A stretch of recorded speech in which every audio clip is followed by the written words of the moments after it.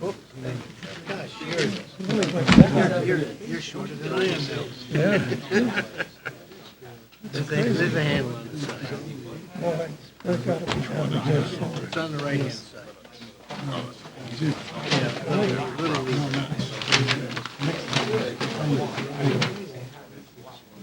Yeah, I think you have to.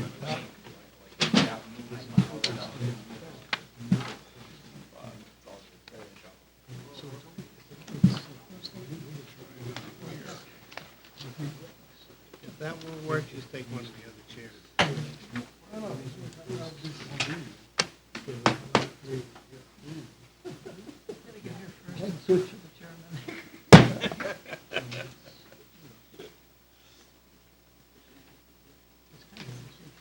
Is there a repairman in the audience?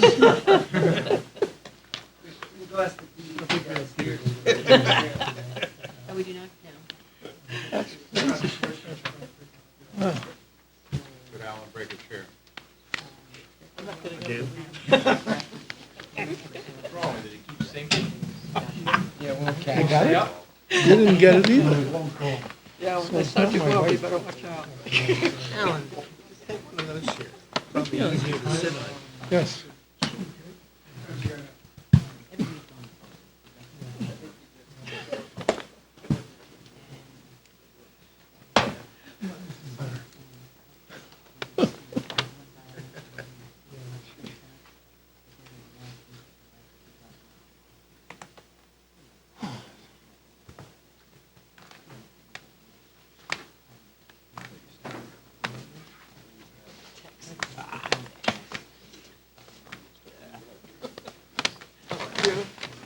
You're right here.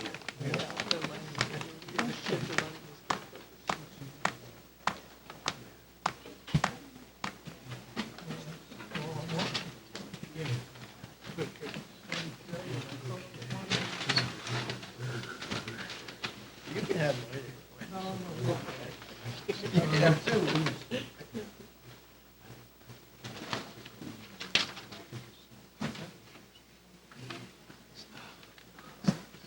It's over there.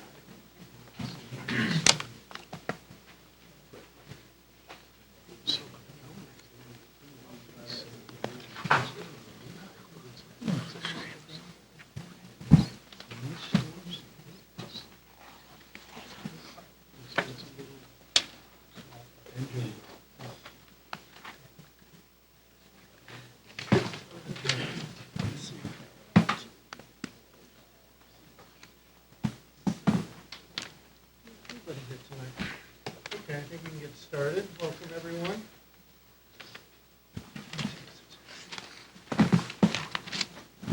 Okay, welcome to the December 16, 2019 meeting of the Greenwich Inland Wetlands and Watercourses Agency. First order of business is seating of alternates. We have all the main members are here, so no alternates will be sat this evening. Next is the review and approval of the draft minutes of November 25th. I take it everyone's received a copy of the minutes. I did.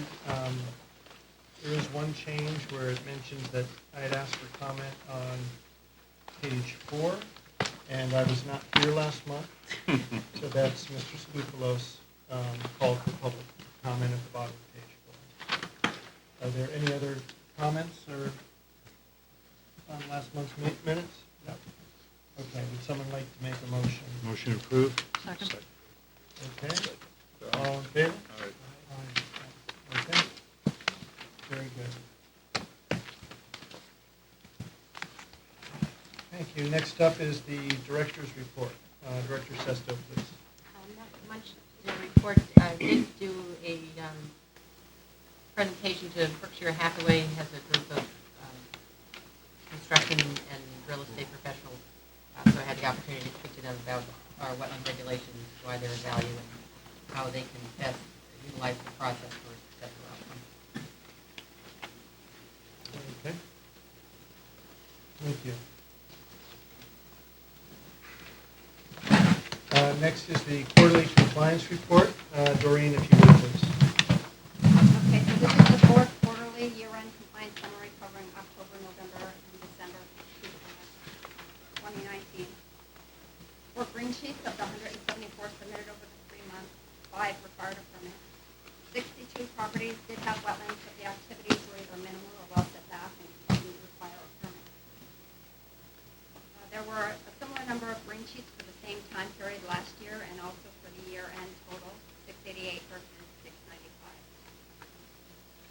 received a total of 31 new applications over the 3 months. 12 were agent approvable. For our year-end total, there was 136 applications, 38 were agent approval. At the year-end for 2018, there had been 151 applications and 35 agent approvals.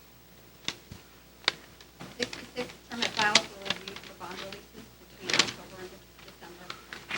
33 were requested, 33 were initiated by staff, and 38 were eligible for release. In 2019, we released a total of 116 bonds. 177 bonds were released in 2018. A total of 341 site inspections were completed over these past 3 months. In 2019, we conducted 1,154 inspections. In 2018, we conducted 1,215 inspections.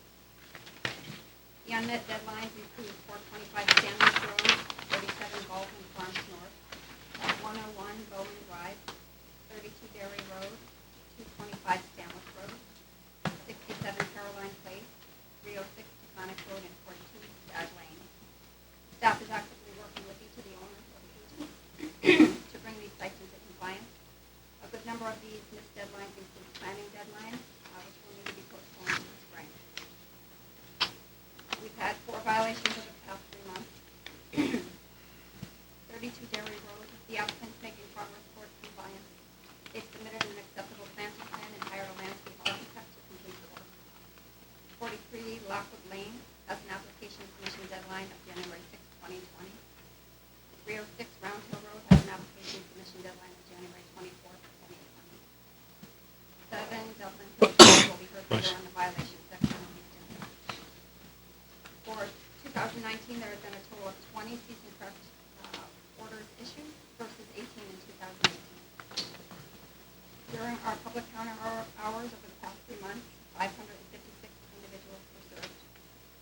The 2019 year-end total is 2,137, and in 2018 we had a year-end total of 2,221. Thank you much. Any questions for Doreen? The compliance report? Okay, very good.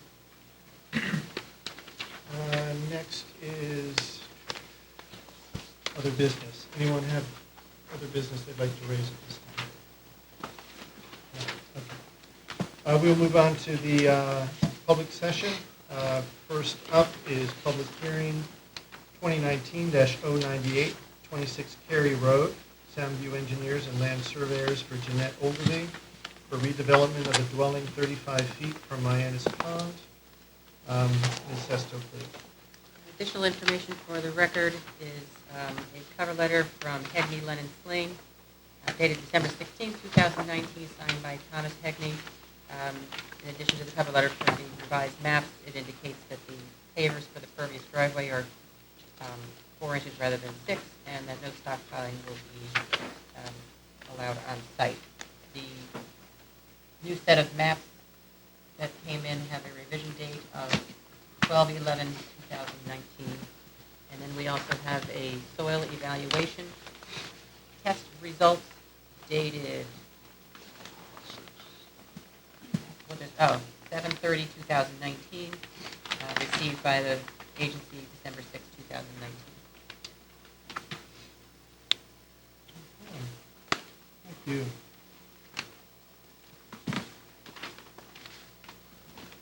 Anyone like to start us off? Mr. Hagan? Thank you, Mr. Chairman.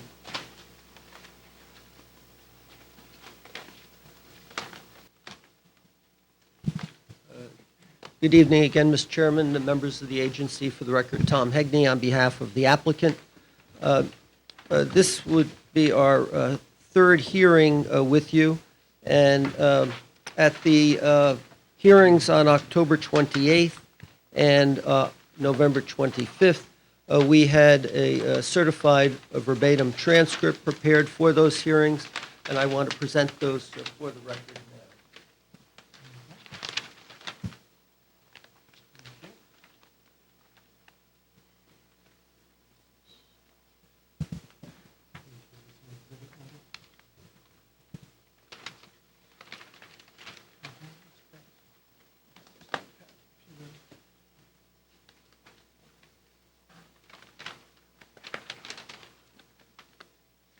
So at the last hearing, there were a couple of comments, and there was a report from Land Tech, which had been retained by the agency to do a peer review of the proposal.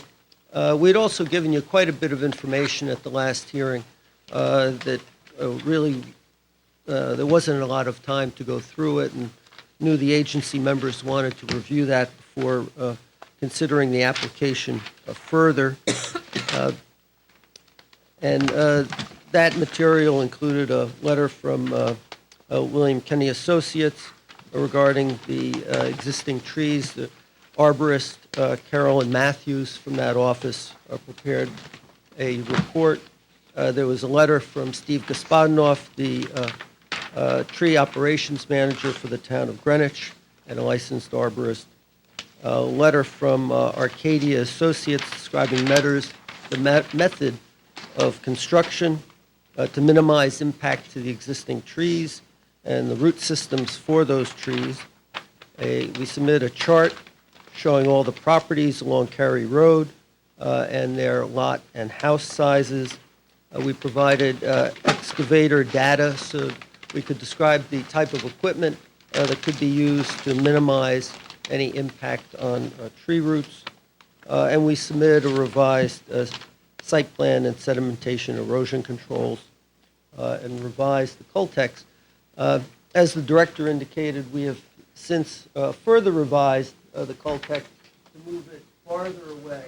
So we originally had it very much closer to the trees. We moved it into an area where there's an existing patio. And now we have moved it farther to the east so that it's beyond the patio, and patio which will be removed. So it's much closer to the house itself. This is just for the sump pump in the basement, should that be necessary. We do not have a footing drain with a outflow to the pond, which was part of the original proposal, which would have potentially caused erosion along the river bank. And of course, a potential for impact to the tree roots.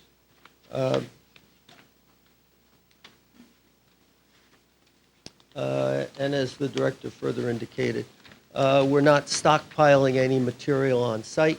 It will all be removed as it is excavated. Clearly, it's a very small site at 5,400 square feet, and we'll work within the building envelope and not impact the trees along the Mianus Pond, which are really the potential impact that could occur to the wetland buffer. With that, we would ask for your approval. I have our site engineer, Brian Muller, with me should you have any questions, as well as Mr. Kenny, who prepared the report that we submitted to you at the prior hearing. Thank you. Mr. Cagney, I had asked for an alternative to be considered 2 months ago about using the square footage over the carport as a way of being able to slide the building back, and I believe Director Sesto asked for that again at the last meeting. And can you show me that alternative? We did look to see if there was the potential for doing something along those lines. The first floor contains a living room, a kitchen, and a half bath.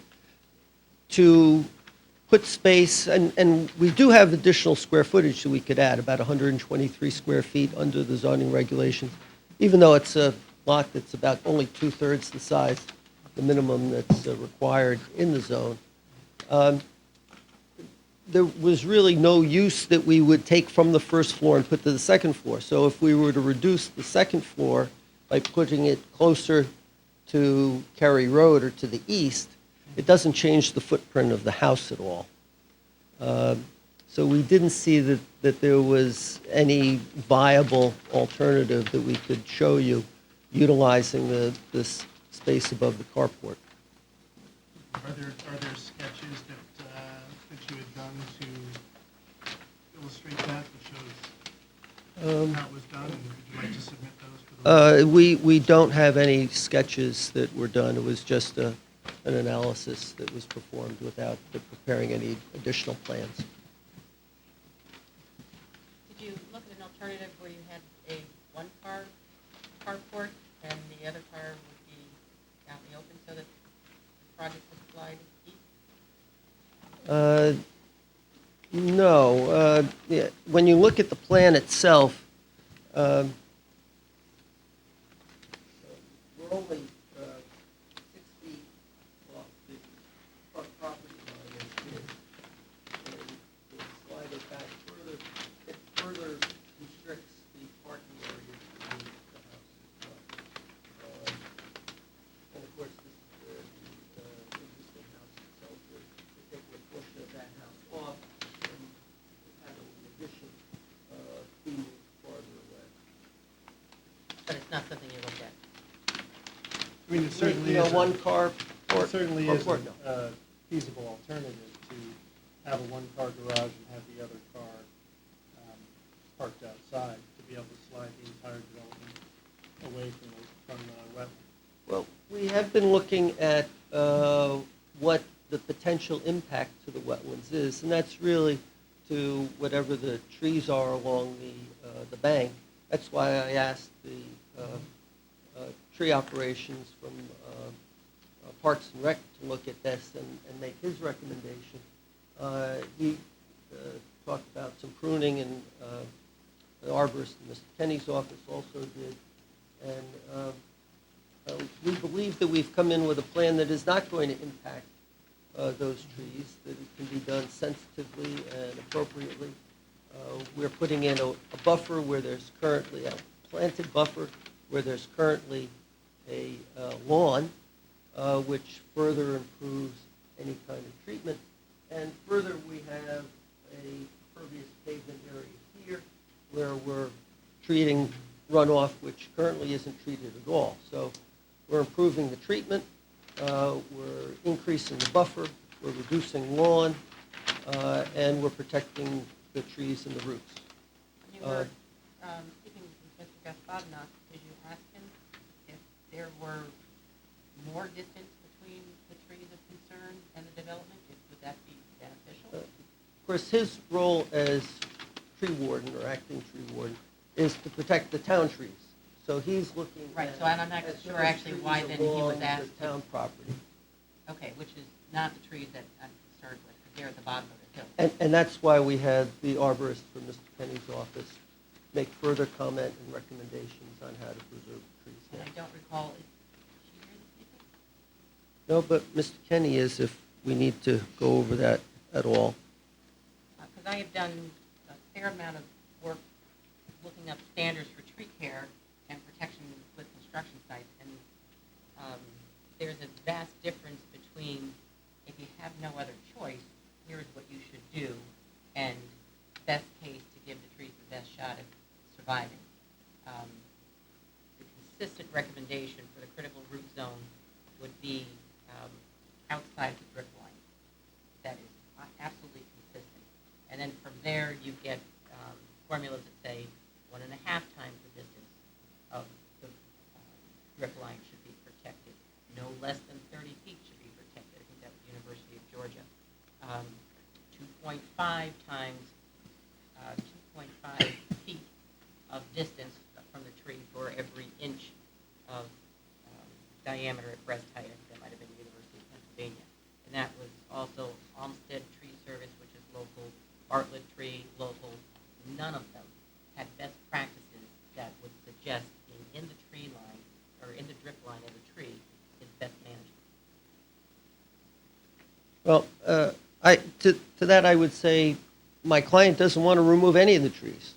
Which She is very great, so much then we're on likes the same the page. trees that are there, contrary to many of the other properties along the Mianus Pond, and we had provided photographs of that to you at the hearing in October and last month, showing what many of the other properties along Kerry Road, in fact, have removed trees and put lawn right up to the pond itself. We believe that this is a plan that will protect those trees, my client's direction, from my client's direction, rather, and that this will provide a better plan than, frankly, what's there. Okay, then I would like to redirect that then to Mr. Penny.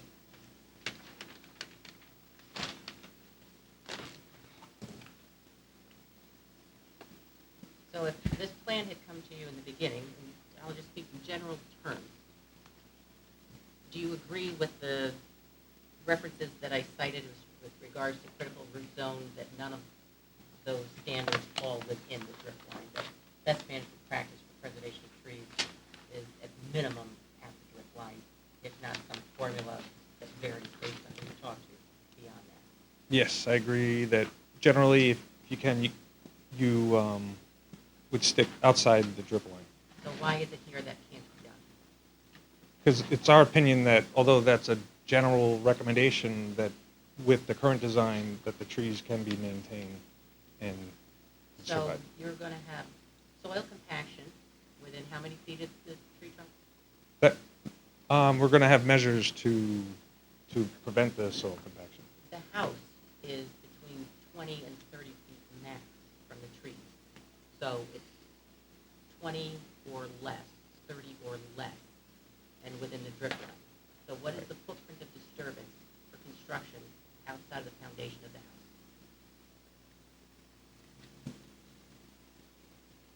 Don't know if I have, The soil and erosion control fence, which defines that, is Right. well right. beyond. So you have the limit of excavation is one thing, and then you have, You've been on enough construction sites. can I finish? Big push. Can I finish? All right, so you have the limit of excavation, and then you have where the silt fence is, where there might be activity occurring. So the limit of excavation, let me see, we're at 25, down to 18. So the bottom of the footing, it is at elevation 18. The existing grade is at elevation 24. There's plenty of construction sites where, look in urban areas and things like that, where the equipment doesn't have to be between the house and the pond to achieve the construction. They can work from they can drive right into the excavation and work from inside and work their way out. After they excavate, put in the foundation, they backfill, then they put down things like layers of wood chips and things like that, so that when they're working on the structure above grade, they've put down a protective layer to protect the root systems and prevent compaction. I don't see that on the plan, and I don't have any sense of where that would be, how the soil is going to be protected from compaction. So it's not part of the application.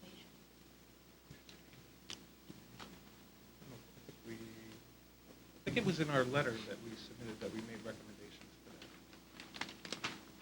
that. On the plan, it shows silt fence 5-7 feet away from the tree.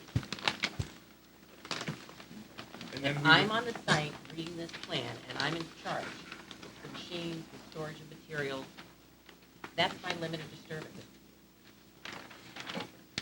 So we're Yeah, pleased. and that could certainly be a condition of approval. Mark Straza, who's our designer, can speak to the method of construction and how that would work going west to east. Mark, could you get up and respond to that? Can we go to the plan that shows the contours, please? Do you know what screen that is? That's good, that's fine. So here's contour 22, okay? And I believe that the patio here is going to be removed. Can we go to the, what? Yeah, we can do that by hand. And also, if we can go to the next drawing, this, the proposed development plan. So once the the silt fencing is put in place, and I believe that that is along elevation 22. Once 20, Excuse me? mostly 20, 21. Yeah, once we remove the patio, that silt fencing can get moved closer to the structure and provide more protection in this area.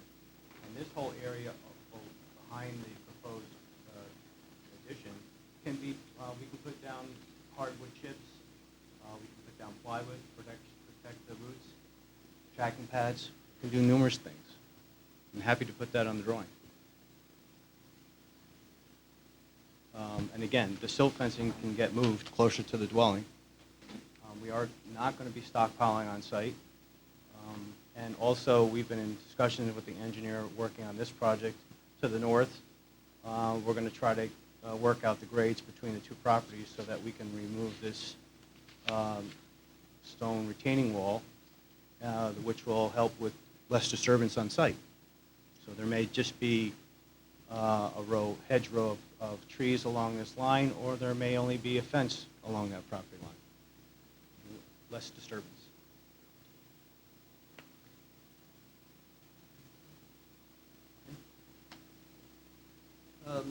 I also wanted to ask Brian Muller, our engineer, to respond to the alternative that was suggested of having just one carport and how that would change the plan in terms of water quality. Good evening, Brian Muller, for the applicant. In my opinion and professional opinion, if we shrunk that down to one carport, that would shrink the size of the driveway, and the driveways are only water quality drainage system on the property, so we would in fact get less water quality treatment than we would. So if the driveway was smaller, more water would overflow and potentially treat less water. I would even have to check the water quality volume calculations to make sure that even by shrinking the driveway that much, we would still even comply with the water quality treatment volume. And also, too, I'd like to just add, there's no problem. I mean, personally, I would recommend once that Coltec gets installed, there really shouldn't be any tracking around it at all. There really shouldn't be any tracking of machinery behind the limit of the house. The way I see this getting constructed, and that can be added into the construction sequencing, is they're going to move the machine right into the middle of the house, dig the back part of the foundation, and work their way out of the hole. They could even install that Coltec from having the machine within the envelope of the house, get the Coltec installed, and then it's just pipe work that can be done by hand. The excavation can start in the back west corner there and move their way out. As the machine backs out, it constantly is loading trucks that are going to be hauling the material off-site. And once they're done with that Coltec, we can move the silt fence. There only really needs to be 5 feet of separation between the workers and the foundation. So that envelope can get tightened up quite a bit once that phase is done, and we can even stabilize that whole area, and that can be a special condition in the wetland permit that if you guys wanted to oversee that part of the phasing, we could do something along those lines where we are required to do any work, below the 22 contour and around the Coltec system first, get that area stabilized, and then continue. So we really only need 5 feet around the proposed addition to really work, and that's an existing shed, so that will be an area that will be won't be able to be compacted because there won't be any machinery. The shed's moving, I think. Is it moving? Yeah. No, it shouldn't be moving. From where it is on site, when you locate the stakes that are in the ground, Yeah. it appears that the shed has to move in order to make this picture match out there. Oh, I'm unaware of that. That was my No. interpretation based on what I'm seeing on the plan and what I saw in the field. We did not plan on moving the shed. We were going to leave it where it is. Okay. And I think the question had come up last time about whether it would impede any flow of surface water, and it's sitting up on a block at this point, or gravel, so that water just flows underneath it. It doesn't have a foundation or footings at all.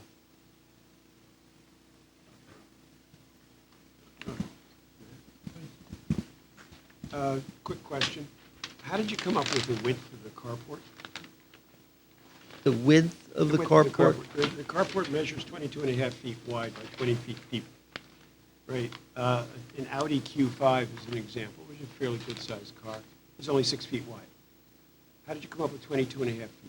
That's a standard size for a two-car garage, so, But it's not a garage, it's a carport. well, I'm sorry, let me have our designer address that issue. First of all, a normal parking width is anywhere between 8 and 10 feet wide, parking space. Mhm. Okay? And to be able to navigate in and out of these two spaces, you would need at least that. I'm only planning on having a 16 or 18-foot wide opening. You have to provide walls on each side of that for bracing.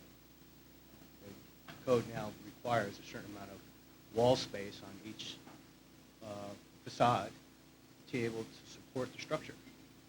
So I'm Well, required by code. Is it a carport or a garage? It's just carport. But each facade needs to have a certain amount of wall space in order for it to be a Mhm. stable structure. Okay. Okay?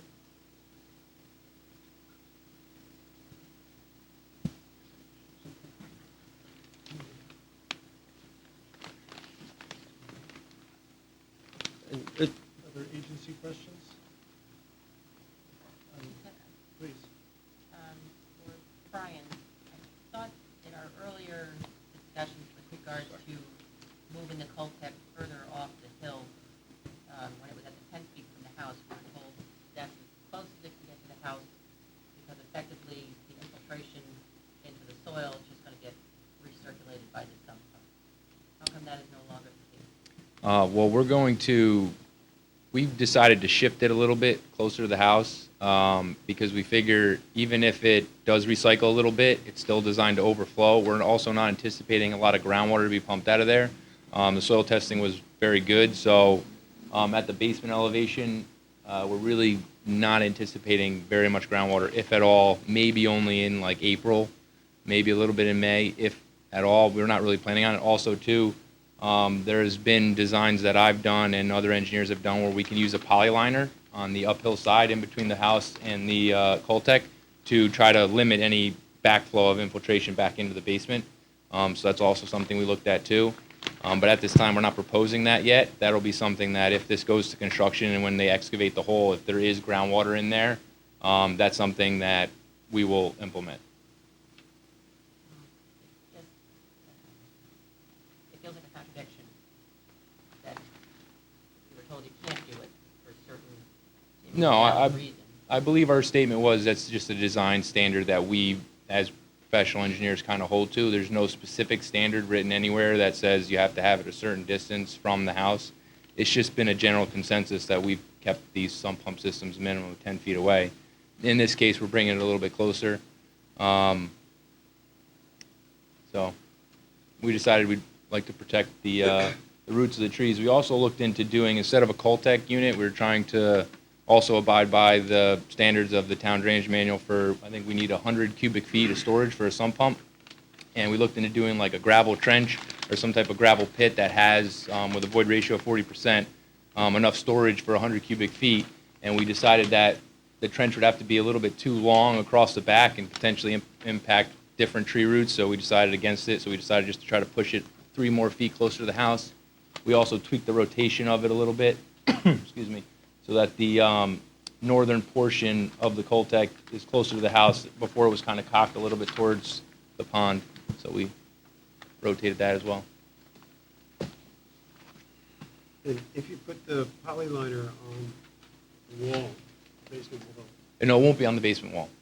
It would be just outside the gravel bed around the Coltec system, so that we don't want the water to come at all back towards the house. So we would Right. keep it to force it down into the ground. okay, and how close can you bring that polyliner to the house? It's really just a vertical pie liner. It's just meant to force the water down instead Right. of letting it soak. How close can we bring the pie liner to the Yeah. house? I mean, Could you bring it right up to the house? no, I wouldn't do that because then it would be sitting above the A foot from the house? footing drains. No, I'd say maybe 5 feet, but, again, already pushing, getting a little closer here than we like, but So if you brought it 5 feet from the house, you could bring the Coltech 5 feet from the house. if that is a condition of approval, then we will be more than happy to figure out how to make that work. And if the footprint of the house extend as far west as it does, the Coltech could move. It could move. It could move to a lot of places.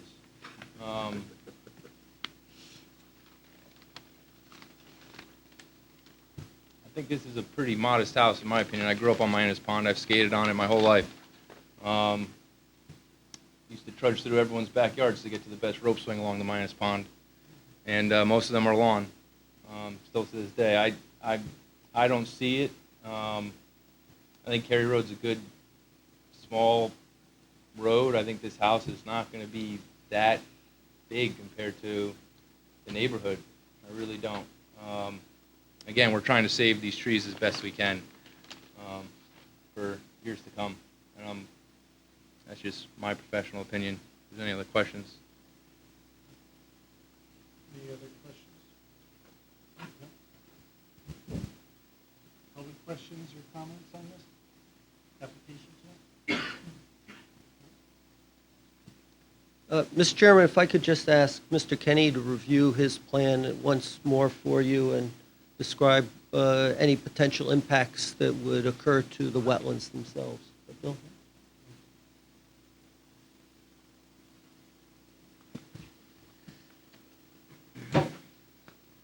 This plan, Let's see, let me just find it. This one is on the, black and white. Bill, I'm sorry, is it on the USC that you submitted, or is it?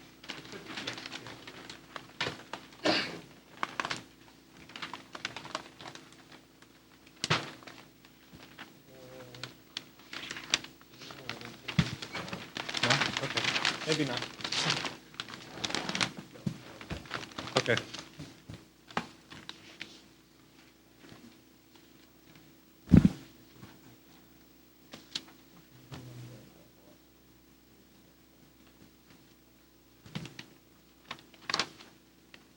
Okay. Just in summary, I wanted to highlight a few, the primary features, characteristics that we considered when we made our conclusions. One is that, if you look on this plan, do people have copies of this?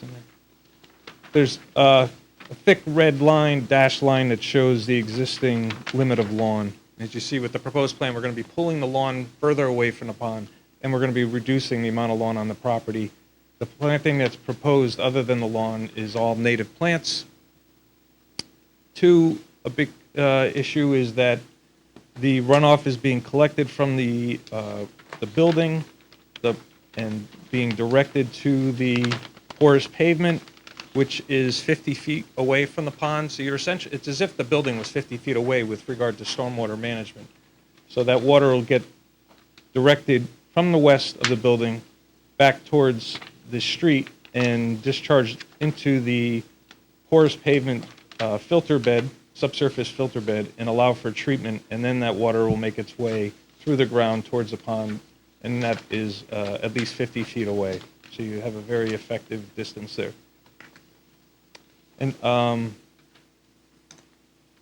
so we've reduced the amount of lawn, we moved the lawn further away, we have 50 feet separation from with the stormwater management features. Today, there aren't those features, the lawn is closer to the pond. When we look at the trees, if a tree was lost there, the owner would be pleased to add more trees. But even if one tree was lost, if you look at the planting, there's about 3 layers of mature trees along there.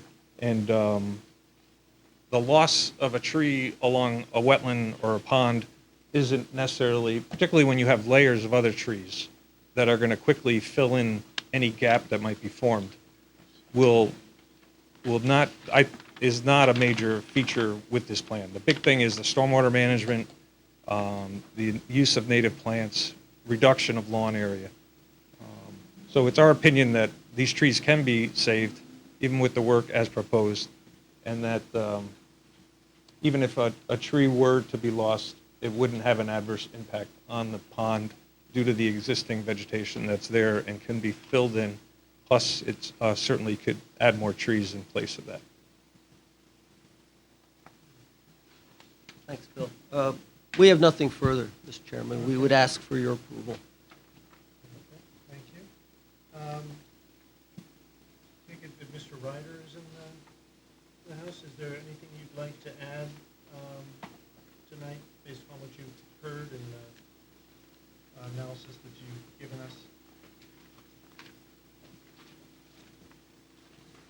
I have not, Tom Ryder, I have not seen the plan. I got an email from Ms. Sesto that says, the changes to it. One thing I would add, just for your deliberation, is that these trees are riparian trees, therefore means the roots do not go into the groundwater, so they're pretty close to the pond. So the roots themselves are probably only maybe 75% root zone around it, because again, the ones next to the river are truncated. So I put that to your deliberation on whether a further disturbance into those root zones, and this is not just disturbing one tree, this is disturbing a row of trees, that if you're putting another disturbance into that area with a riparian section that's already somewhat truncated, if that's going to be an impact. Now that would is suited for an arborist. I know we have a couple on this project already, but as a biologist, that's something that I would be concerned with. Thank you. Tom, before you go, with regard to the best management practices for protecting trees, does this plan meet that standard? The standard that Is that the drip line comment? yeah. The standard that I've always used and the ones that all my peers have always been using is best management is to protect the drip line. Thank you.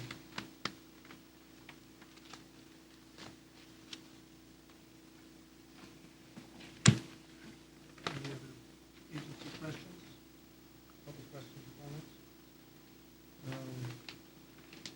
So I want to get a sense of the agency, whether you feel that we can close the hearing at this point? We have to, I think we're out of time. Okay. That buried my agenda, but I think second 65 days after the initial opening of the hearing, Okay. only can take this into early January. January Very 1. good. Okay.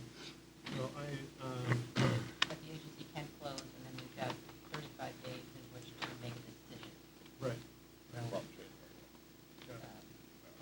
I guess I would make a motion to close the hearing, although I'm not ready at this point to have an opinion on this application. I would like to think about it more before rendering a decision. I'm not sure how the rest of the agency feels on that.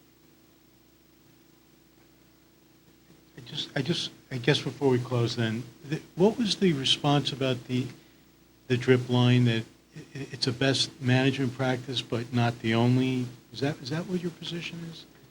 I was uncertain about that. Right. So there's,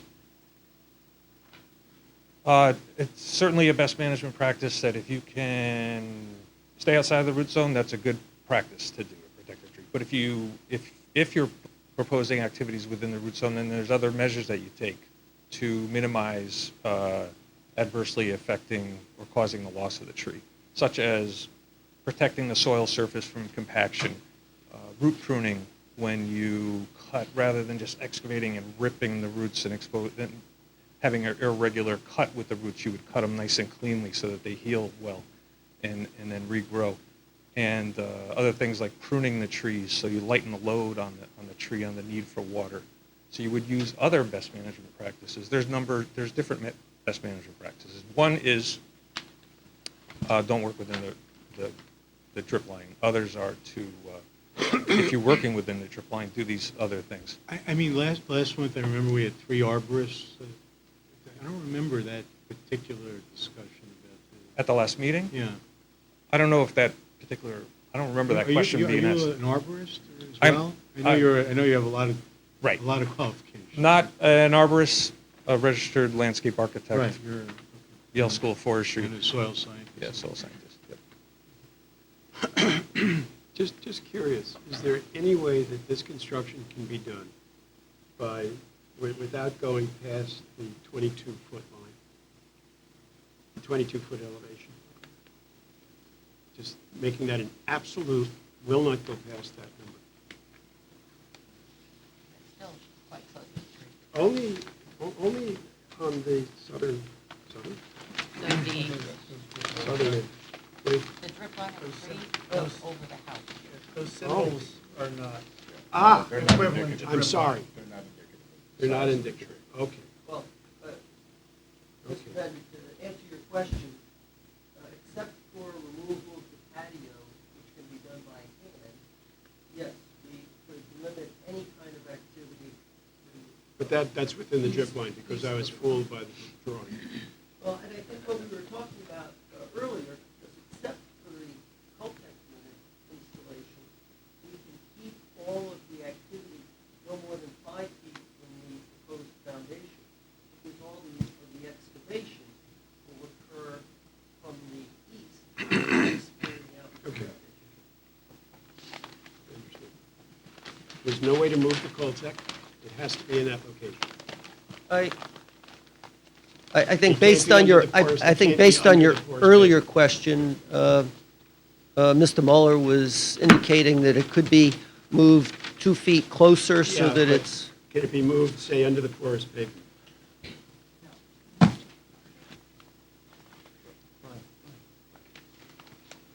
Mr. Benton's question is, could the Coltech be moved someplace else, like under the porous pavement? Or on the northwest side of the house?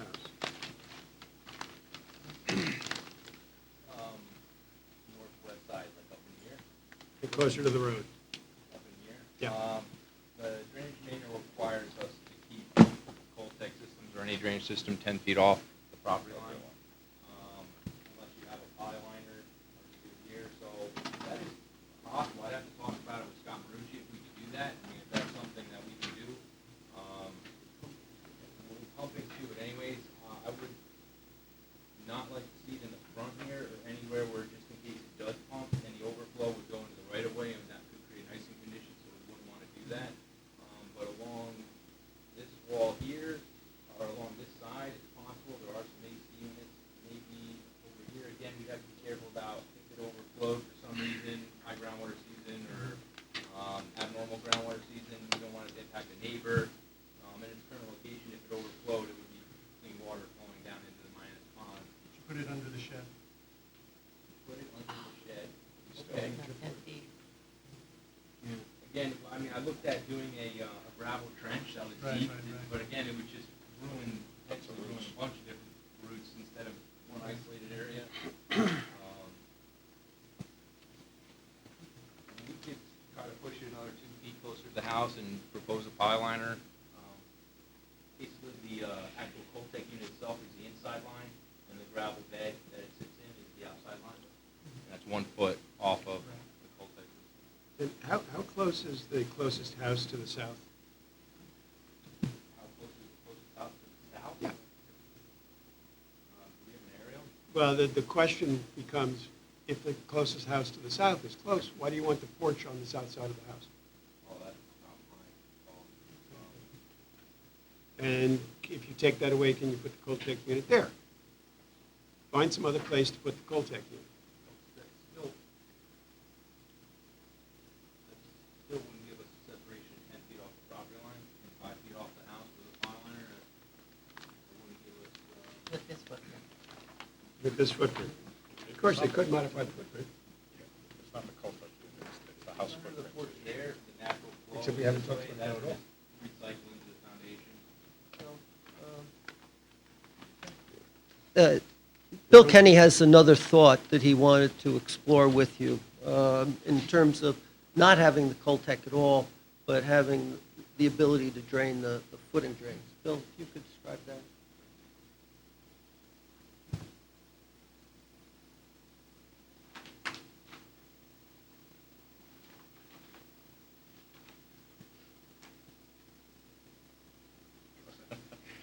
He's also an artist. That's the other, Aha. the other qualification.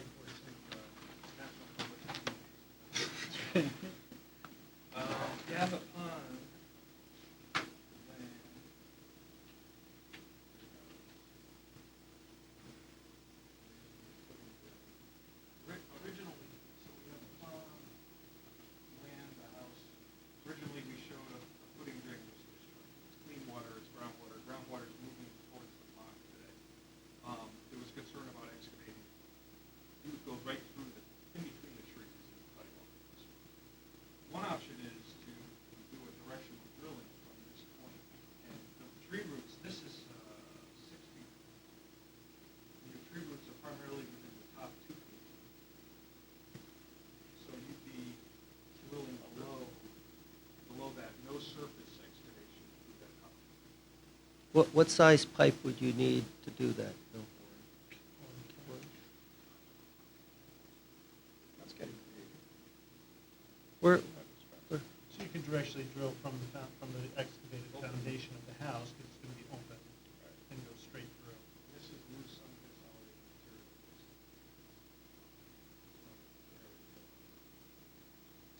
Unfortunately, your time is up, and this is the extent of what your plan would be, your drawing. well, one thing that the agency could condition, that there would be no Coltech between the house and the wetlands, and that either we have to find another location for it or come up with a different alternative to satisfy not having that Coltech, which, I mean, as a condition of approval. as a condition of approval, yeah. But what I'm hearing now, you'd still be within the drip line of the house. I mean, the construction of the house would put you inside the drip line unless you pull the house further to the west. East. East. I have a question for staff. If given that they've acknowledged that they're not proceeding under best management practices with regard to the drip line, is there any scenario in which staff could feel confident that these mitigation efforts that Mr. Kenny described, the pruning, the compaction, the method of excavation, should those be conditions of approval with staff supervision? So I've got two thoughts on that. One, when it Oh, comes you- to you feasible just- prudent alternatives, it is the applicant's burden to demonstrate to the agency that no feasible prudent alternative exists with a lesser impact. The applicant has effectively refused to do that. You've got a house there already. That is one feasible and prudent alternative. There's a whole myriad of options between what's being proposed and what's not as a no-build. I note that Mr. Kenny's report is dated October 25th, but the plans are dated July 30th. So I'm guessing that consideration of trees is not forefront with the footprint of this house. Now these have become an issue, so we're jumping through hoops to try to keep the same footprint and try to protect the trees that don't meet best management practices. The applicant, to me, has not demonstrated. You go to best management first, and then demonstrate why it is that you can't meet best management practices, and then go from there, justify their position. And I will say I'm very uncomfortable with the amount of times I've heard tonight, we could just make that a condition of approval. The agency could just make that a condition of approval. We've been doing this for months. Staff reports have asked for this stuff, So and it hasn't just to come. answer my question, your response is it's not an appropriate condition of approval as far as that is. Not, there are too many requests for conditions of approval. We're not meant to craft their project. I get that. today. I was talking about in particular. Oh, I agree with what you're saying.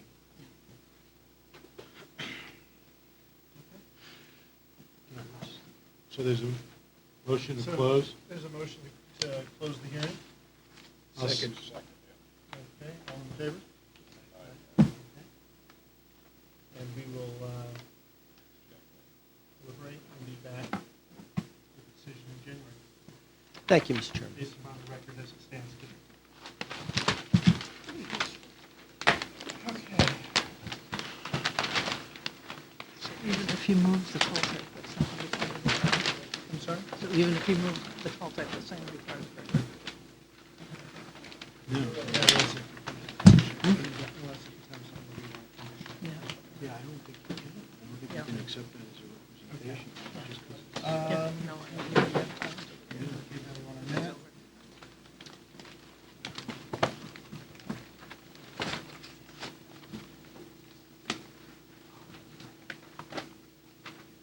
Okay, next up is, Get a direct staff to prepare some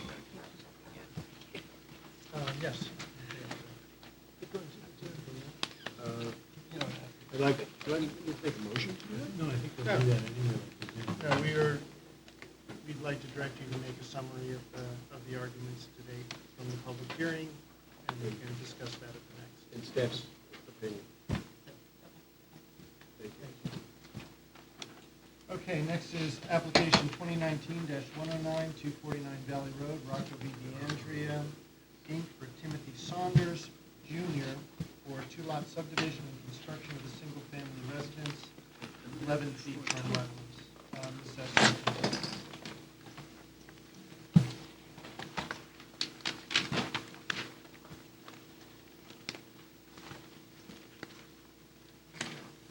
At our last meeting, there is a report commissioned by the agency from Land Tech Consultants dated December 6, 2019,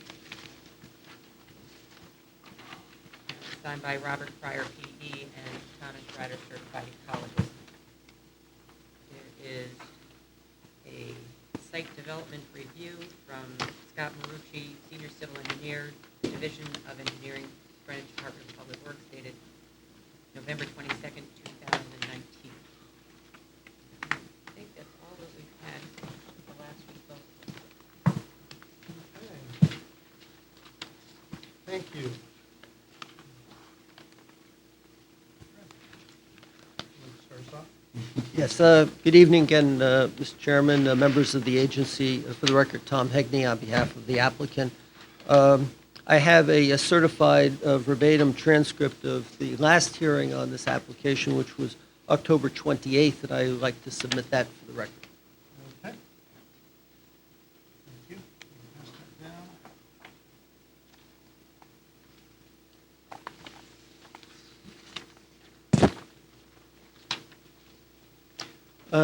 This is a plan that we've been at for a while. We ran out of time with the last application and withdrew that and filed the current one that you have before you. We had been to the Planning and Zoning Commission that received preliminary subdivision approval to create the second lot where we're proposing to build a new dwelling. And we also received from the Zoning Board of Appeals variances for front and rear yard setbacks because of the narrowness of the property itself between the Mayanas Pond and Valley Road. We have been looking at a number of modifications, which we'll go through with you this evening, and they include removing the pillars which were proposed to hold up the deck and the screened porch. That will be done with diagonal bracing. Instead, we've provided storage for a 100-year storm under the pervious pavement of the driveway. We've eliminated the level spreader, and Mr. DeAndrea will get into that in his remarks, between the house and the pond. All roof drains now feed into the retention basin underneath the pervious driveway. And Mr. Kenny has performed a sun exposure study and revised landscape plan, which he will walk through with you.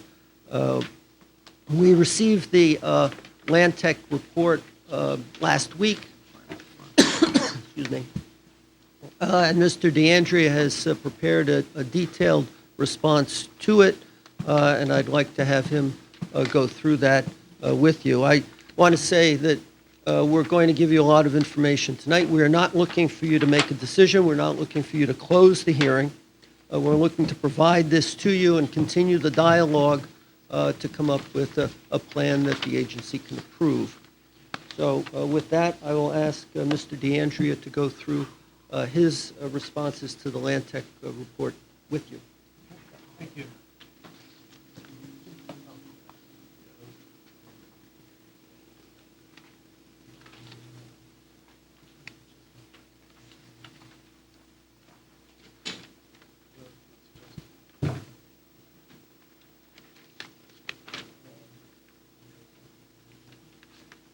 Mr. Chairman, we had 8 copies. Okay, we can share. Buildings, and give it to people that need it. Well, if you have 8, they can share one and you can. There you go.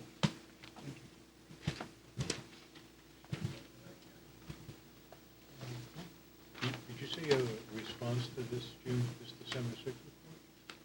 Yes, that's the report that we received Yeah. last Monday. But you don't have a written response yet? Yes, Mr. DeAndrea has that here, and he will go through that with you. And that's why I indicated. Okay, I got it, yeah. We're not looking for you to close it. I see it. Good evening.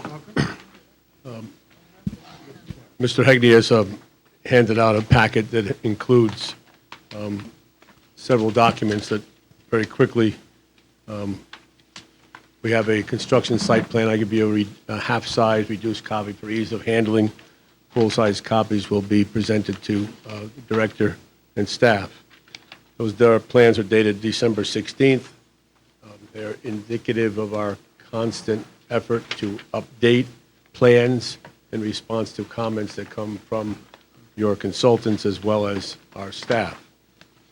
I also provided in that packet a response letter to the Land Tech opinion letter dated our letter is dated December 11th. The Land Tech plan was dated December 6th. We also provided for your review a soil boring summary that was prepared by GZA Geotechnical Engineers. That report is dated October 28th. It provides a summary and location of various borings that were drilled throughout the property. The last packet, the last item in the packet is a subsurface drainage cross-section dated December 13th. That's a cross-section prepared to give a graphic presentation of what the system under the building will look like. The system is primarily for control and treatment of runoff. For the record, my name is Tony DeAndrea. I'm a professional engineer. I've been licensed for more than 42 years. I'm the president and owner of Rocco V. DeAndrea, Inc. here in Greenwich. We've had the good fortune, I believe, of working for Mr. Tim Saunders, who's the owner of the property. We are proposing a subdivision. The major element of concern tonight is on the empty lot or the southerly lot that we're proposing in the R12 zone in excess of 12,000 square feet. I don't have to tell you where the property is. I hope that all of you have visited it. We know that we have an elevation of about 47 on Valley Road. We have an elevation inside our property of about 39. And ultimately, we drop an elevation across several plateaus in the middle of the property and end up down at the Mianus River at an elevation of about 17. Our efforts working with Mr. Saunders have been intense. We've also worked closely with the architect, Bill Kleiman, who's here tonight to discuss any aspects of the building design if you need to question him. We've also worked closely with Mr. Bill Kenny, whom you all know very well, very qualified environmental consultant. Mr. Hegney, of course, has been guiding us through the process. Our objective, of course, was to develop a plan that would not have any long-term adverse impacts on our resources, which in this case is Mianus Pond. We believe very convincingly and firmly that we have met that objective. So I'd like to describe it to you, of course. From the outset, we worked very carefully on the design of the architecture and with cognizance and concern for the topography and the ultimate impact that it may have, the development may have on the river. We have responded to comments from DPW, the engineering division. We've responded to comments from the agency in our prior hearings. We've also responded to comments from the director in various meetings that we've had.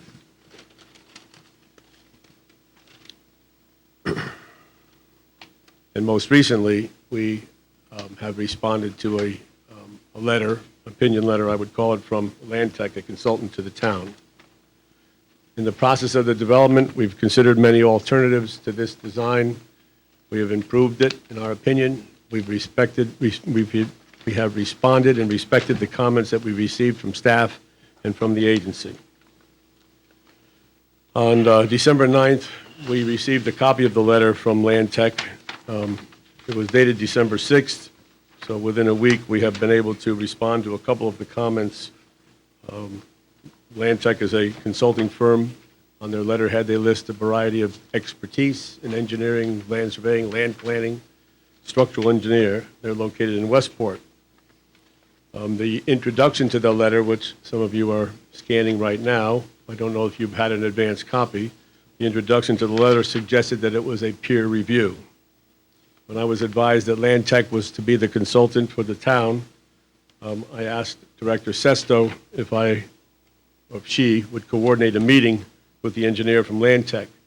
The purpose of a meeting, in my opinion, would be to review, in a peer review, the items that may be of concern to the consultant. The objective would be to address those concerns and resolve any differences of opinion. I think when two engineers get together, certainly we can come up with a good plan, and we can respond to things that are actually of concern. In any event, the request was denied. So, in contrast to that, I would welcome any comments from the agency as I make a brief presentation in response to that letter. I welcome any questions. I'll be glad to interrupt my presentation, which will be fairly brief but intense. So if you have any questions, I'd be more than happy to stop and answer them. I think it's important for everybody to express their concerns, ask the questions, and let's get an answer for it. Excuse me, could you explain why the request was denied? The response from Ms. Sesto, and correct me if I'm wrong, was that if I were to speak to the consultant, the agency would be deprived of the opinion of the consultant. My opinion is that when two engineers get together, if there are real issues of concern, they can be resolved or addressed, perhaps changed. So it appears to me to be somewhat in opposition rather than with an intent to improve. That's my opinion. But you wouldn't be saying that if it didn't designate peer review on it? Or, I mean, because you're an expert, Mhm. you testify as an expert, the agency's entitled to have an expert, and it's not always the case that the experts collaborate before giving their expert opinions, right? I would disagree with that. I have no problem at all if a consultant for Disagree with what? premise the that it's ability, because it's a the peer appropriateness of two engineers discussing a plan. That's my opinion. review? I didn't say that. I didn't say there's something inappropriate about it. You make it sound, you're sort of making a judgment about the agency's decision to use its expert as it wishes to. And that's how we wish to use the expert, at least the staff did. So That's fine. I wanted the agency to know that I requested a meeting. It was denied, and for whatever that's worth, in my opinion, it would have been appropriate for engineers, if we're looking to get the best development for the site, that they consult and concur. But that's neither here nor there. Sure. So in the case of other applications where we've had one on Hillside and East Putnam, and then as well on 47 Fairfield Ave, where we did have the consultant and our peer review collaborate, it wasn't so much a collaboration as the technical nature of which standard of the floodplain analysis you're going to use. Are we looking at the FEMA 1992, or the nature of that I did not feel was frankly of particular interest to the public or the agency because of its highly technical nature. To me, this application is different. There are some elements to this which Land Tech has issues with that I believe are best discussed in an open public hearing forum for the agency to have the benefit of that discussion. Would that have been precluded, that open discussion from Land Tech, if the meeting had taken place with Mr. DeAndrea? I don't know. My instinct was that the nature of the disagreements was best dealt with in a public forum. If I could make a comment, just as it is not up to the agency to design the project for the applicant, I think that carries over to our consultants. It's not our consultants who are to be. I couldn't hear everything you said, but Well, fundamentally, I'm saying we didn't hire consultants to help you design your project. not a matter of design at all, sir. Yes, it is. If it's anything that's collaborative, then he is assisting you in design and also changing his own opinion. So it strikes me that it is inappropriate for there to be meetings between you and an objective observer. That's fine. And we're moving on. I didn't intend to continue the discussion. I just wanted to make it a point of the record. So I think it's appropriate then to discuss the comments made in the Land Tech report that was dated December 6th. I think it's also important for the agency to understand that when we've been working on a project for a while, and we have a good intention of making the best plan, and we received comments a week ago, and we have a hearing tonight, it does put us under a significant amount of pressure to try and give good response. Had we been involved, we would have gone a little farther, a little faster. So the first comment was made about a soil and erosion control plan. We believe strongly that this plan of design that we have designed can be developed without any adverse impact on the Minas River or Minas Pond as it's known. There was a comment about the size of the stockpile. We indicated graphically that the stockpile should be in the northwest corner of the lot. There's a level spot over there. It's at existing grade. We intend to use it. Comment that I would make in response to the comment from the consultant is that a stockpile is just that. It can have many uses. It could be lumber, it could be stone, it could be dirt, it could be temporary. It's definitely not going to be permanent. But we're not going to be stockpiling down in the eastern portion of the property on the steep slope. We're going to stockpile in the northwest corner adjacent to the driveway and basically at existing grade. There was a comment about whether or not we had sufficiently developed a phasing plan. We have given verbal description of how that phasing would occur. In our opinion, we will enter the property from the south. We will maintain the existing elevation of that platform, which is around elevation 38. Second part of that phase will be to develop another platform in the middle, basically of the proposed dwelling. From those two platforms, the site can be constructed with minimal impact on the eastern side of the property or eastern side of the foundation. The intent is to be able to build the foundation from the east to the west, and once that eastern foundation wall is constructed, it provides an excellent control of erosion and activity. The construction of that eastern foundation will be done with reinforced concrete. We've had the borings done on the eastern side. We've noticed that the soils are fairly shallow over ledge. The initial interpretation of that, without having had the structural design completed yet, is to pin the foundation to the ledge. The effect of that is to have minimal amount of excavation. We also brought in our consultant, Tim Muldoon of 12 Development LLC. He has been a very successful builder. In fact, he successfully completed a project at 265 Valley Road, not distant from this one, virtually identical in scope and proximity to Minas Pond. It was completed without any damage, long-term or short-term, to Minas Pond. There was no evidence of any significant erosion during construction. Mr. Muldoon consulted on us and agreed that the proposal that we've described just now is sufficient and appropriate for constructing that building. In the Muldoon plan, I think if you're familiar with it, they actually had more activity going down right to the edge of the pond. In our case, we're maintaining separation from the pond, and I'll go into that in a few moments.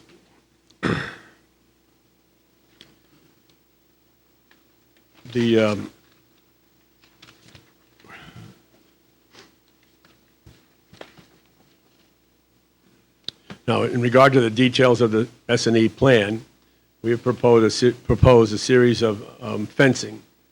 The fencing would include a chain link fence to prevent any encroachment toward the pond so that nobody forgets where we are. It would also include a series of silt fencing and crushed stone sediment barriers. So that in the event that there were a storm or a runoff, we would intercept that water and filter out the silt that would be carried in the runoff. The S&E plan is also one that's constantly in flux. We're going to install it initially, but as the project proceeds, there are going to be occasions where we might want to tighten it up or move it. So keeping in mind that we're fully aware of the purpose of the S&E controls and the need to strengthen or relocate as time goes on. Access to the site, as I described it, from the upper platform will be for the purpose of bringing materials down to the second level, which again would be generally in the middle of the foundation. When we go to pour or place concrete within the forms placed for the eastern foundation, that concrete will be pumped from the upper platform which is typical and standard operating procedure. The number of people required to construct that foundation are minimal. We have a backhoe, an operator. Sometimes we might have a truck delivering supplies. The labor force is minimal because they're carpenters and laborers. Perhaps a crew of 4 is what's typical. And they would form the foundation. The concrete would be placed. The forms would be stripped. And now we have no activity to the east of the foundation. In regard to the drainage design, which was commented on by Land Tech, we have used, as appropriate in our opinion, soil group D. There was a suggestion that we should be breaking down various types of soil within the small lot. We disagree with that. We've met on several occasions with the town engineer to review our design and our concept. We basically have approval of that design. Most recently, we had a meeting last Wednesday with Scott Marucci to discuss a final change to the plan, which is incorporated into a drainage summary report that I will provide to the Director for Distribution. We also have another meeting scheduled for this Thursday to review the final design. That final design included a provision to intercept all of the runoff from the house and direct it to the lid element component of the design, which is the pervious pavement in the driveway on the western side of the property. Previously, we had proposed to have the front half of the building and the driveway treated in the reservoir of the permeable driveway on the western side of the home. That was designed to accommodate a 100-year design storm in all compliance with the town drainage manual to treat, retain, and reduce the runoff volume in accordance with the town drainage manual. Pursuant to our receipt of comments from the agency and the director regarding the potential inefficiencies, in some opinion, about the system, the drainage system, under the lower floor, which we described at our last meeting, we have now redesigned the drainage system from the roof, and we have redirected all of the runoff from the roof and the driveway, the front of the house, the rear of the house, and the driveway into the front reservoir with the capacity to treat and detain and release the runoff during a 100-year event. The way the system works is that it flows into the reservoir on the western side of the dwelling under the driveway, either through the top course of permeable bricks or pavement. It's then dispersed through 2 pipes, perforated pipes at the top of the system, one on the west side of the driveway, one on the east side. The water then percolates down through the select material placed there, and as it migrates down and eastward, it will travel through the foundation wall through a series of weep holes that we have designed into the foundation to allow that water to move easterly following the natural gradient. If there is any overflow, and there is not likely to be any overflow from the system, we have an overflow on the northern catch basin that would allow that any excess water to be routed down ultimately to the center reservoir, which again provides excess capacity and would allow the water then to continue on its natural gradient toward Mianus Pond. The proposal to install the middle system under the lower floor is not unlike a under drain for a typical foundation, except it's in reverse. We're not taking water out. We're going to introduce some water so that it can continue to flow easterly if we have to use that system. We doubt that we'll need to use it because we've designed the main reservoir for a 100-year event.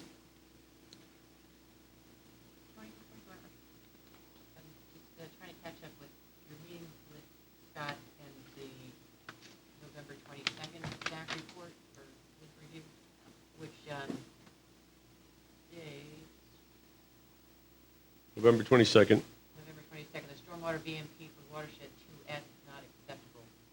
Stormwater BMP must be a location that can be accessed for maintenance. Right. So what we did was we eliminated that direct flow into the second reservoir. His concern was, in his mind, that we wouldn't be able to get to it, and therefore we had to change it. So we did. We changed it so that it is totally accessible under the driveway.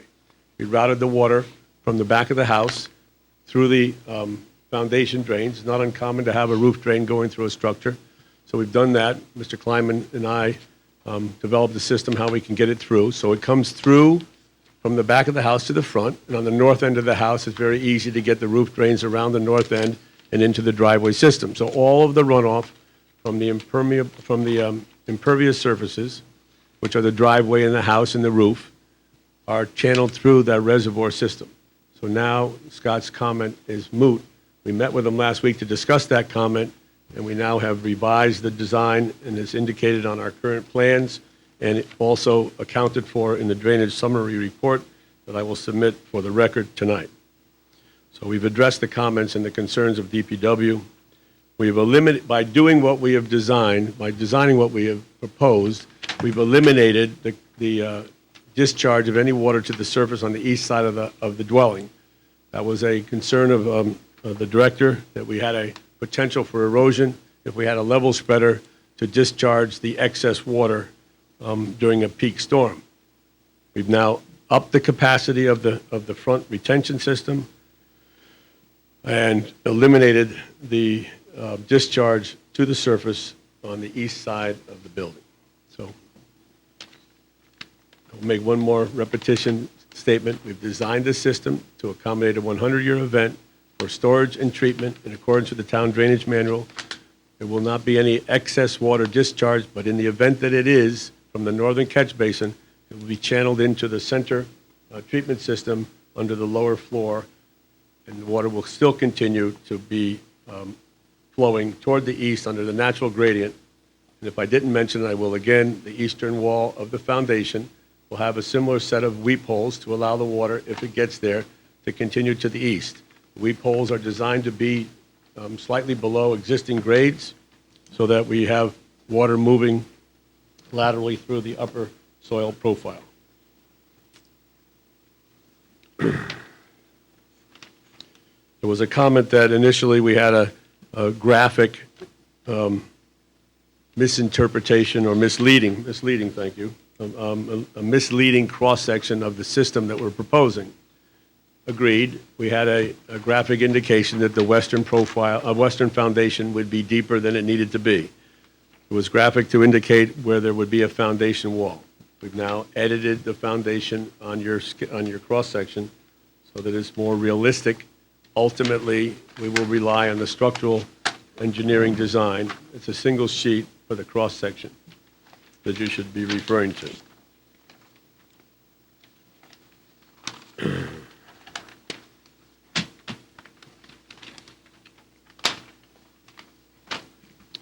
Continuing in response to the comments from the Land Tech letter, this is under drainage design. We're now on subsection E.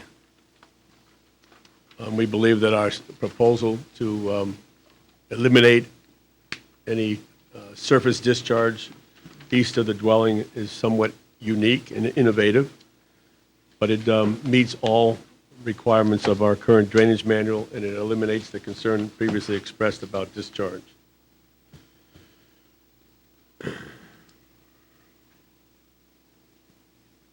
There was concern expressed about whether or not we'd ever need to maintain, inspect, or replace the system. I'm totally against that suggestion. It's a clean water system. All the runoff that is directed to the driveway system is filtered first through the permeable pavers that will be installed. It's also passing through a catch basin with a deep sump and a silt trap, which basically is an inverted elbow on the outlet pipe, so no debris, leaves, or other foreign matter can pass. It's used on virtually every site that we design and others also. After it passes through the upper treatment system, if there is an overflow, all we have now is clean water discharging through a crushed stone and permeable soil. We're going to import Class B or better soils. For those of you who can envision the type of soil that's used for a septic system, it would be that kind of soil. Not sand, not crushed stone, but soil that will allow the water to be renovated and treated as it flows through the permeable medium. So, in our opinion, there will not be any failure of the system. It's basically foolproof. We have proposed on either end of the system cleanouts for access by inspection. You can run a camera through any pipe these days, not a big deal. You can do it on a yearly basis. For those of you who are familiar with it, we have to file on every project the long-term maintenance plan, which requires the owners of the property to make yearly inspections of their drainage system. One of the obligations in that report would be to make the inspection with a camera through the line. It's very inexpensive, very easily accessible, and the purpose of the inspection will be to prove that there's nothing clogging any of the lines. That inspection has to be done for the catch basins, the roof drains, and the subsurface system. There was a challenge as to whether or not we were designing the system on the basis of infiltration. The town drainage manual doesn't allow us to use infiltration in our computation. So we designed the system to accommodate the increases, and we have also set the controls so that there is retention in the water quality volume that remains on site. That water is the volume that will continue to flow easterly through the weep holes toward the river. We believe that those weep holes are set at proper elevations to replicate existing flow. We're not going to be in any way impeding that natural flow. In the event that there is a significant volume, it'll just build up in the reservoir, which has excess capacity. Our normal design is required to be for 25-year storm. We've designed the volume for 100. Director Sesto just commented on the most recent comments from DPW. We did meet with Scott Marucci on December 4th. We discussed the proposed change that we would make. He concurred. We provided the computation, and we'll submit that. We now have updated that report through today, December 16th. We will submit it tonight, and we will also then ask that that be submitted down the hall, which is the protocol in the land use process.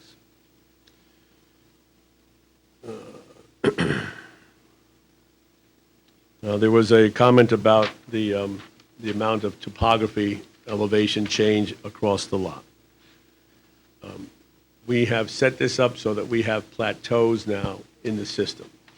We're going to fill the western side of the dwelling, on the western side of the dwelling, to gain access at roadway level into the garage, which allows us to step the lower floor down to meet the grade there. I'm going to reiterate it, but it was another comment in the Land Tech report, again, how the water will flow from the western side through the foundation, down to the extra reservoir, and then continue through the eastern foundation wall to or toward the river, always within the soils.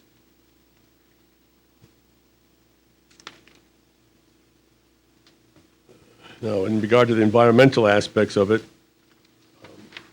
I think it's important to note that we did and we have designed the whole drainage system in accordance with the town drainage manual. I know that at times there is a difference of opinion from the environmental side as to whether or not some elements of the drainage manual are appropriate for every site. However, we are obligated to follow that manual in our design, and we have. We have used hydraulic soil group B as a representative of the soils that will be placed in the reservoirs for the drainage system. There was a concern that trafficking in the area will compact the soils. I'm fully aware of that. The idea is, of course, to scarify the material that's existing that may have been impacted by construction activities, but we're not going to place that critical soil in the area of the driveway until we've finished the construction of the foundation. And as the grade is raised up in final form to install the drainage system, that lower area will be scarified before placing the new material. One of the requirements of the Wetlands Agency is to, on regular material, add the compost enhanced soil so that we continue that permeability. So we're fully aware of it, of the benefit and the need to provide the scarification before placing the select material. That'll go on the western side before we do the profile for the permeable pavers. It will also go inside the foundation before placing that select material for the central system. In my opinion, in item D, under environmental comments, the consultant suggested that the system will fail. I believe that a claim without merit. As I mentioned previously several times, the water that's discharged to the system will be clean as a result of traveling through the permeable pavers and or through the catch basins with the deep sumps and the silt traps. Runoff from the roof is clean. If it carries any sediment from the shingles, if they happen to be asphalt, they will settle out in the catch basins. We have no support for that. We believe strongly that as a result of this design, there will not be any long-term or discernible impacts to Mianus Pond.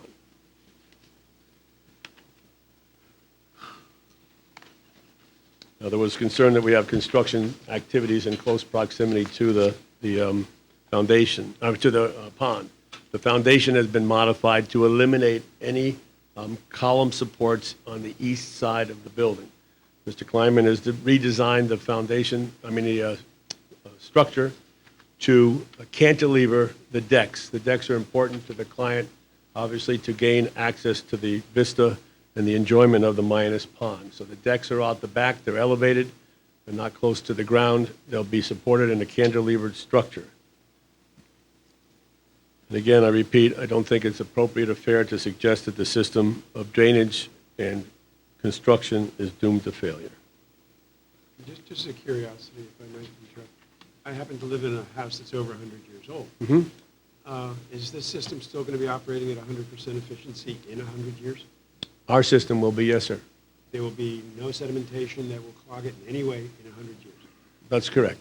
I hope you're here to prove that. And the difference in a home that may be 100 years old, in many instances, we'll come across a failed roof drain system because they didn't have any protection to keep the leaves out of the system, et cetera.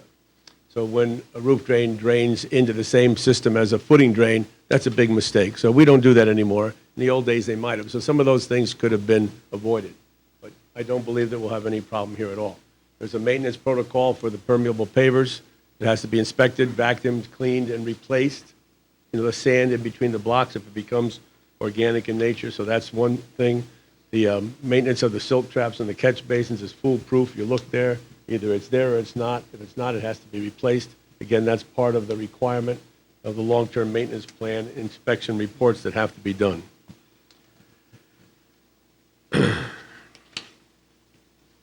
There was a comment that there was a discrepancy between the graphic interpretation of our design by Mr. Kenny's office. Again, Mr. Kenny's office was doing the demonstration for the agency at the time.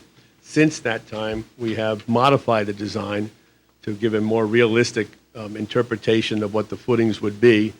We've also, pursuant to our comments from staff and the engineering department, modified slightly the distribution system for the western drainage system.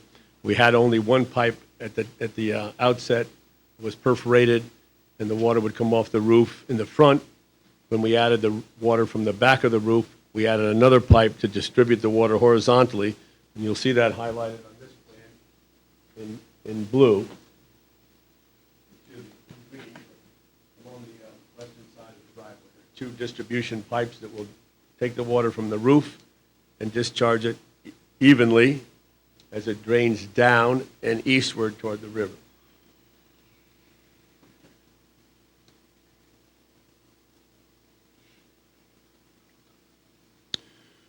There will always be final details on a construction plan before we submit it to staff for final review. The policy in the town of Greenwich, engineering and planning and zoning, as well as wetlands, is to present the final plans.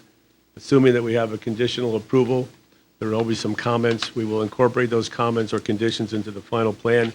Minor details, usually, we would submit them back, so there's no oversight on what we're required to do. So the fact that the plan may be slightly ambiguous, we can clarify that in response to a condition that would be imposed on an approval. Mr. Kenny will speak about the planting plan, but You certainly had enough experience in planting and control of invasive species on steep slopes and moderate slopes. I don't think it's appropriate to suggest in the Land Tech report that it cannot be done, because it certainly can be done. Lastly, Mr. Kenny's going to discuss his solar access plan.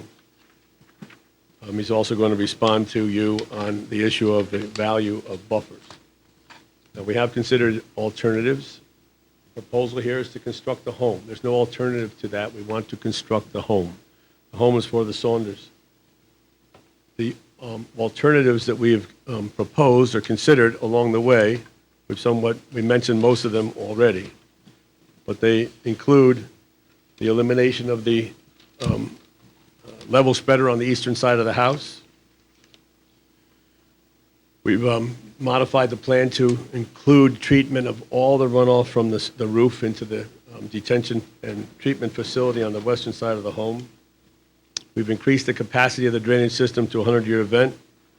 And most significantly, we've eliminated any structural supports on the east side of the home by installing the cantilever design. We did consider other alternatives in design, such as bringing a driveway in under the home. Some people have suggested that that would reduce the amount of site disruption. In fact, it would increase it, because you would have to have more excavation to create a level area, and you would have to have more disruption to get an area to back out of the garage and turn around. In our design, we have the garage coming in. We're able to back out of the garage and then continue northerly to exit the property. We have also satisfied the engineering department. We hired a traffic consultant. We did a stopping site distance analysis, as well as a sight line analysis.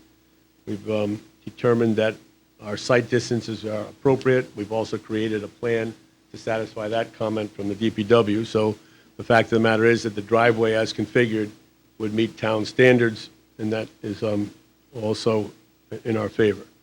There was a question about what we would do with parking for construction equipment. In the plan before you, we've included a demonstration that we can park 13 cars without any difficulty on the site in the driveway by parking in front of what will become the garage. Oftentimes, the garage is used for storage of materials. We accept that. However, there's space in front of the garage.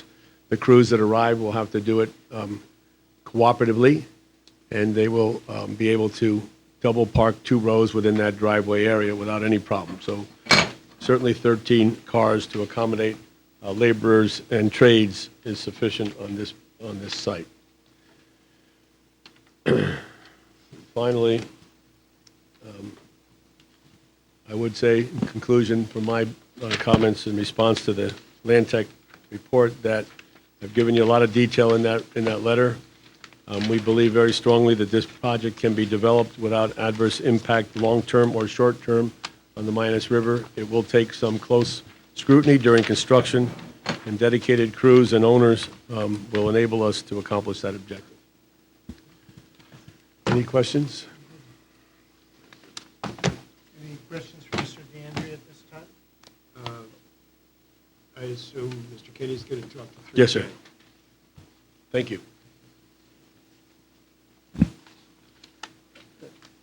Just to touch on the issue of any impacts during construction, I'm not sure Mr. DeAndrea mentioned that we would have weekly monitoring of the site to make sure that all the sedimentation erosion controls are in place and that construction is proceeding as proposed. And there would be monitoring prior to a significant storm and after, to make sure that the sedimentation erosion controls are in place. And that's something that the agency does do when they're concerned about any potential short-term impacts during construction, and we would have that as part of our plan. I'd like Mr. Kenny now to go through his sun exposure study and his revised landscape plan with you, and I have copies of this to hand out to you as well.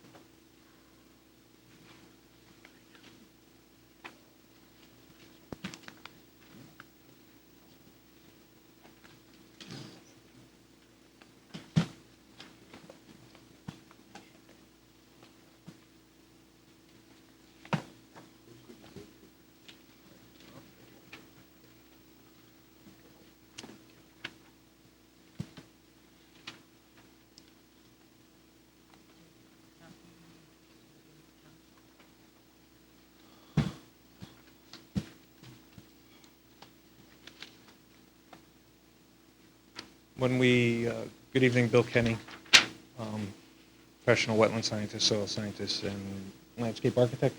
When we last were before you in October, there was, I believe, Chairman Harris asked for information about solar exposure, because we were proposing planting below the elevated deck and even below portions of the garage that are elevated. And so they wanted more information about what's the likelihood of plants could survive in those conditions. And then I believe in the Land Tech letter, they may have also raised some questions about that. So we did do a solar exposure, sunlight exposure study for this, and I'd like to review that with you.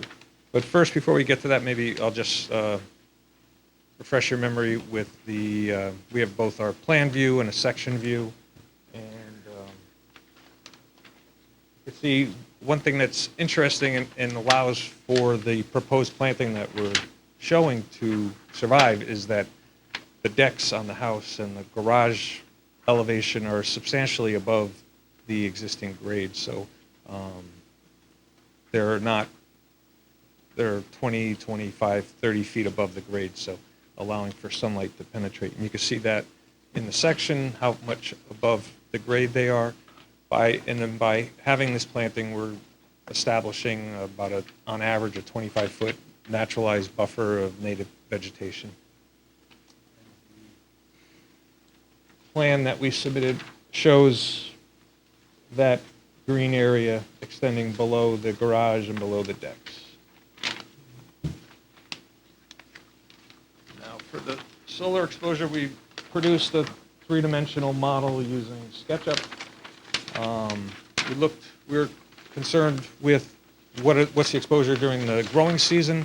So we picked the longest day of the growing season, June 21st, and on the ends of the growing season, looking for a shorter day. And so we picked October 21st, whether it's somewhere between October 15th and November 15th. And you could see, we provided images about every hour of what the exposure would be with an east-facing house. So you have exposure in the morning, and when you look between the longest day and the shortest day, it's about 4 to 5 hours of sunlight exposure. This graphic does not also include shade from trees, but what I'd like to have you consider is that in a natural forest, you have a very deep shade, and there's plants, native plants, that have evolved to live in those shaded environments. And sometimes you have a rock face, a cliff that might rise 10, 20 feet up, and they face eastward, they face northward, and then you have canopy trees growing along around that cliff, and you're able to have a ground cover established and forming a vegetated buffer. So we're not facing to the north, so we do have these 4 to 5 hours of exposure. It'll be filtered sunlight through the trees. We've proposed, and we've added to our planting plan, we've proposed Christmas fern, hay-scented fern, and Pennsylvania sedge. These are all plants that are adapted to growing in dry conditions and deep shade of the forest. They're native to Greenwich and areas beyond.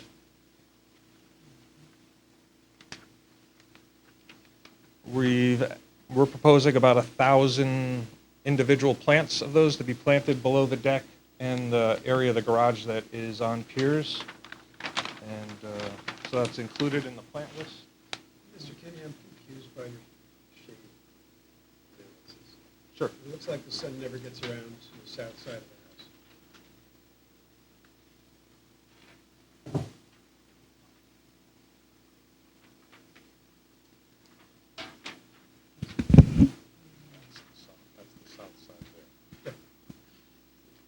So you have the south side here. Yes. And we are, Well, past That's in 12, October. 12:30, you have images for the 21st beyond 12:30? No. Obviously, then it's the afternoon It's that's in the going shade, to put 12:30 everything on. in shade, right? Well, with the sun in the west, in fact, you are going to get an exposure. And so it's sunny is out. This is your view. This is in October. Right. And so is this. But this is October. This isn't, it's just that June 21st isn't. Right. Point taken. I will review that with the people in my office If who you could put this send together. it to us, that would be helpful. because The actual model? October 21 is essentially also April 21, right? That's correct. And so it's everything else. So you do have significant amounts of shading happening in the afternoons on that slope. That's true. So, which, not as much as if it was north facing. And again, yes.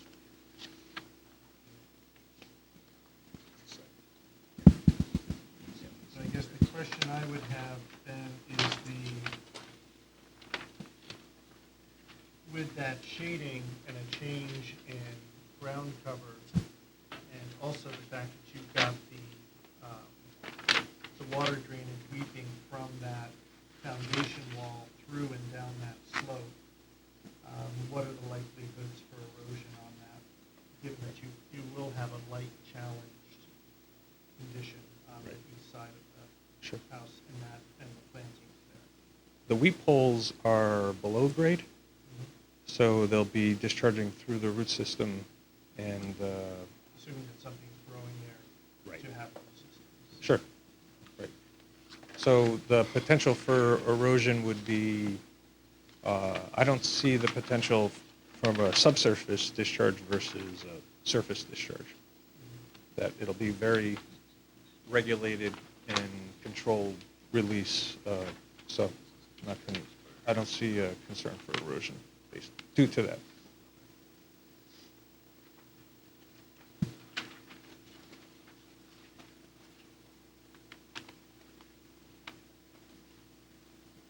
Bill, perhaps the chairman's question was more, what type of stability is being provided with the plant material that you're proposing to ensure that there won't be exposed soil that would result in erosion?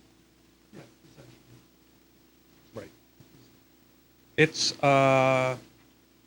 so one thing that we won't have is a surface, because with the house there, similar to a natural cliff on a hillside, that you don't have, Surface. right, you don't have concentrated surface water flows flowing over the area. So, Will the plant material that you're provide adequate proposing stabilization? provide adequate Sure, stabilization? yes, definitely, in my opinion, it will. Based-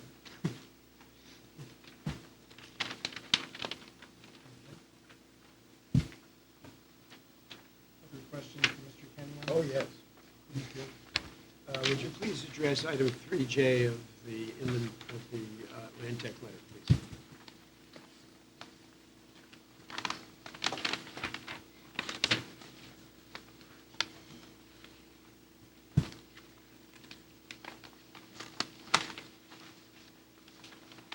Comment J refers to, this is similar to the discussion we had with the last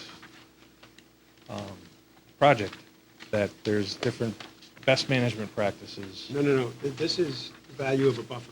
Yes, yes. What is the value of a buffer? Because this project completely destroys the buffer. I wouldn't, it doesn't completely destroy the buffer. One, so buffers function, often the primary concern people have and the reason for protecting buffers, particularly within the context of the wetland law in the state of Connecticut, where you need to, requires that there's no impact to the wetland or no impact to the watercourse. So it's not, is there an impact to the buffer, but it's how does that buffer protect the wetland or the watercourse from an impact? And so often, the primary function of the buffer that's considered for that question is its ability to manage water movement from an upland area to a wetland area.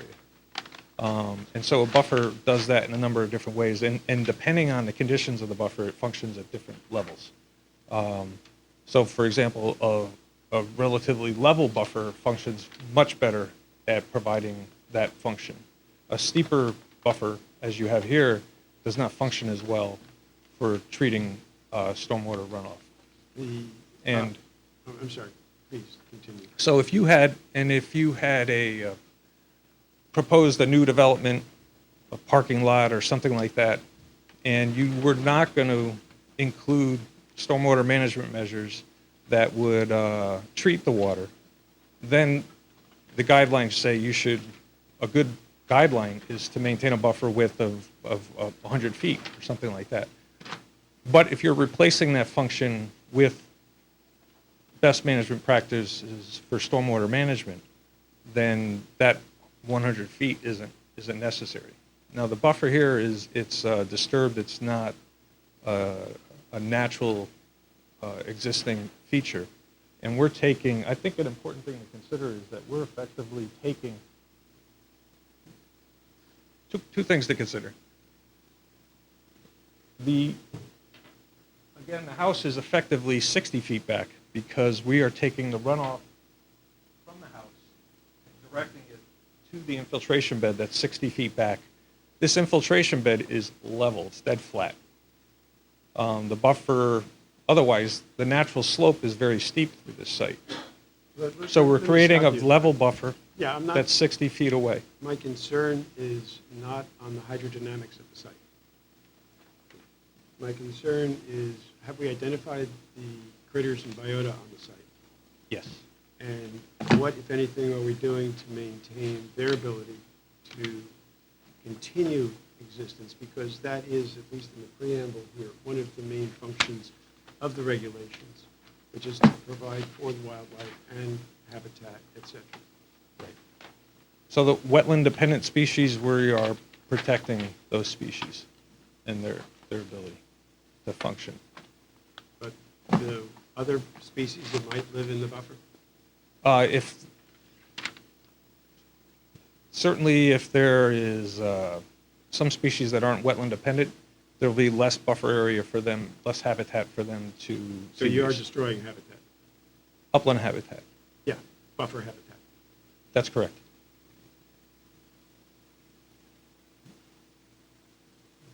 Can you speak to the other, besides stormwater, the other functions that buffers provide? So another function, particularly when you're near a water body, is solar exposure. We were just going through that.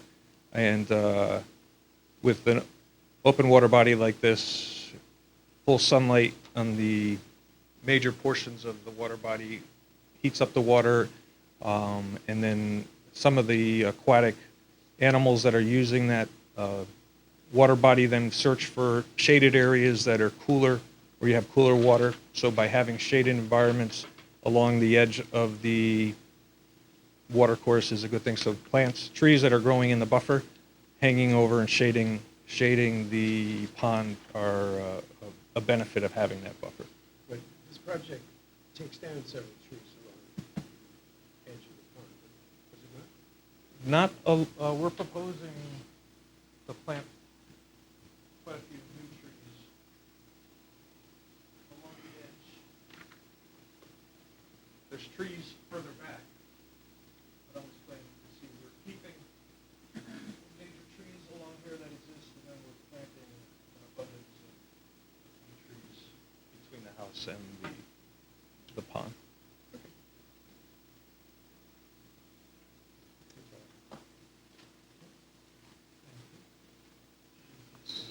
So that's all the buffers, we have shade, stormwater? There's habitat values, there's educational values, there's a buffer could provide, if it's level, flood stormwater and floodwater storage, a floodplain type of environment with a buffer like this that rises up steeply. That function is not provided in any meaningful way. You could have groundwater discharge or groundwater recharge. Again, on this site, those functions are not being provided. Is the site site has a somewhat shallow, well, not shallow ledge in sort of the way we think of shallow, but there's ledge underlying. Groundwater, I imagine, is traveling across that ledge and then filtering down the pond. So there is a, I don't agree with saying that groundwater discharge to the wetlands is pretty narrow, but to the watercourse, suggesting that this site doesn't have that function. If it does, it's relatively minor compared to the remaining watershed that's contributing to that pond. I don't agree with the minimizing each site. If you looked at anything small enough, you could say, you know, 0.0000, but all those eventually add up. Sure. We know. Right. Um, So what I'm saying is that at this site, it's a relatively minor component. It's being maintained. So It's what's being, any type of groundwater movement to the pond is being maintained. can you speak about the pollutant renovation that goes on, fire retention type functions of stormwater management through vegetation versus through soil? Yes. So when you have vegetation, there is a biological factor that's added. Which is, So you have bacteria, particularly filtering through the soil and the root zone. You have a lot of soil microorganisms, bacteria, fungi that help to absorb and absorb the nutrients and transform them, and so forth. and then the plant life, surface plant, I'm sorry? plants, I'm sorry? the biological uptake associated with plants. That's right. I thought I mentioned that. And so on this site, we're dropping that down to about 20 feet of width. So Up 20, 25. Yep. 2025, I think it might even go up to 30 at the north end. Yep. So those buffer attributes, that biologic component, we don't have anymore. We still have it to a smaller degree. Again, though, because the site is so steep, that you get less infiltration, less opportunity under even existing conditions for the water to infiltrate through that root system because it's a steep site. By us leveling the filter bed, we provide a much greater opportunity for that. Now, The level without the biologic component is better or equal to steeper with live soil and plant material. yes. Can you provide citations on that or some study to substantiate that? We'll put something together. And then the biologic community adjacent to water resource has the benefit of nutrient export from material that degrades over time. You get woody debris that gets into the water system, and all those are critical components to the ecosystem, that water ecosystem. With what's happening here, you are greatly diminishing that capacity. And relative to this site, I think we've got a permanent consumption of 50-60% of the parcel. So would it be fair to say that those assets that the buffer provides now will not be provided going forward, since the site will be covered? I think that would not, because this is in a residential yard setting, things like leaf litter, tree branches falling, those things are being retrieved by human activity. Not on this site, they haven't. That's only because of the pause due to the proposed development. So we're looking at existing conditions. There's some that- Well, they I don't- could I don't go out wanna tomorrow. discuss what would need a permit versus what wouldn't need a permit. The So it's a existing conditions residential- of the site are not. And even lawn clippings, strike me dead for saying this, have some value versus a rooftop. Right. So in a residential setting, often, Yeah. Better than a rooftop. I'm just gonna say lawn is better than a roof. Yeah. or for organic, for detritus, export of detritus. But it's, if you were out in the middle of a forest, yes, in a residential property like this where you have yard maintenance. It's, But you don't. You simply don't. You've been to the property. they are, You have been to the property. I've never been there. Of course I've been there. No, of course I've been there. Well, then you know how it's been maintained. It has to do with the process that we're going through. So No, if that it- property, if somebody wanted to come in and reestablish lawn from end to end, that would need a permit. That property is long enough abandoned that it is. But not to rake leaves and pick up branches. That property is not rateable. Well, I mean, that's just a Yeah. sidebar, I don't want to get detracted from that. So, with regards to what the site cannot provide with regards to nutrient export to the system, woody debris, that to me is a negative consequence to negative impact to that watercourse, an incremental negative impact. I'm also concerned within the regulations, the agency is meant to look at activities that would preclude improvement. This site development plan precludes that opportunity to do better for the watercourse in the future. Would you agree with that? In what way? Could you give an example? That if this area, if the vegetated community were allowed to continue to run through its succession as it has been doing for some time, that would be better for the watercourse overall because you would have the natural processes adjacent to it. You would have the nutrient export. You would have stormwater renovation. You would have shade. You would have woody debris export. You would have those things that a more naturally covered parcel section plan has as opposed to a house. This, again, I guess my position is it's a residential property that's being maintained. And So that's not answering my question.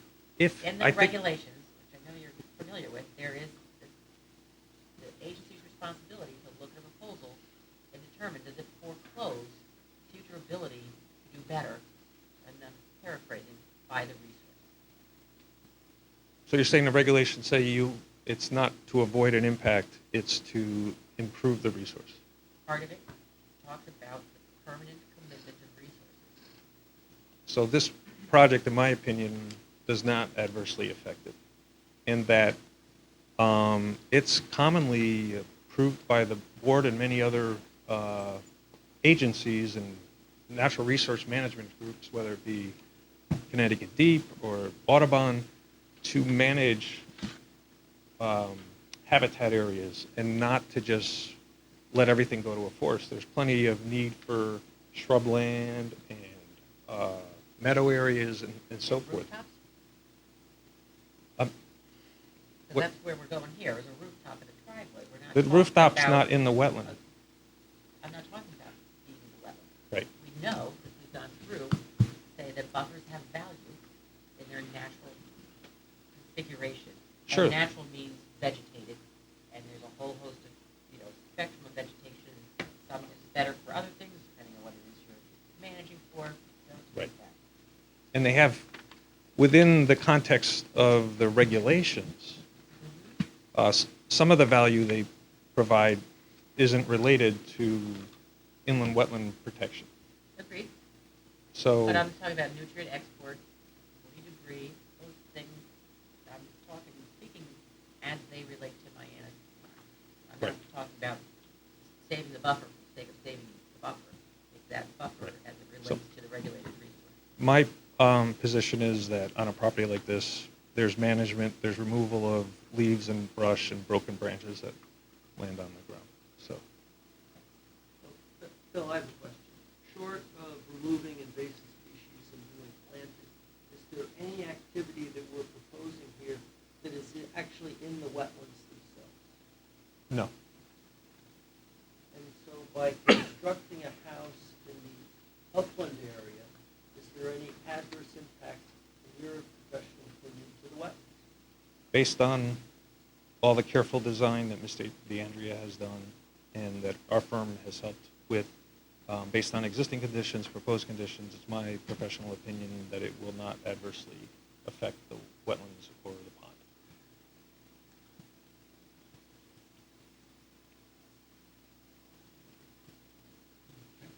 Mr. Chairman, we don't have anything further at this Okay, point, but thank do reserve the right to further comment.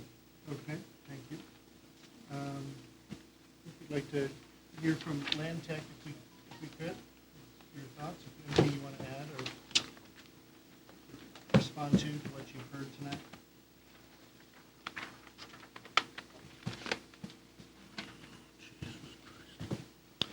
Good evening. For the record, my name's Robert Pryor, professional engineer, land surveyor with Land Tech. I'm going to go through I'm just going to quickly go through some of the engineering comments I made. I'm not going to go through all of them because it sounds like we've got kind of a lot of new information. They've redesigned some things, so some of my comments may no longer be relevant. But Well, why don't you just not do that then? We have your report. Why don't you just rebut, if you're able to, whatever Mr. DeAndrea rebutted to your report? happy to do that. So item 1A refers to the stockpile area. Mr. DeAndrea said it was a graphical representation of where the stockpile area could be. In my experience on projects, the stockpiles are always larger than you think they're going to be because they're much of the time it's a function of how quickly and how easily the site contractor can get rid of the excess material or if he has a place to move them to.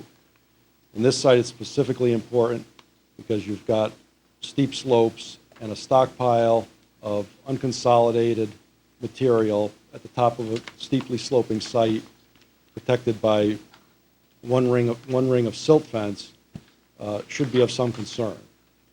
It's typically highly erodible material because it is not compacted and has the ability to be transported down a steep slope when it's positioned where it's shown on the plan.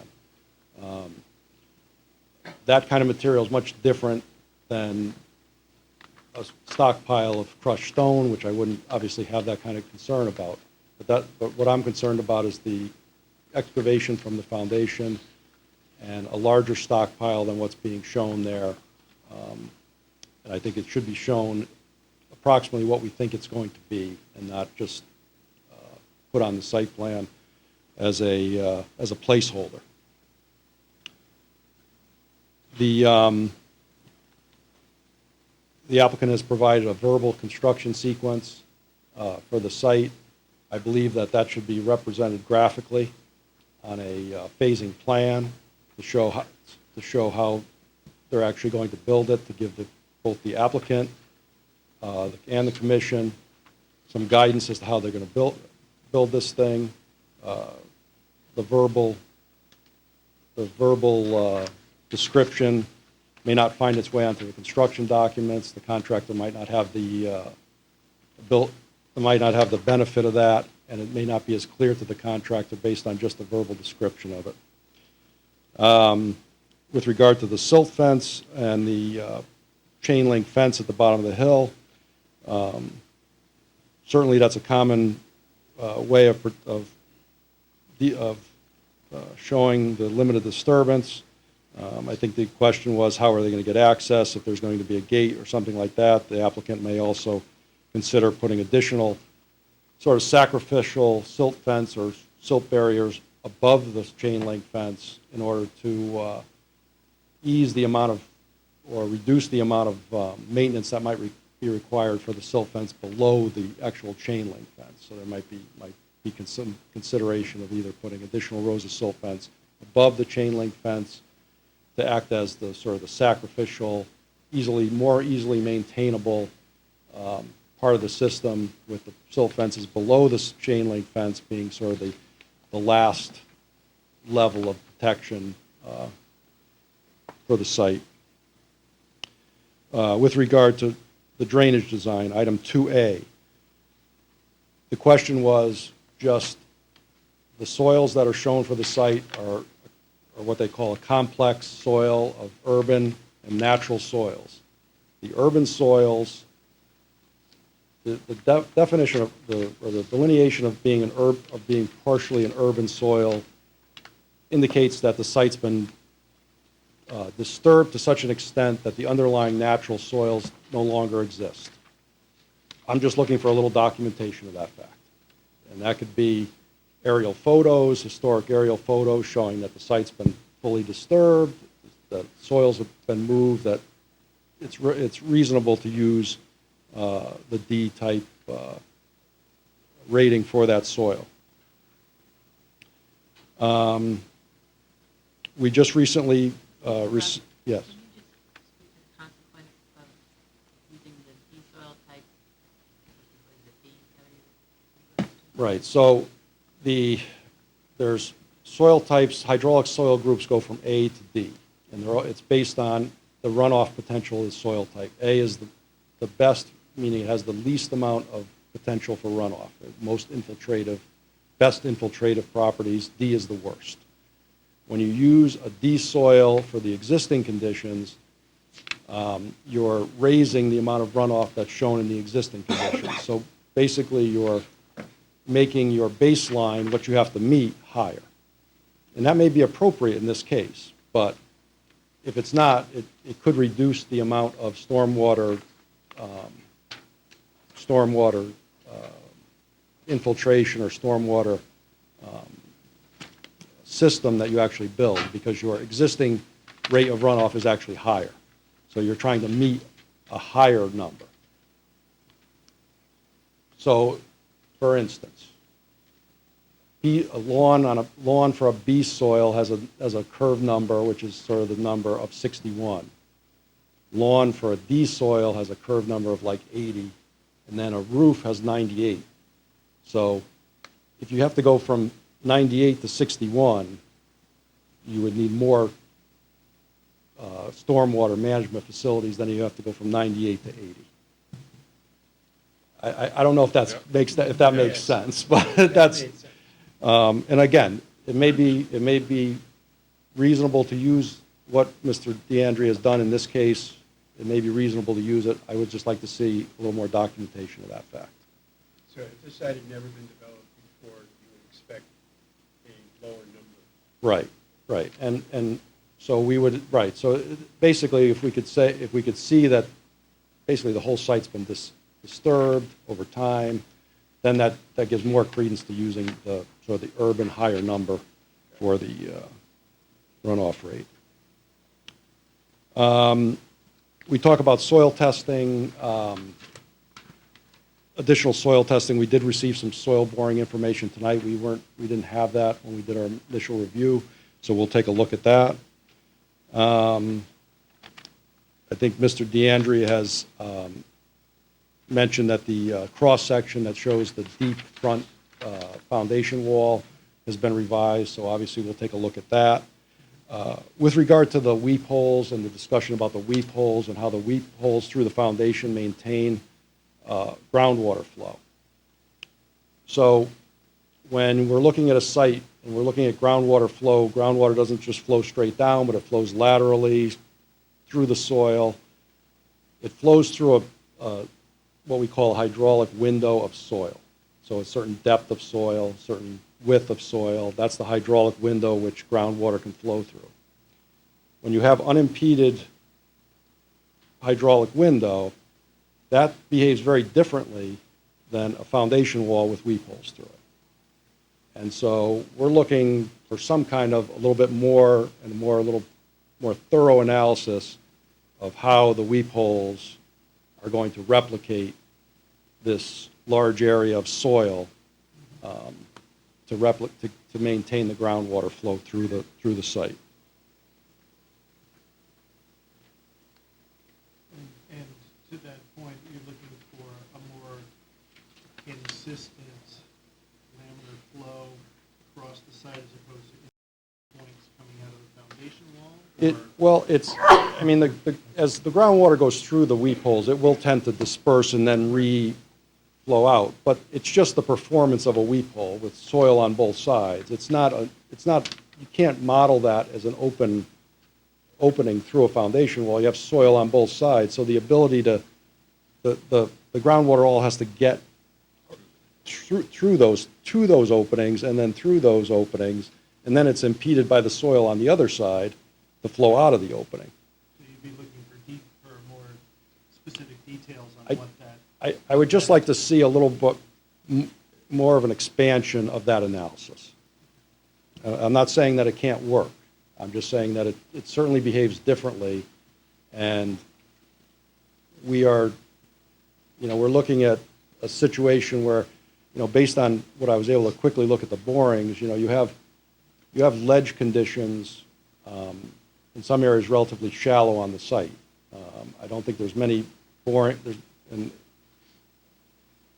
subject to my further review of it, it doesn't appear that there's many places where the borings went down more than 6 to 7 feet. They may have gone deeper into ledge, but they hit ledge in that 6 to 7 feet or shallower. And so certainly, as Pat had mentioned, the groundwater is going to sort of follow that ledge. And when you're putting impediments down into that soil layer, it has the possibility of affecting the flow of groundwater through the site. Excuse me, can you just expand a touch? The answer to your question, I'm just trying to think through the answer. Is it a construction-related answer, as in the nature of the weep holes, the frequency, the size, the dimensions, or is it more hydrological? How do you anticipate where the water will flow? What answer are you looking for to give you a better insight? I think it's a little bit of both, because I think that ultimately, I think the cross-section's been changed to reduce the depth of the footing level, which I haven't seen yet, so I want to look at that. So that obviously reduces the amount of obstruction in the soil, in that soil layer, and depending on what that is, that may be the answer. Thank you. Actually, before you go on, something you mentioned in the beginning about the size of the stockpile and the highly erodible nature of the stockpile. Would it make sense to, in this situation, to actually have that stockpile, or at least the erodible contents of that stockpile, stored off-site and only brought back when you would be ready to use it? That's certainly In one. this instance. That's certainly one way of handling it, but I believe, or you need to really dictate sort of what the maximum amount of stockpile of material is going to be allowed to be stockpiled on site. I just think that not having some reasonable approach to stockpiling on site when we know it's going to happen is not the way to go, especially on a sensitive site such as this one. I've got my own sites where the contractors have made the stockpiles a whole lot bigger than I thought they were going to be. And so this is something we see all the time.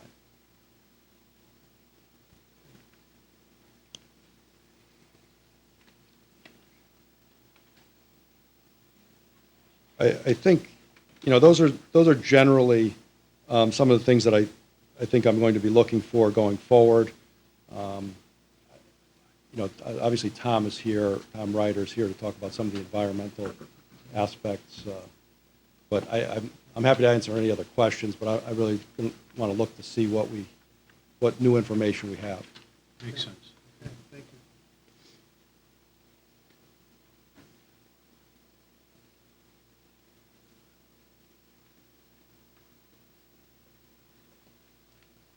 Tom Ryder, Lantec.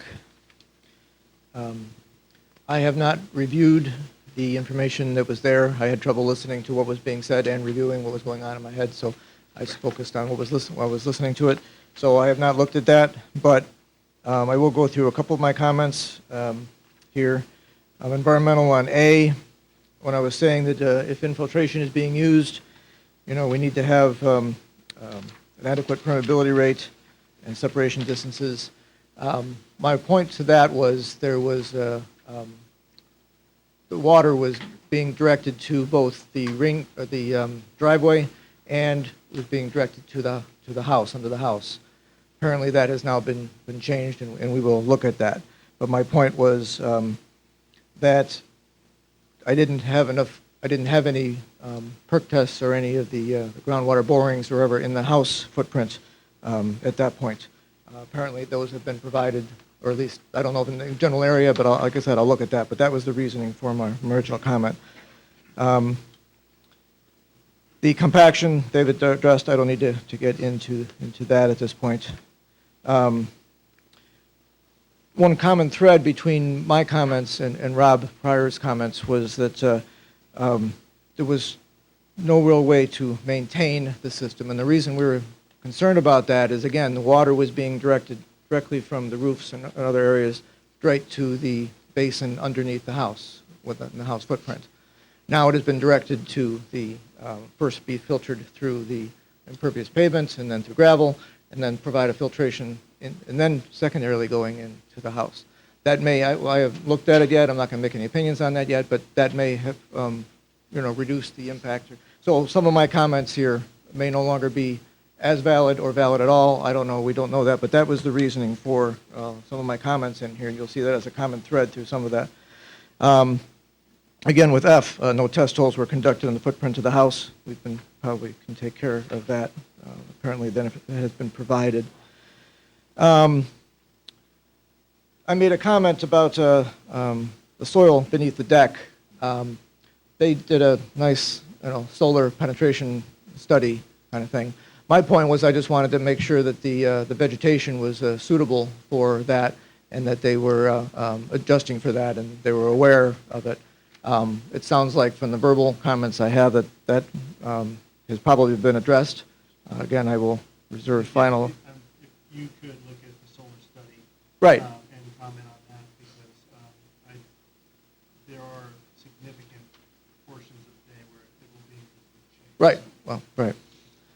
One thing I did notice that I was looking at is, and again, this is just a preliminary. I looked at it for a couple minutes, but Bill, the front page, it says was it June 21st? It was 5:30 till 12:30, and then on the second page it had the same thing. It was June 21st. It looked like it had been duplicated. Yes, it was. Okay. It was duplicated. I wasn't seeing any differences, and I didn't understand why. And oh, okay. Again, I just looked at it briefly. I hadn't fully digested it all, but thank you for the difference.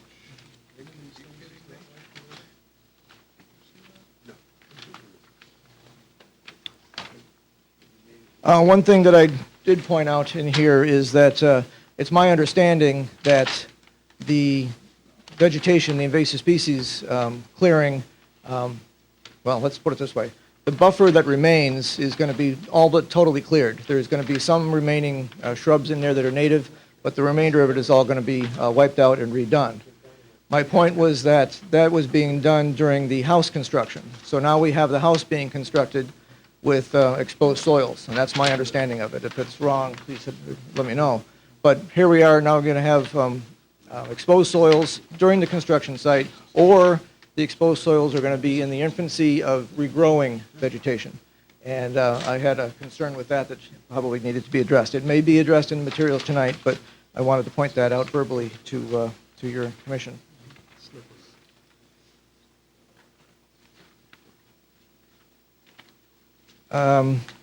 Really, the other ones in here have probably been addressed. There's a couple comments in here that probably don't need to get into at this point. I covered the major ones. I will be looking at this again and providing a response to their comments. But at this point, I am available if you have any questions for me. I think you ought to focus on the line of inquiry that Ms. Sesto had about the buffer and Mr. Kenny's response to it. Mm-hmm. I'd be interested in hearing your expert view. Okay, in written form. Yeah. Okay, that's fine. And then to your last point, with regards to the invasives, and this is, I guess, for Mr. Kinney as well, would the sequencing then make sense that you, assuming this were to go forward, that you would do the invasive species removal plant, do your landscaping plan, and not start anything else until that was firmly established before any construction happened on the site? Well, there's many ways. There's many ways to solve that. They would have to figure that out. That's probably the more lengthy one that would require them to delay construction for quite some time. I don't know if they would probably choose that one or not.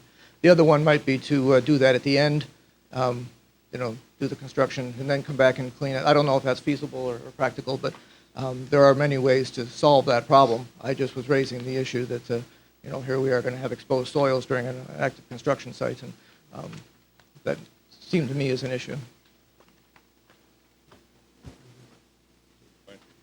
Thank you. Nope. I'll ask, invite the public to make any comments, if there's anyone here from the public that would like to add anything tonight? No? Okay. Mr. Hagan? Thank you, Mr. Chairman. We're 6 weeks away from the next meeting, and we would like to be able to provide our response to Land Tech's comments so that you would have them before us, just handing them to you at the meeting. I've talked to Mr. Kenny and Mr. DeAndrea. If we could have those comments 2 weeks before the meeting, then we would be able to get our comments in response to you the week before, so that you're not looking at more material the night of the hearing. Great idea. So if we could have that as a requirement. January 27th. 27th? January 27th. No? 6 weeks from now. 27.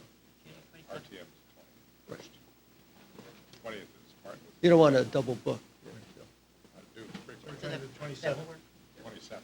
So that would be January 14th, thereabouts, for you to get. Thank you. We look forward to bringing that back to you. Thank you. Okay, we remain open on this matter. Thank you. Does anyone wish for a quick 5-minute break? Yes. Okay, 5-minute break, and then we will get started with the rest of the agenda.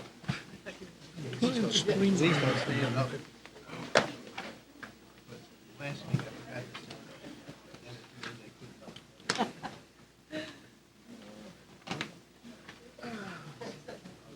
I think I'm gonna go get some Pop-Tarts for my dinner. How was your shooting? Oh, to Iceland?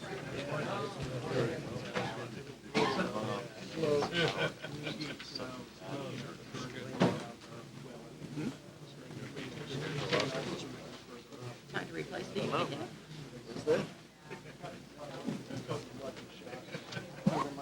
behind my back. Statutory obligation. But, So not as much.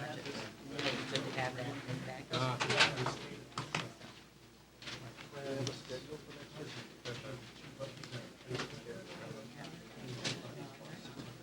Wow. Thank you. Thank you.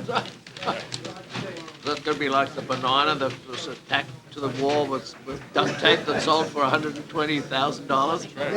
Gotta eat the banana. Yeah. Somebody that ate Big banana. There's too much money in the world. When I was So there is a schedule. not starting I don't know, she says that she was supposed to have one. contractor, and we were starting a housing development, like retirement, down in McAllen, Texas, which when we were there was a beautiful spot. Now it's a totally different spot. Oh, I have no idea where in Texas. This is about 60 miles due west of Brownsville, right down the border. Okay. And so my job was to start negotiating the contracts. I hired, I was in the process of hiring the excavator. Yes, sir. We agreed on the price, and he said, I'll be in on the sign of contract. Terrific. Monday rolls by.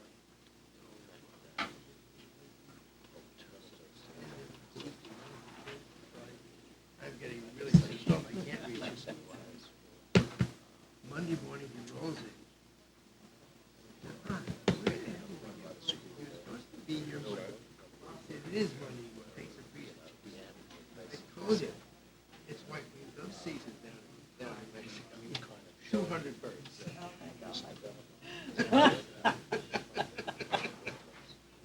that we don't have to give you It was a ride I had.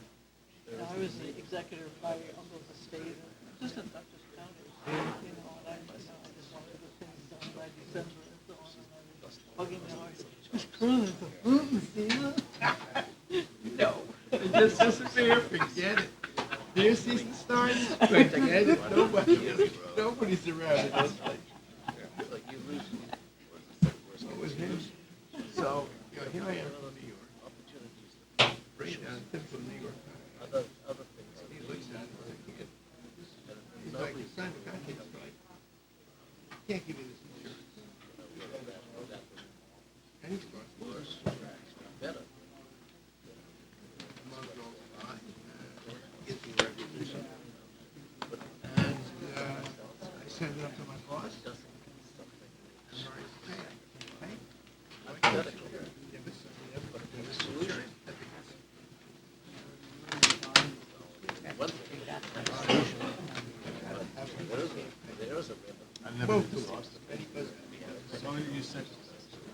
Here, Jenny did.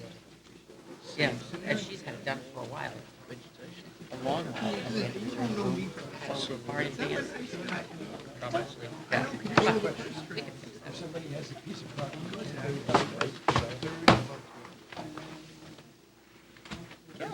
Yes.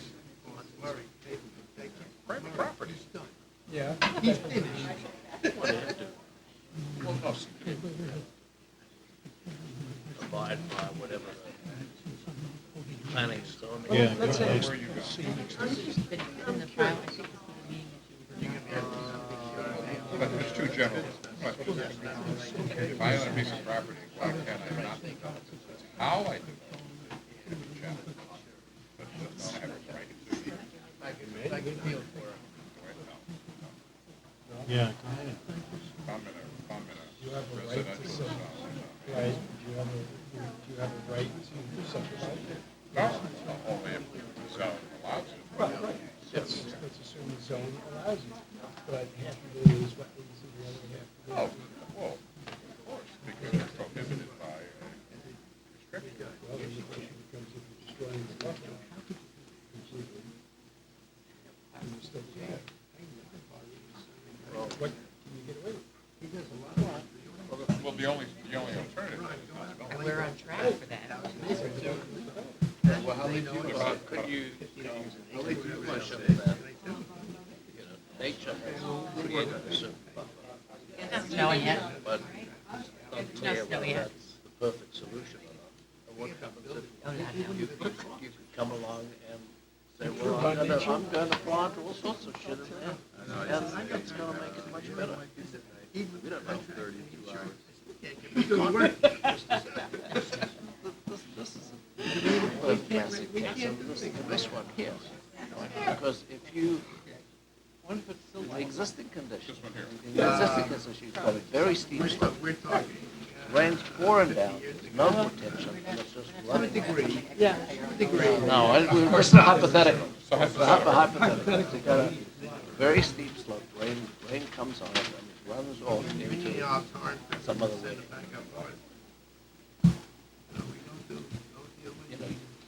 You know, necessarily treat it because it's so steep that it's just bypassing everything and going, right into wherever it's supposed to be going. But then it's hot. No, it's falling out of the sky, but it Straight down into the pond. no, it lands on the, it lands on a steep slope and runs down. Labor Day is the There's day you work. vegetation there. Every day Some of is it. Labor Day. Now, Day is Labor Day. simply said, okay, I'm gonna draw a line here. All this rain that comes here, I'm gonna put it through. Come on, boss, let's go. All over here, and then dribble it all out down here. You could, We do that on, forget the steep slope aspect, we do that on a lot of other projects. I think you theoretically could come up with a better treatment.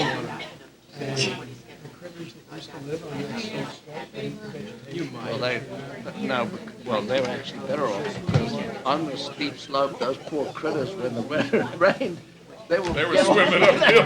They were washed out into the No, we have pond. one more public hearing set up for October. Didn't you see them clinging onto the trees?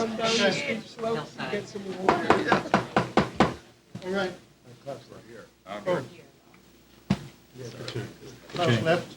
Close left, Jay. Yes, you're not here yet? Turn off the mic. Yes, you did. He'll be back in a minute. Oh, okay, all right. Another couple minutes.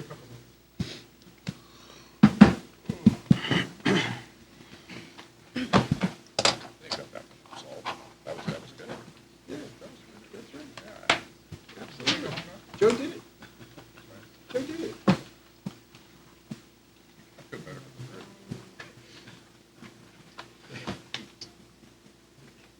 We have Dr. Critter. Ten? 10.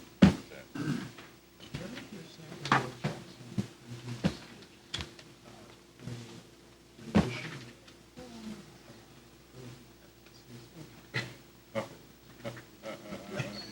Gotta find it. Yeah, oh, it's marble, it's But-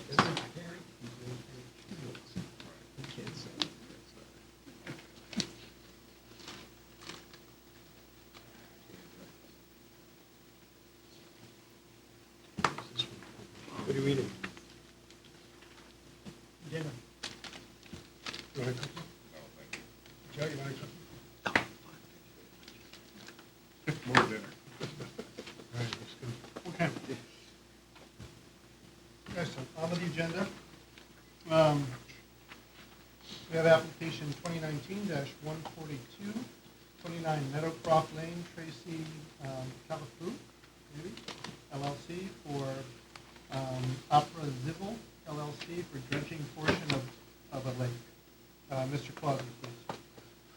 All right, the documents in the file currently are the application with other supporting documentation signed by the applicant's agent, Tracy Shalafo, LLC, dated November 19th. Consent letters signed by the owners of the other properties bordering the pond. A set of plans prepared by Tracy Shalafo, LLC, dated November 18th.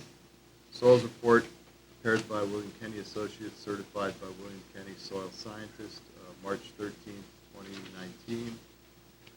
Environmental report and biological narrative prepared by Steve Danzer, PhD and Associates, LLC, certified by Stephen Danzer, professional wetland scientist, dated November 15th. Pond restoration proposal, 29 Meadowcroft Lane, prepared by Pristine Waters, LLC, dated September 6th. Site photos taken by staff on November 26th, and a public hearing legal notice dated November 25th. The list of abutters to whom the public hearing notice was sent, the mailing went out November 27th. A variety of email correspondence between staff and the applicant's representatives since the application was submitted, and the staff report I prepared on December 12th.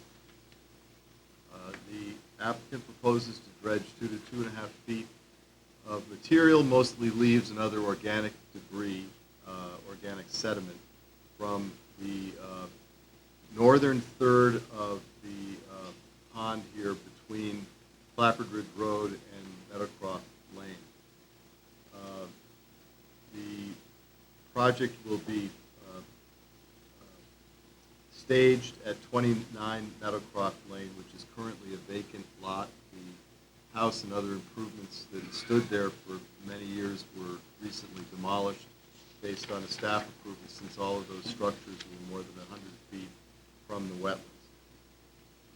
So this is a very convenient time to do this sort of operation, where there will be trucks moving and material dewatering and general disturbance. This will be a hydraulic dredge.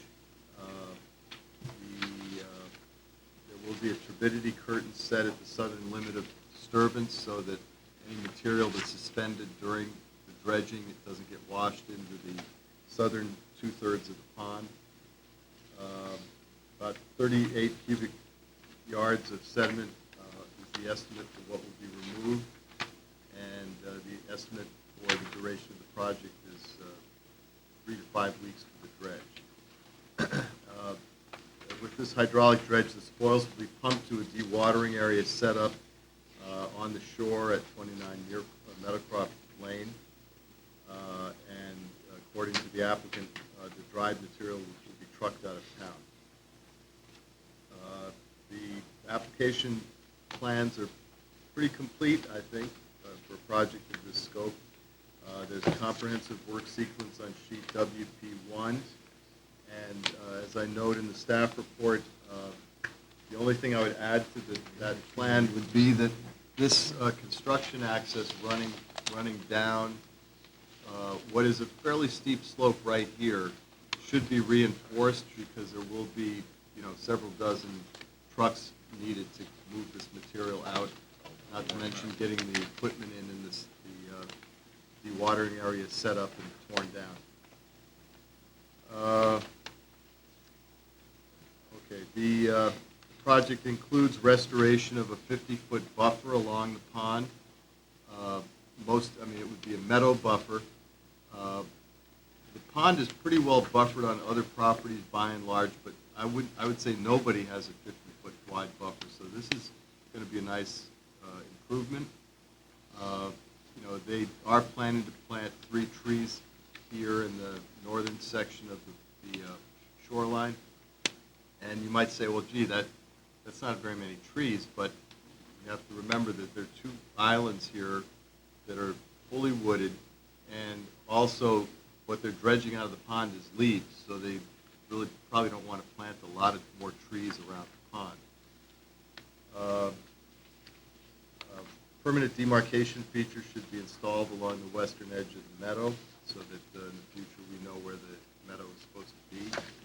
And the final aspect of the project is to install 4 aerators down the entire length of the pond to get the water column more oxygenated and generally maintain the quality of the pond after this dredge. So I have provided conditions of approval. I know this is a public hearing, but public hearing was called because it is a direct impact in a water body.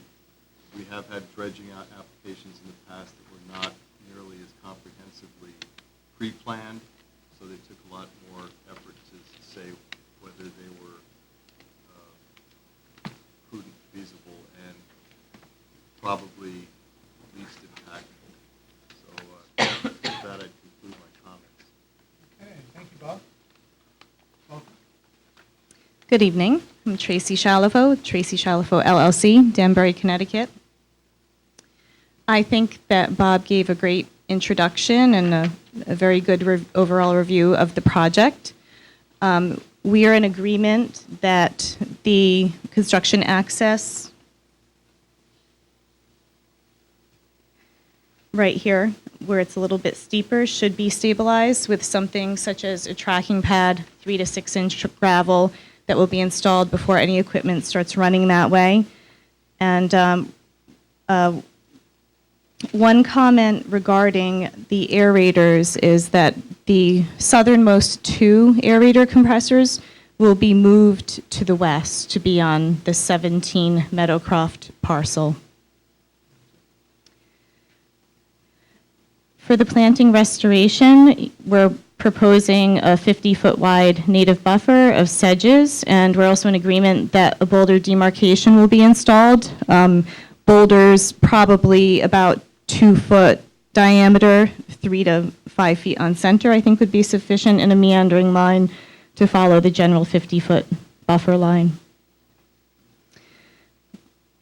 3 river birches would be installed to the north, and in the area west of the pond, where we have the temporary dewatering tubes installed, that would initially be benched out as a cut and fill, so we wouldn't be taking material from the site. There really wouldn't be a need to stockpile it, so just be pushed back and forth. And a swale would be created on the western side of that bench that would divert the water around. And after the tubes have been dewatered and the spoils removed from the site, the pre-existing construction topography of that area would be restored. So the same slope as it is today, the goal is to restore to that before putting the native plants in. Are there any comments or questions or things I could delve in deeper into? Any comments or questions? Well, I have sort of a just general interest question. The aerators, I assume, are powered. Yes, they are. And how do they get power? So the power source would be located outside of the wetland area in this approximate location, and then a tube would run across the ground, an air tube into the pond. So we don't want any soil disturbance within the wetlands. So a power source would have to be brought from the upland to this approximate location. Okay, so it's the source is blowing air into the aerators. It's not actually powering a motor in the area. Yes, and if you have more questions regarding that, I have Mark Amler here tonight, and he's with Pristine Waters if you want further details on that. But yes, water. I'm actually Mark, but I'm looking for Steve Dancer on the aerators. I don't know. For the record, Steve Danzer, working with Tracy Shalafoma, soil scientist, wetland scientist, arborist. I'm not a total expert on aerators, but I do understand about their function, and I've been in projects with before where we've installed them. This type of aeration, basically, it consists of an air compressor that blows air. The air compressor is not located in the water. This isn't like fountain aeration, which is another type of thing where you take a water pump and you actually blow the water up high and then down. This is just literally blowing air. So it's air going through a tube. The tube goes underneath the what we call diffuser units, or on the floor of the pond, and the air basically bubbles up. It's basically, yeah, it's a little more larger, high tech. Yeah, without a stone, it's basically flat. And the idea when they work is that they cause a minor amount of turbulence in the water. They bring the water column down, and the air bubbles go up, and there's a small amount of aeration that happens through the actual bubbles, but most of the aeration happens because you're actually mixing the layer of more aerated layer of water from above to below. And So you'll have a concrete pad or something located on the plan here as part of that. We can see that.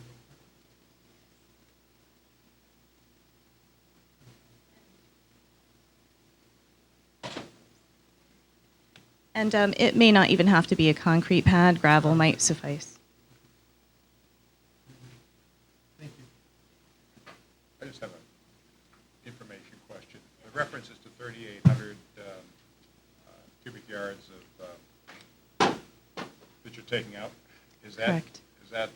what does that end up being dewatered, or is that the net dewatered amount?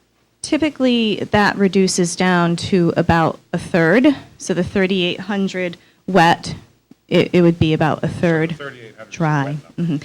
And in this case, it's primarily organics. It's leaf detritus that has fallen into the pond over time. So, yeah, it reduces down greatly. Thank you. Thank you.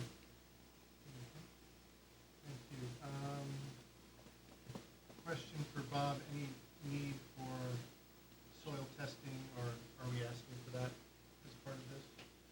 For the dredgings? As I said, the It's mostly leaf litter, I understand. well, the construction sequence is quite complete, and on the plan it states that the material will be taken off-site, out of town, and tested to determine whether it can be reused or has to be disposed of. So it's really up to the operator to properly handle the material. Okay. Thank you. Thank you. Any further questions? Public questions or comments on this? No? Mr. Ben made a motion to close the hearing. Is there a second? Second. Mr. Galvin seconds. All in favor? Aye. Everyone can move on this tonight. Yes, Would someone like to make a motion? I'll make a motion to approve. Do we have to add any other special conditions? No. Motion to approve with the special conditions listed. Okay, Mr. Duclos seconds. All in favor? Aye. Thank you. Thank you very much. Merry Christmas. Happy New Year. Whatever.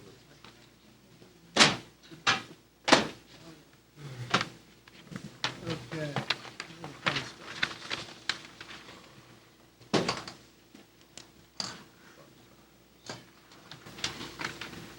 Okay, the next is application 2019-089, 3 and 7 Hillside Road and 505 East Putnam Avenue. Rocco V. DeAndre, Inc. for Millbrook Crossing LLC for redevelopment of 16 units, dwelling units in 3 buildings with driveways, utilities, drainage, landscaping in and adjacent to wetlands, and the watercourse. This was a public hearing that was closed last month.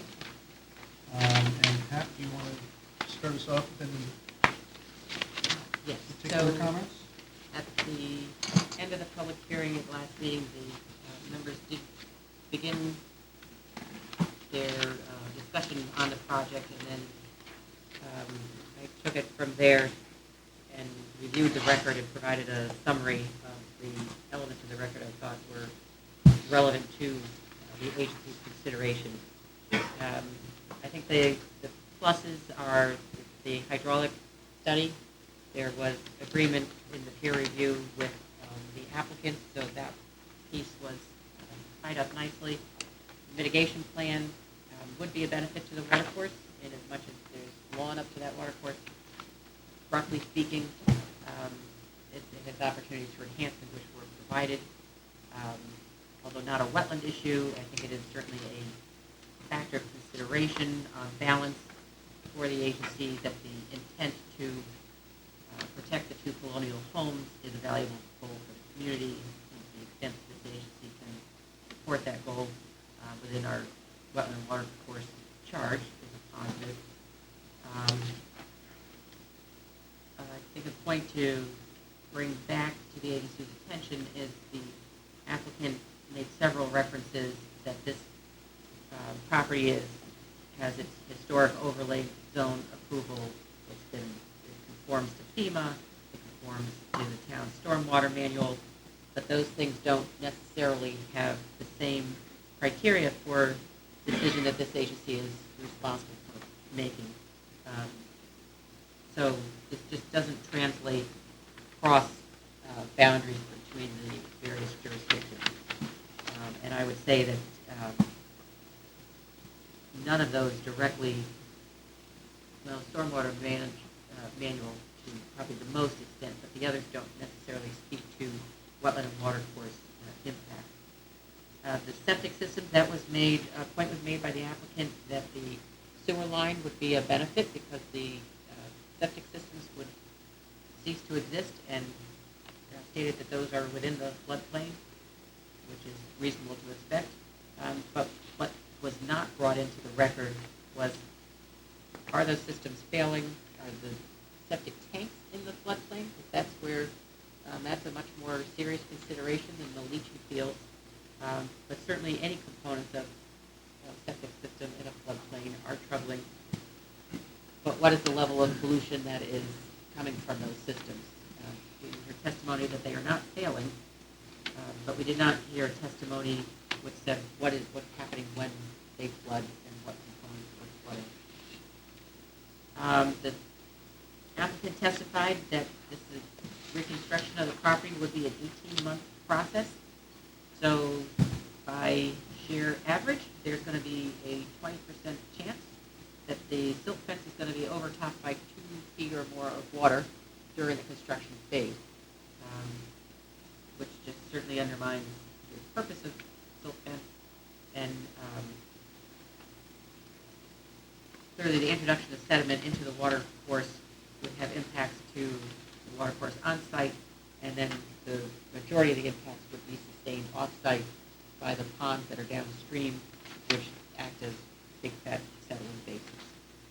And statistically, this likelihood of the site flooding was borne out by the applicant's statistics that they had 11 storms of this magnitude or greater, 2 years or greater in the past 20 years.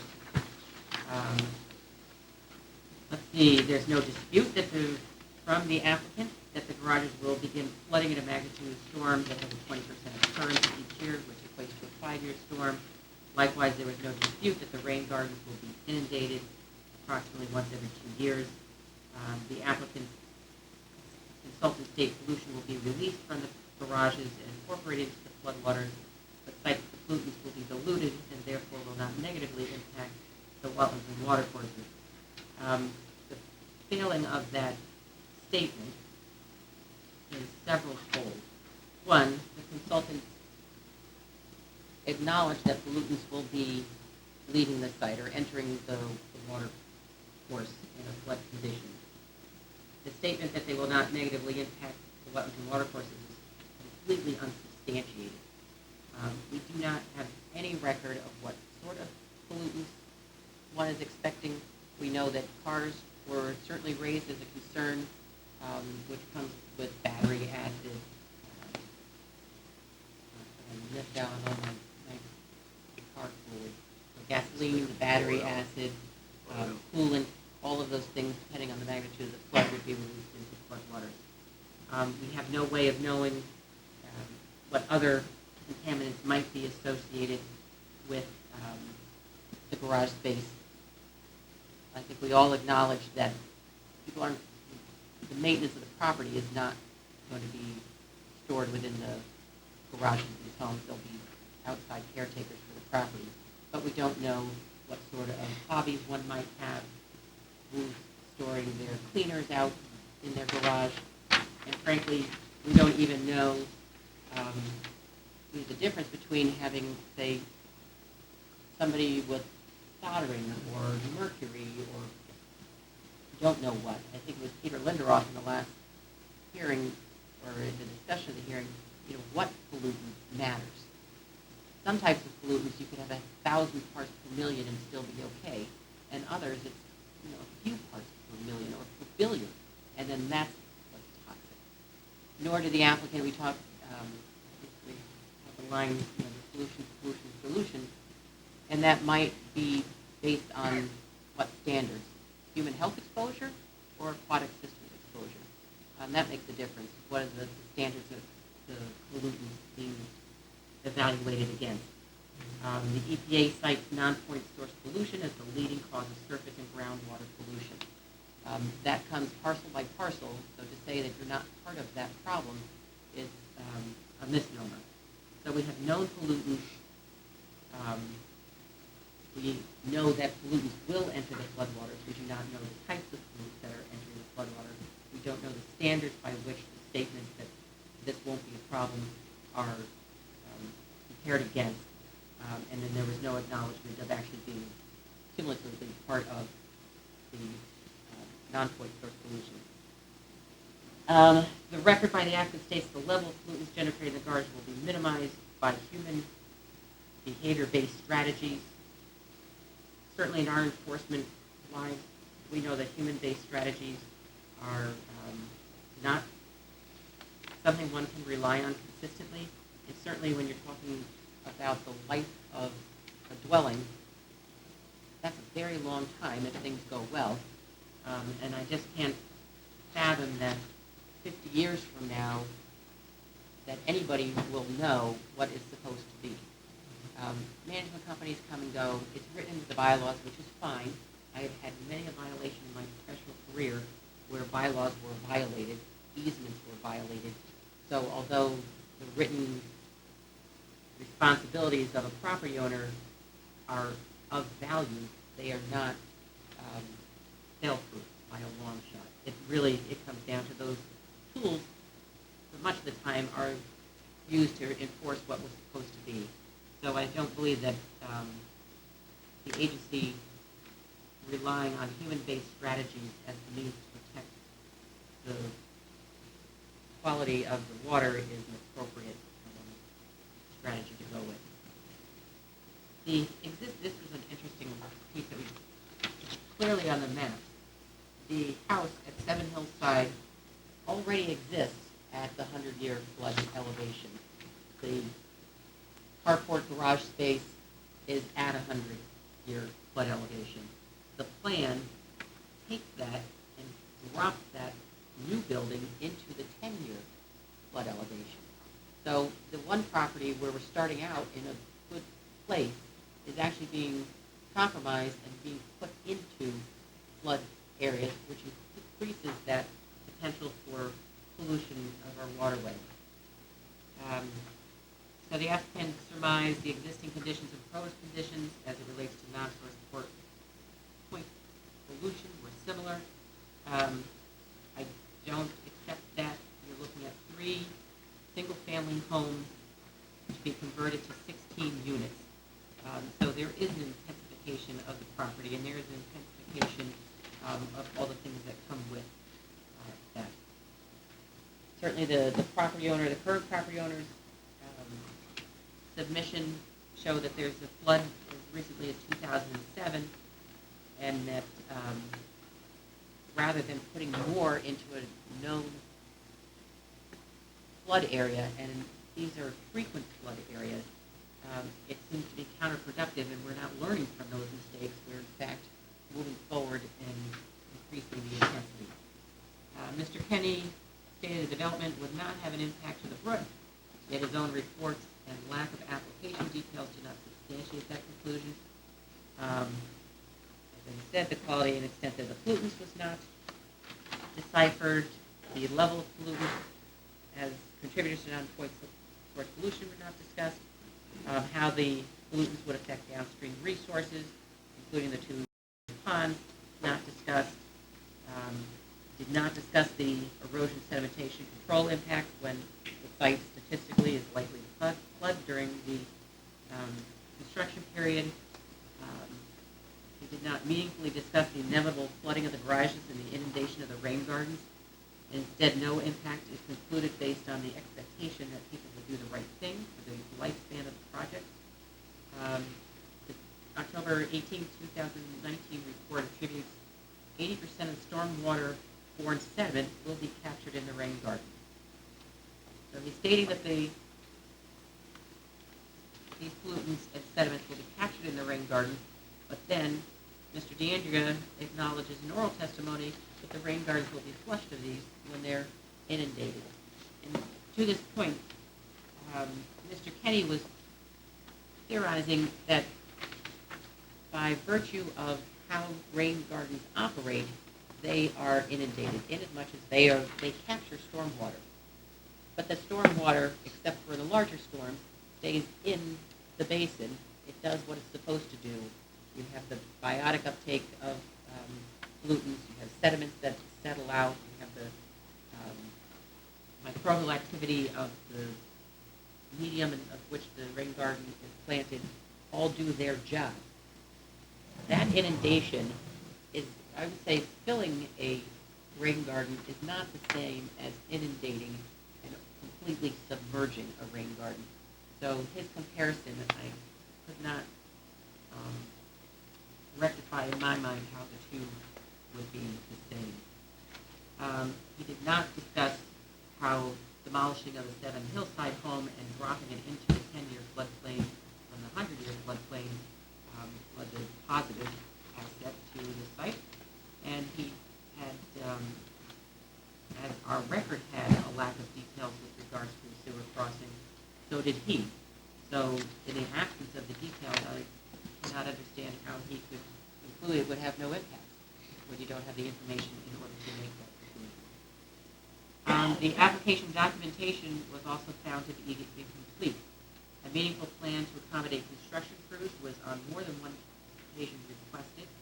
There was an oral representation of where an undefined number of workers would park.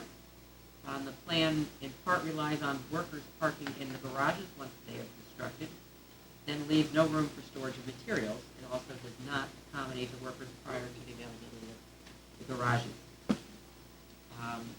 The requested flood preparedness plan was inconsequential and failed to realistically address the threat of flooding on site and showed little consideration to the audience for whom it was written.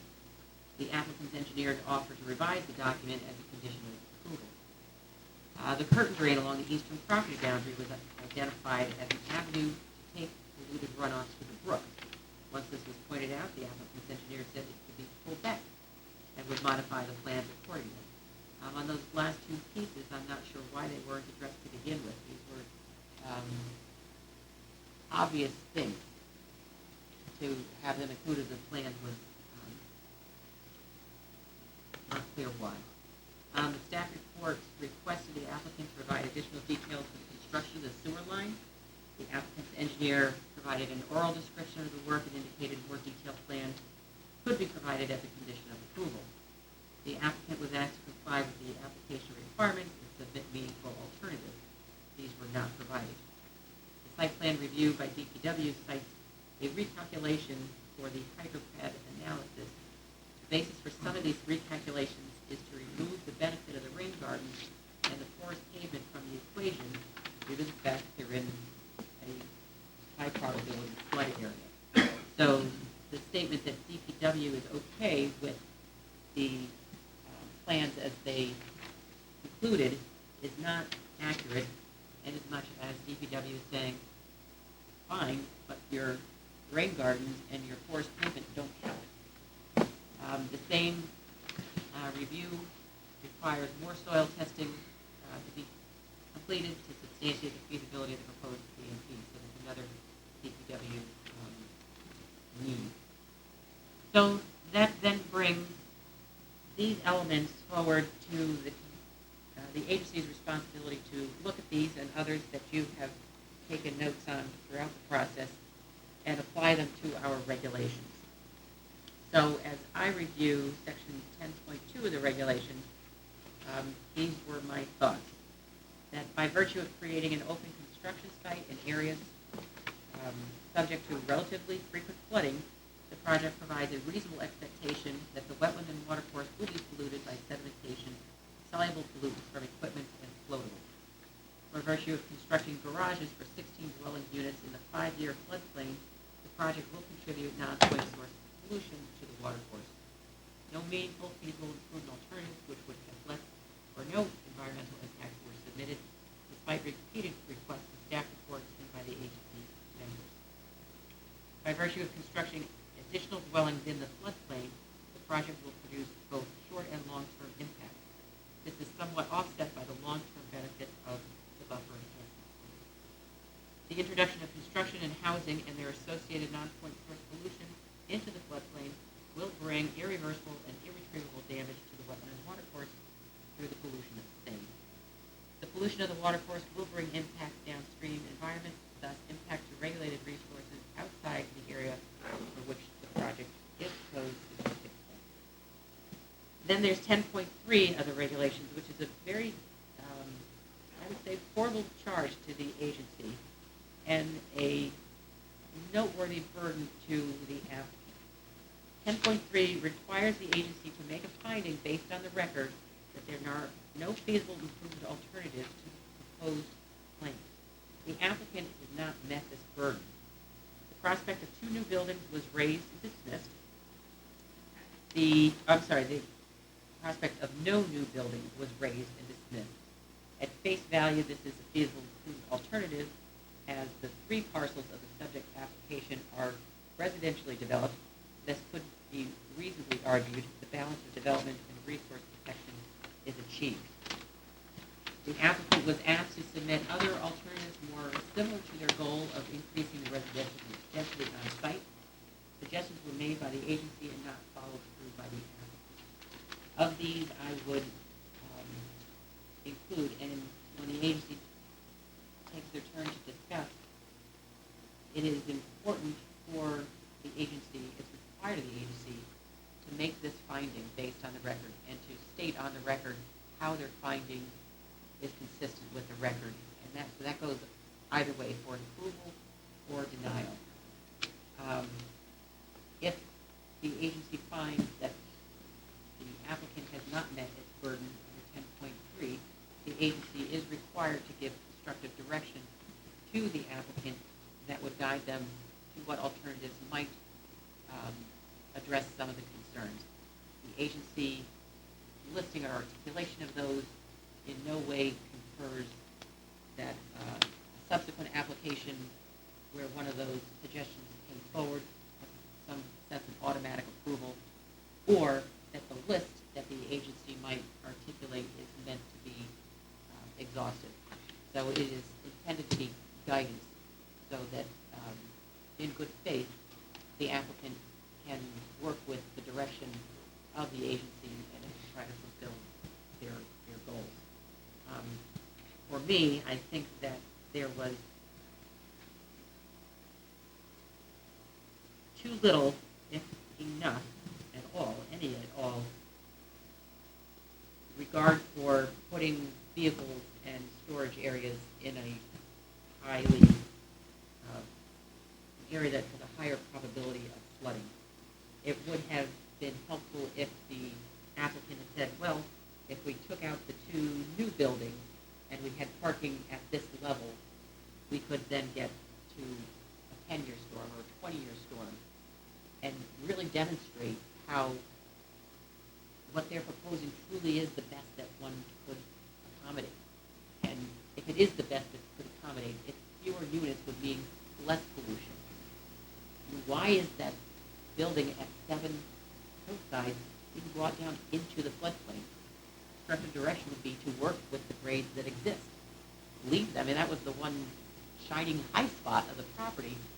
Utilize that, make that somehow advantageous to being able to combat the flooding realities associated with this property. So those would be some directions that I would offer up to the applicant that I would like to pursue. Thank you. Excellent summary. I'm going to open it up to the agency for discussion as to what parts of the, so get a sense of the agency, and also what parts of what Matt spoke about either resonates with you or you disagree with, or like to discuss further. I'll take the lead if, Okay, please. you know, I thought it was, I mean, this was an interesting application in my experience because, I'll just say as a general matter, I thought there was essentially an admission that there was going to be pollutants into the watercourse, into the brook, and that on multiple occasions from multiple applicant representatives, the position seemed to be, yeah, but so what? I mean, we're going to have pollution, but there's nothing we can do to exacerbate or reduce the flooding. In other words, it's the dilution issue, which is, you know, I know that's a catchy phrase, and it was one I never had to really consider in the context of my time on the agency. And I think Pat's comment on that is very important for us to consider, because the applicant on a couple of occasions, at least as I recorded the evidence, said, you know, the sedimentation, the rain gardens effectively failing really doesn't matter because it's going to flood anyway, and we're not exacerbating the situation. You know, the pollutants from the cars, and I'll comment a little bit about what I think is the burden that they have and we have on that, again, was one of, well, okay, let's say there are pollutants, what does it really matter? So the essence to me is this non-point source pollutant standard, and whether incrementally and in terms of the impact, the applicants met their burden of demonstrating that there won't be an impact just because of the flood realities that would occur during these particular storms, and even the 2-year storm, which was one of pretty high likelihood. I think to show that there's a reasonable likelihood that these pollutants would occur, we really have to look at, with regard to the rain gardens and the sedimentation, basically what I see is admissions on the record that they will fail eventually and not do their job as designed. But that, and then again, we get back to the dilution issue. The garage issue to me is a little more interesting because you do have 16 garages with cars in them, and of course, there's a lot of discussion about what else is going to be stored in the garage. And to me, it isn't a question of speculating about what's going to be stored in the garage. It's a question of the flood preparedness plan being sufficient to negate what I see as the likelihood of pollutants. And because it's so dependent on human nature and on people mitigating their own risks, whether there's, and I just find that to be not a sufficient enough mitigation. I don't think that the applicant met its burden. I think, again, the applicant almost conceded that the preparedness plan had holes in it, but again, so what? So, in my view, if we acknowledge that there's going to be sedimentation pollution, acknowledge there's going to be soluble pollutants, acknowledge there's going to be other pollutants, the question then is there enough in the record to demonstrate that they won't have an impact? And as Pat puts it, is it in terms of what the pollutants are and the volume of pollutants, have they been able to establish that they won't be impacting the brook? And I think the answer to that is they didn't meet that burden. So I guess in sum what I'm saying is we can establish with pretty high likelihood that there will be pollutants. They can't establish that those pollutants won't have a sufficient impact. That's pretty much what I think is the beginning and end of the analysis for me.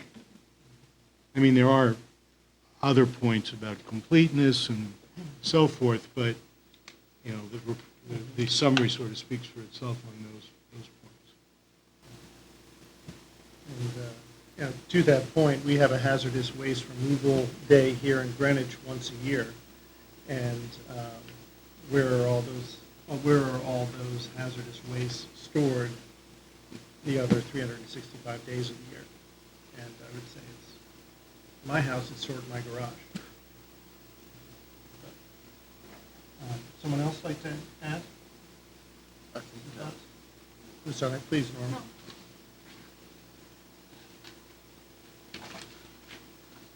I thought that the proposed project was, in any way, a very wonderful idea, and I hope that it will be implemented sometime in a manner consistent with the Connecticut law and regulation.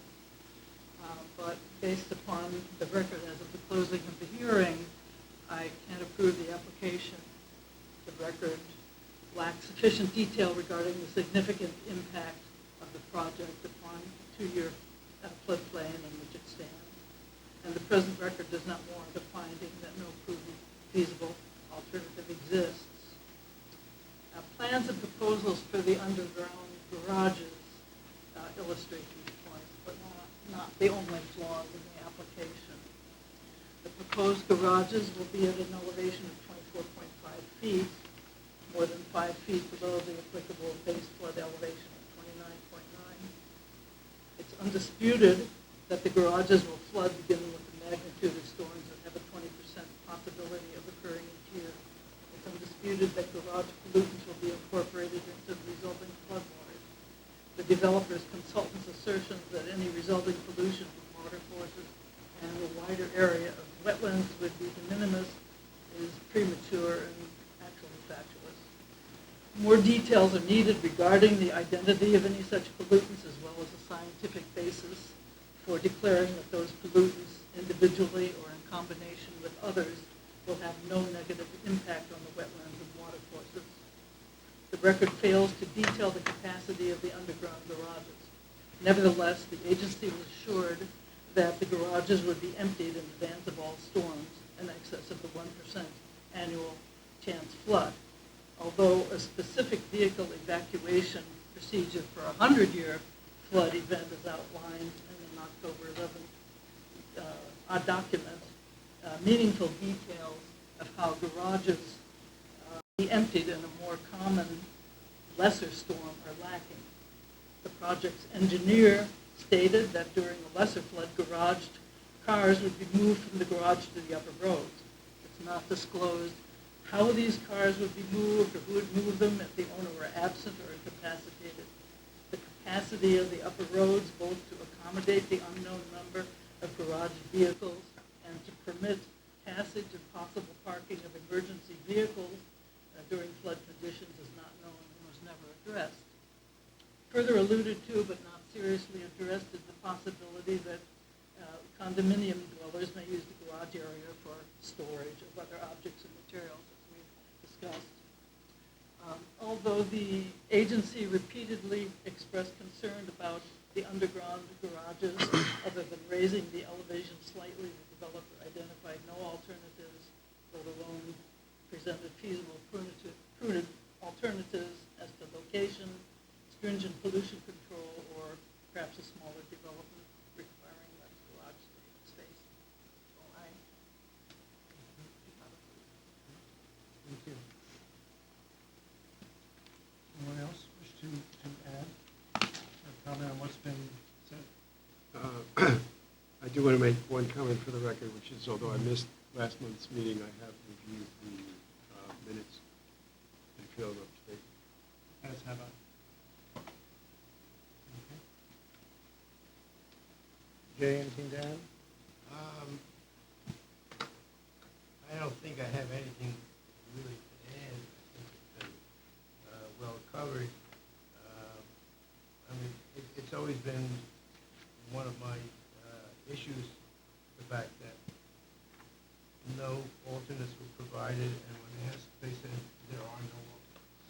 Well, there's always an alternate of one sort or another. So that has been a major point of contention.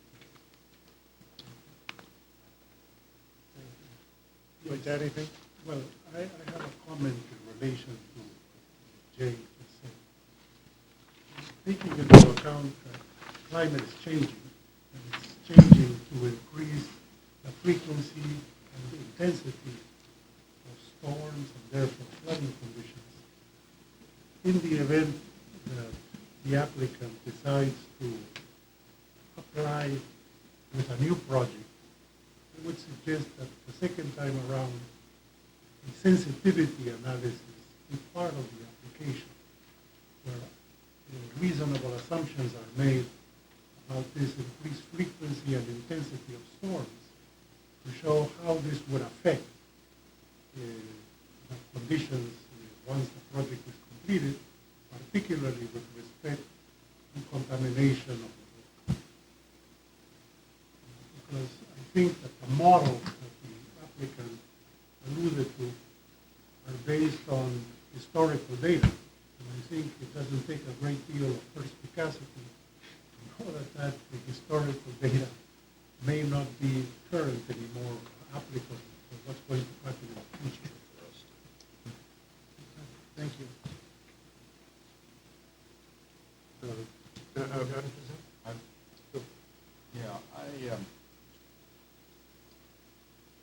I'm fascinated by this project because I think it is trying to address a lot of very significant issues, not in any particular order, but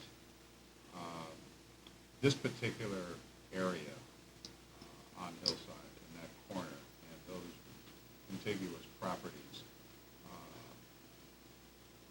are all in a state of considerable decline.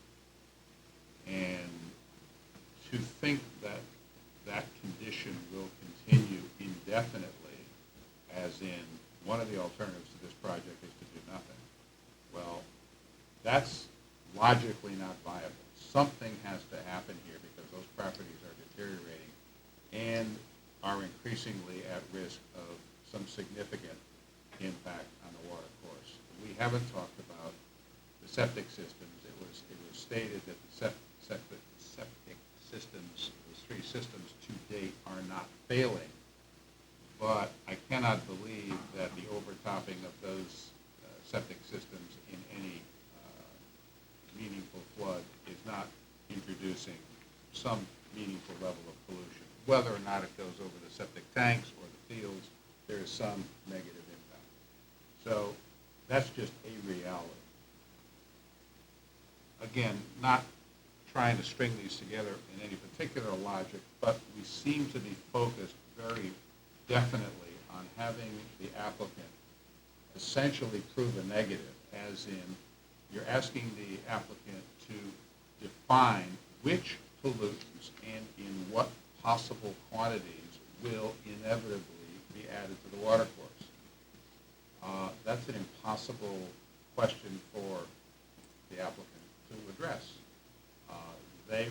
Anyone would, in the best efforts, try to minimize whatever the tenants of those properties might have in their garage areas. But what happens to the neighbor 200 yards upstream who's doing a little welding operation in his garage? We don't know that that's not happening. But the hypothetical aspect of so much of our inquiry and so much of our director's statement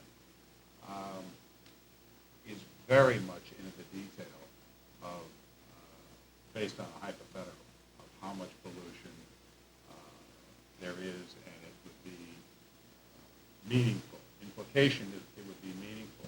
And I think the engineer on the project said that this particular area drains from a 5.8 square mile area.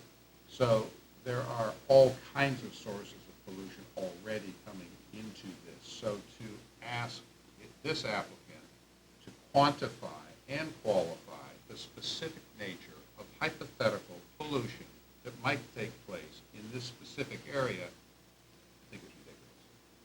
But that's the track we've been going down. A lot of these points that were made, my question to myself, some of the notes that I made, what kind of answers are we expecting? There's a reference in number 11. Mr. Kenny stated that development would not impact the brook, et cetera, but then it was, the report fails to qualify the extent and nature of the pollutants. Well, how might anyone do that? First of all, it's hypothetical that there will be pollutants. There's a high expectation that there would be, but you can't validate that. But now you're asking them to qualify the extent and the nature. I don't understand how that could possibly happen. And then you've got to discuss how these pollutants will not affect the downstream resources. Well, any pollutants, assuming there are pollutants, would affect the downstream resources, but the magnitude of that impact is totally unpredictable because of the hypothetical. You don't know what the pollutants are going in, nor the quantity. And the implication and the connection here to the two large ponds, which typically act as settling basins for various pollutants. So there's already an acknowledgement that the two ponds downstream are settling basins for existing pollutants already. We're acknowledging this pollutants in this whole area.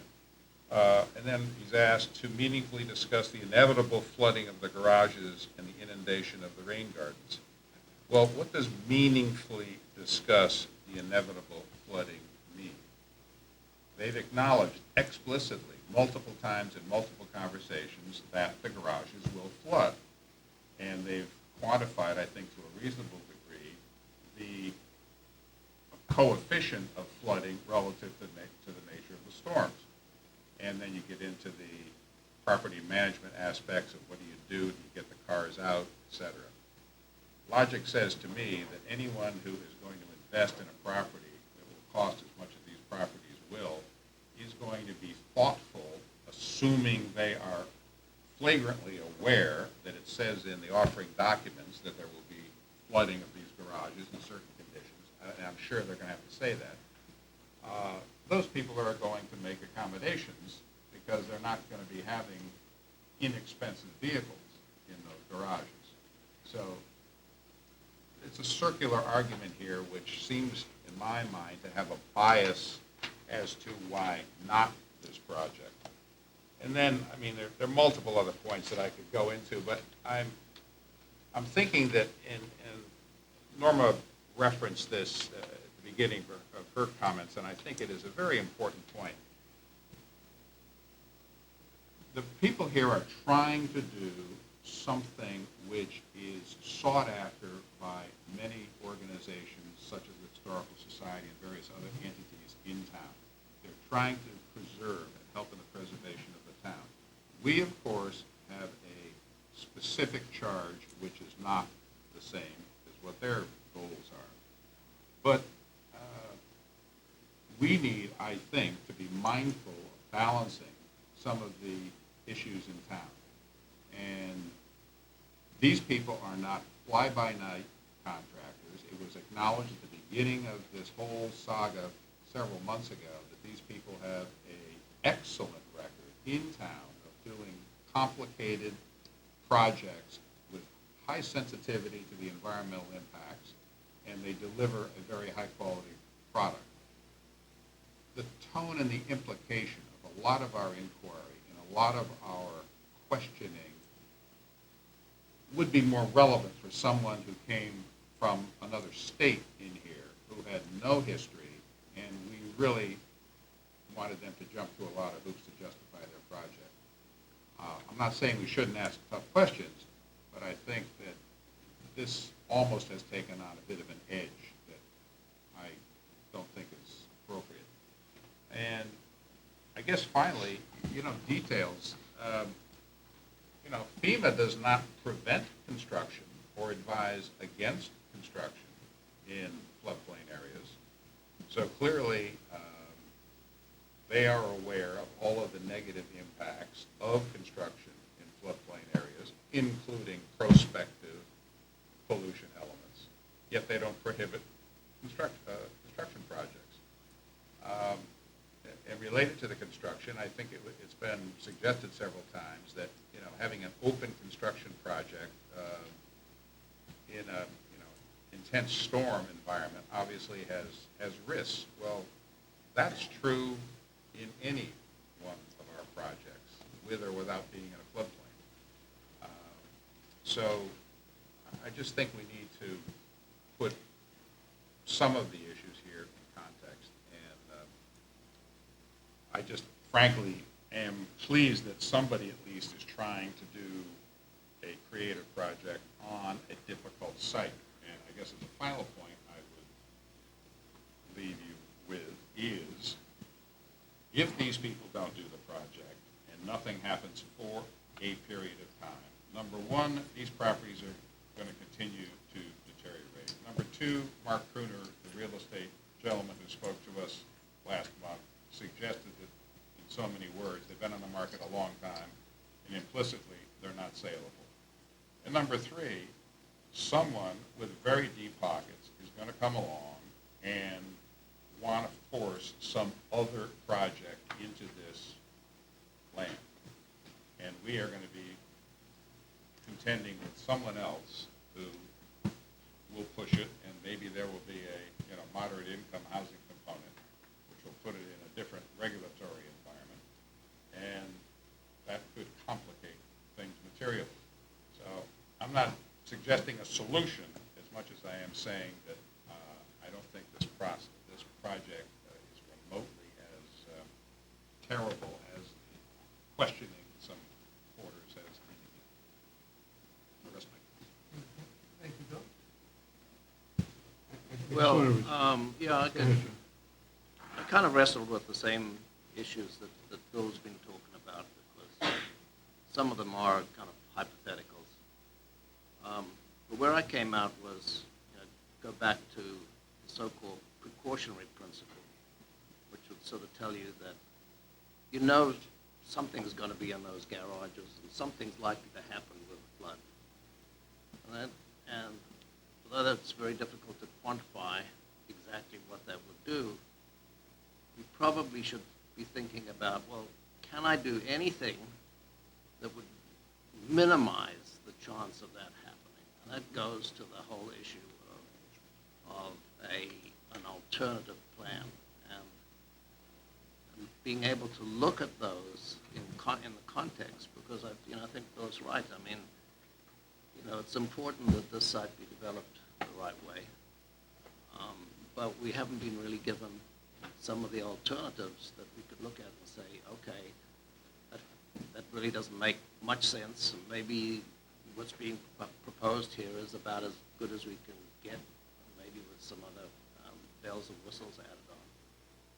But I think that's kind of where I came out, that I wish I had a better feeling for what some of the different ways of approaching this project could be undertaken that would kind of give us more of a sense of the risk involved with some of this flooding. So I would just urge that we try to look at hopefully be presented with some alternatives that we could look at to gauge against this particular application, see if in fact there aren't ways in which we can perhaps get a little bit more comfort with it. Thank you, John. Yeah, I want to comment a little bit about what Bill said, because I think what you said is important, but maybe not as relevant as it ought to be, because maybe I'm just so wedded to looking at the regulations and our charge and our burdens, and the rest of it really is outside our domain. But this is the way. But before I get to the way I rationalized it, I take exception to what some of the words you just used, which was that the agency had an edge that's inappropriate. I think you got to back that up if you really mean that, because I don't think that's an accurate portrayal of the deliberation of the agency, or the questions, or the interactions we had with the applicant. And you also said there's remotely, we're all dealing with this as if it was a terrible applicant. Frankly, that doesn't ever enter my subjective thinking, and particularly in this case where everybody did give accolades to the builder, but you have to filter that through our charge, right? So the evidence, and that's why I started my comments by saying I've never been on this agency a long time. I've never seen an application where the pollutants are, where it's essentially admitted there will be pollutants, okay? So you start with that premise. Then the question becomes, you pose it as a hypothetical. Well, it is in some respects a hypothetical that they have to deal with. That's the difference in my analysis, and I think maybe what you're suggesting. Because the record shows that the source of the pollutants would be what's in the garages, right? And the record shows that all of the garages had a high likelihood of flooding. And then the record also shows there was deficiencies both in terms of the human nature aspect of it and the detail of the flood preparedness plan. So those in combination suggest that the pollutants will be from what is in the garage. At that point, my view is that the applicant has the burden of demonstrating that the pollutants that would originate from those sources are not going to be impactful on the wetlands. That's why I came to my determination. And that's why I sort of take exception to this notion that there was some bias against the applicant or in the context of the bigger picture of what we've got to do here. Because I don't abide by that at all. Okay. Well, from my point of view, I think some very good points have been made by you, Bill, and by Stephen and Norma. However, I don't see any alternatives having been presented. I don't see anything that says, well, we could have left 7 Hillside where it was and developed it up there, and it would have had this in it. It seems very obvious. 7 Hillside is outside the plain, and we're saying, why are you dropping it? Well, what's the alternative of leaving it where it was? But they declined to do that. So the application in general, with its lack of alternatives and missing some other information, and I do think there's a bit of overreach in asking for a quantification of the extent and nature of pollution, pollutants. I think you can, as as an aside, you can do a probability of what's likely to be in somebody's garage. You're not going to know for a fact, but everybody keeps paint in their garage. Everybody keeps, yes, I can. I just did. Well, that does not make it true. I didn't say it was true. I said Well, I can say it. we live in an environment where we have alternate facts. Go ahead. Right, right. Let's put it this way. In my experience, That's different. in my experience, just about everybody keeps paint, solvents, and other nasties in their garage. And when you're talking about people who are living in condominiums with limited space, they're going to paint outside. I think these people are painting their own walls. I think, yes, I do. And I think that, yes, when somebody moves in here for the first time, it's going to be high price.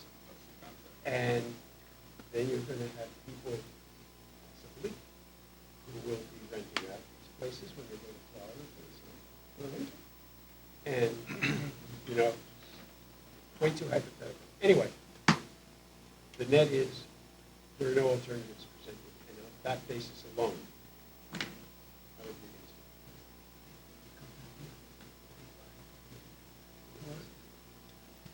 it. Anybody else? No? Well, I agree with a lot that's been said here, personally. I do think that item 7 that identifies about that the garages will flood the project. And first, take a step back. I think this would be a wonderful project if it was designed in a way where we wouldn't have likely impacts to wetlands and watercourses.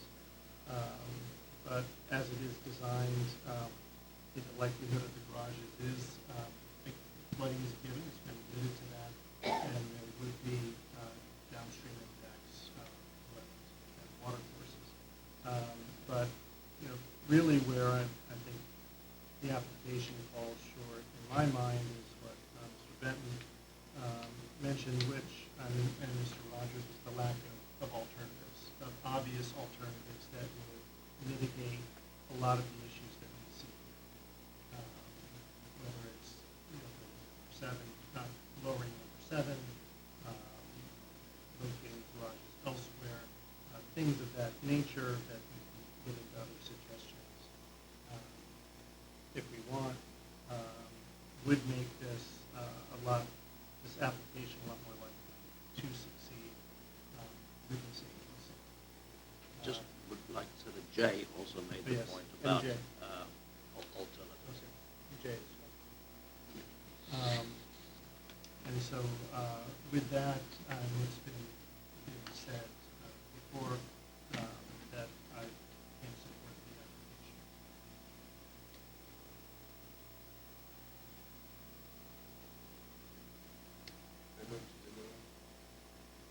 So are you moving to have staff draft the denial?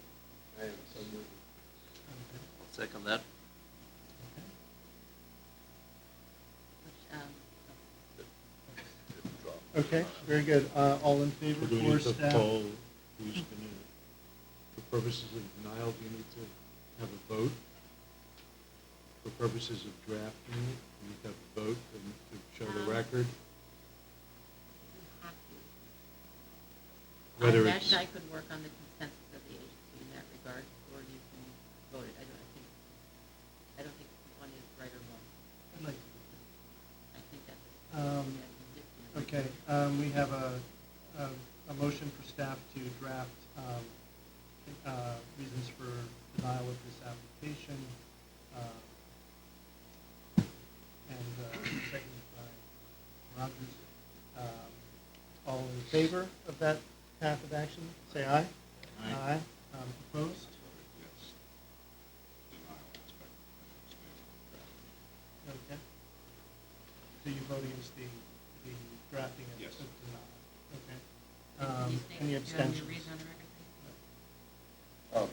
Essentially, the issues that I raised, I think that too much of the denial proposed denial is based on the implication of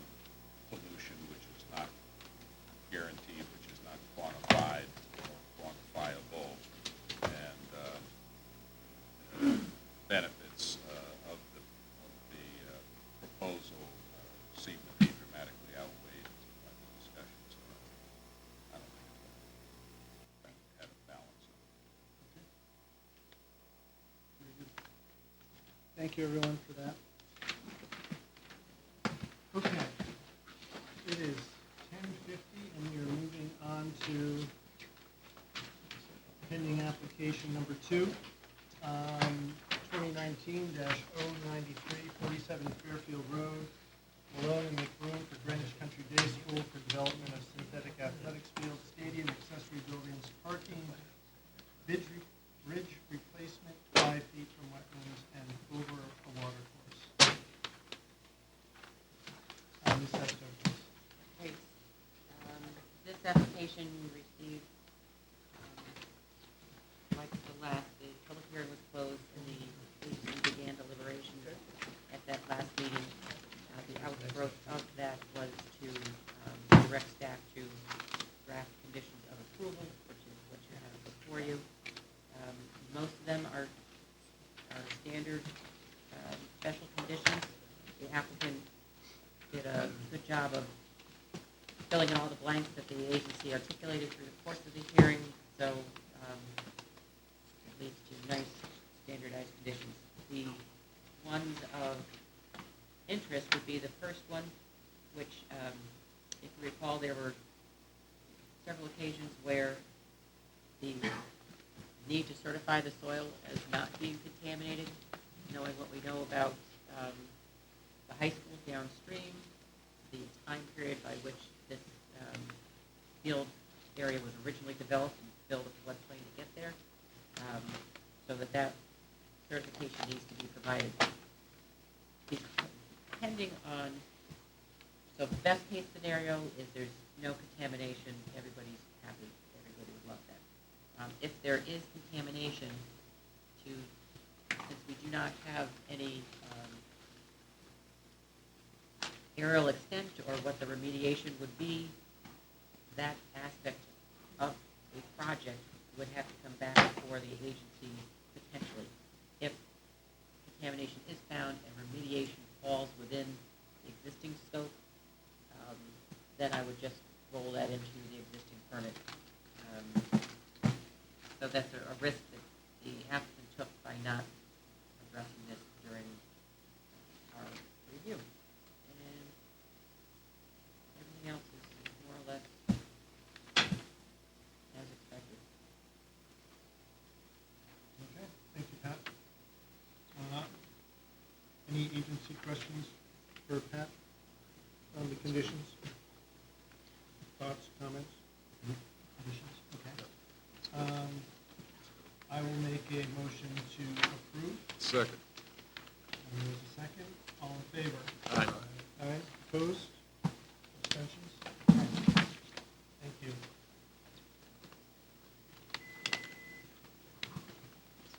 Next is 2019-102, 210 Stanwich Road, Rockwell v. DeAndrea Inc. for Vikram and Kay and Michelle C. Desai for construction of a residential addition, garage, drainage, septic, reserve area 20 feet from wetlands.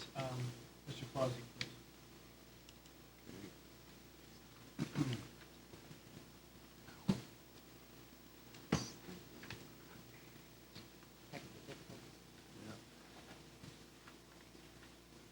Word is not.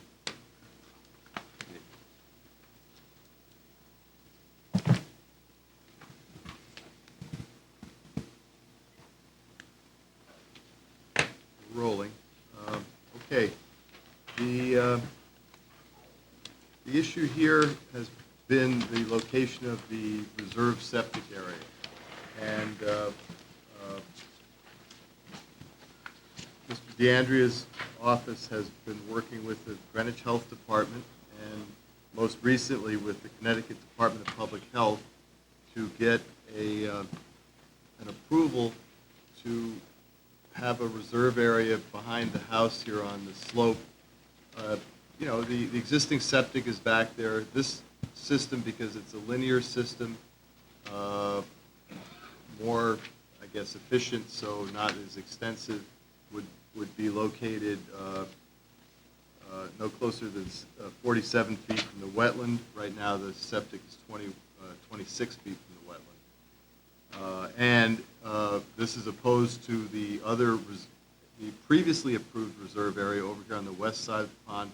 That was 17 feet from the wetland. So from a wetlands point of view, this is optimal on this lot, and I'm happy to report that the Connecticut Department of Public Health has recommended that Greenwich approve this system. So, you know, I've written conditions of approval here that says that this permit would pertain to a leaching system on the east side of the pond. If for whatever reason the Greenwich Health Department doesn't approve it and forces the use of this previously approved reserve area, the applicant would have to come back because we don't have the details of how the pond is going to be crossed, what they're going to do to get in here with equipment, how they're even going to get equipment over there, and what impact this would have on the woods, what restoration they might be doing. A lot of details we don't have. But with this system in place, the other improvements the applicant wants to make are basically well removed from the wetland, and I recommend the agency issue a permit with the conditions in the staff report. Okay, thank you, Bob. The only thing I would add to that is we've done a lot of testing. We had the health department out several times. The state health department agreed that this is the best option in the event that the existing system were to fail. The existing system has not given any evidence that it's going to fail. But the main thing here is that if it does fail, we will remove the unsuitable material down gradient so that there will be a appropriate flow path of select material. So the fact that the state health department concurred with our position, and the local health department has indicated that they will be issuing the permit. Great. Okay. Thank you, Mr. DeAndrea. Anyone Thank have you. any questions for Mr. DeAndrea? No? Public questions, comments? May I have a motion? Motion to approve with the special conditions listed. Thank you. Is there a second? Second. Mr. Galvin seconds. All in favor? Thank you very much. Thank you. Okay, next is 2019-122, 65 Upper Cross Road, Joseph F. Rizzoli, P.E. LLC, for Sebastian T.R. Gunningham for invasive species removal within wetlands. Mr. Clausy, please. All right. We looked at this application in October. There were a couple of concerns raised that the applicant's agents have been working to address. One thing they haven't been able to address is that any work in conservation or archaeological easement areas needs approval from both the Town Planning and Zoning Commission and the Conyers Farm parallel body. And so the scope of the project may have to be condensed or shrunk if those approvals are not granted. I did provide a condition here that says we have to get copies of those approvals before work is done in those areas. But otherwise, I think things have been addressed. The bamboo removal protocol has been revised to reflect what references on the internet recommend as best management practices. Planting supplemental information has been provided by the applicant's environmental consultant about the planting that they would do in areas where invasives are removed, leaving exposed soil areas. And I've estimated, based on my observation, what those plantings in the three areas of concern would cost in order to come up with a bond amount. The applicant's environmental consultant has also provided more information about the wildflower seed mix that would be sown in Area C once the invasive plant material is removed, so they're going to create a wildflower meadow. I think between Mr. Welling's information and the information on the seed supplier's website, there's good guidance as to how to establish and maintain such a meadow. So I think that that's been addressed. I also have added a condition that qualified environmental consultant will be utilized during the course of all of these activities and having regular reports back to the agency so we can make sure that they're not just stripping stuff and not getting something back that we would like to see. So the applicant's agents are not able to be here tonight due to the weather, but they've reviewed the report and they have no issues with the recommended conditions, and I recommend the agency issue a permit. Okay, thank you, Bob. Any questions for Bob on this? No. Any questions, comments? Someone like to make a motion? Motion to approve. Is there a second? Any seconds? All in favor? Aye. Opposed? Abstentions?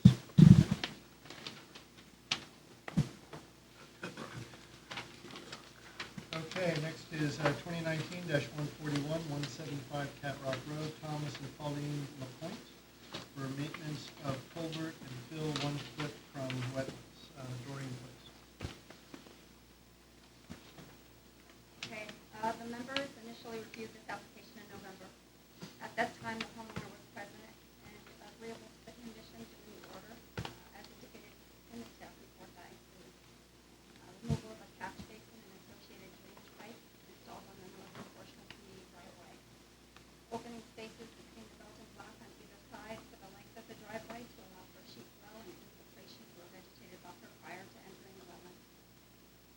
Lowering the level of fill along the eastern side of the driveway to allow stormwater to enter from the driveway. Raising the yard drain above the grade approximately 3 inches to allow for detention and infiltration of stormwater prior to draining to the wetland. Removing fill recently placed along the western shoulder of the driveway that extends into the wetland by 2 to 3 feet at the middle of the driveway. Removing fill in the northern turning circle several inches and opening the spaces between the Belgian block to allow for sheet flow and infiltration through a restored buffer. Certifying that fill brought onto the site is clean fill and or otherwise it needs to be tested by a Connecticut DEEP certified laboratory to confirm that the contents are suitable as residential fill. Installing a planted buffer, a minimum of 10 feet wide along the western side of the driveway, consisting of 8 to 10 understory trees, 20 to 30 ferns, and 20 to 30 flowers. Areas of the bare soil between the plantings should be stabilized with native meadow mix. Additionally, a planting plan utilizing native trees and shrubs should be provided that restores the northern interior turning circle.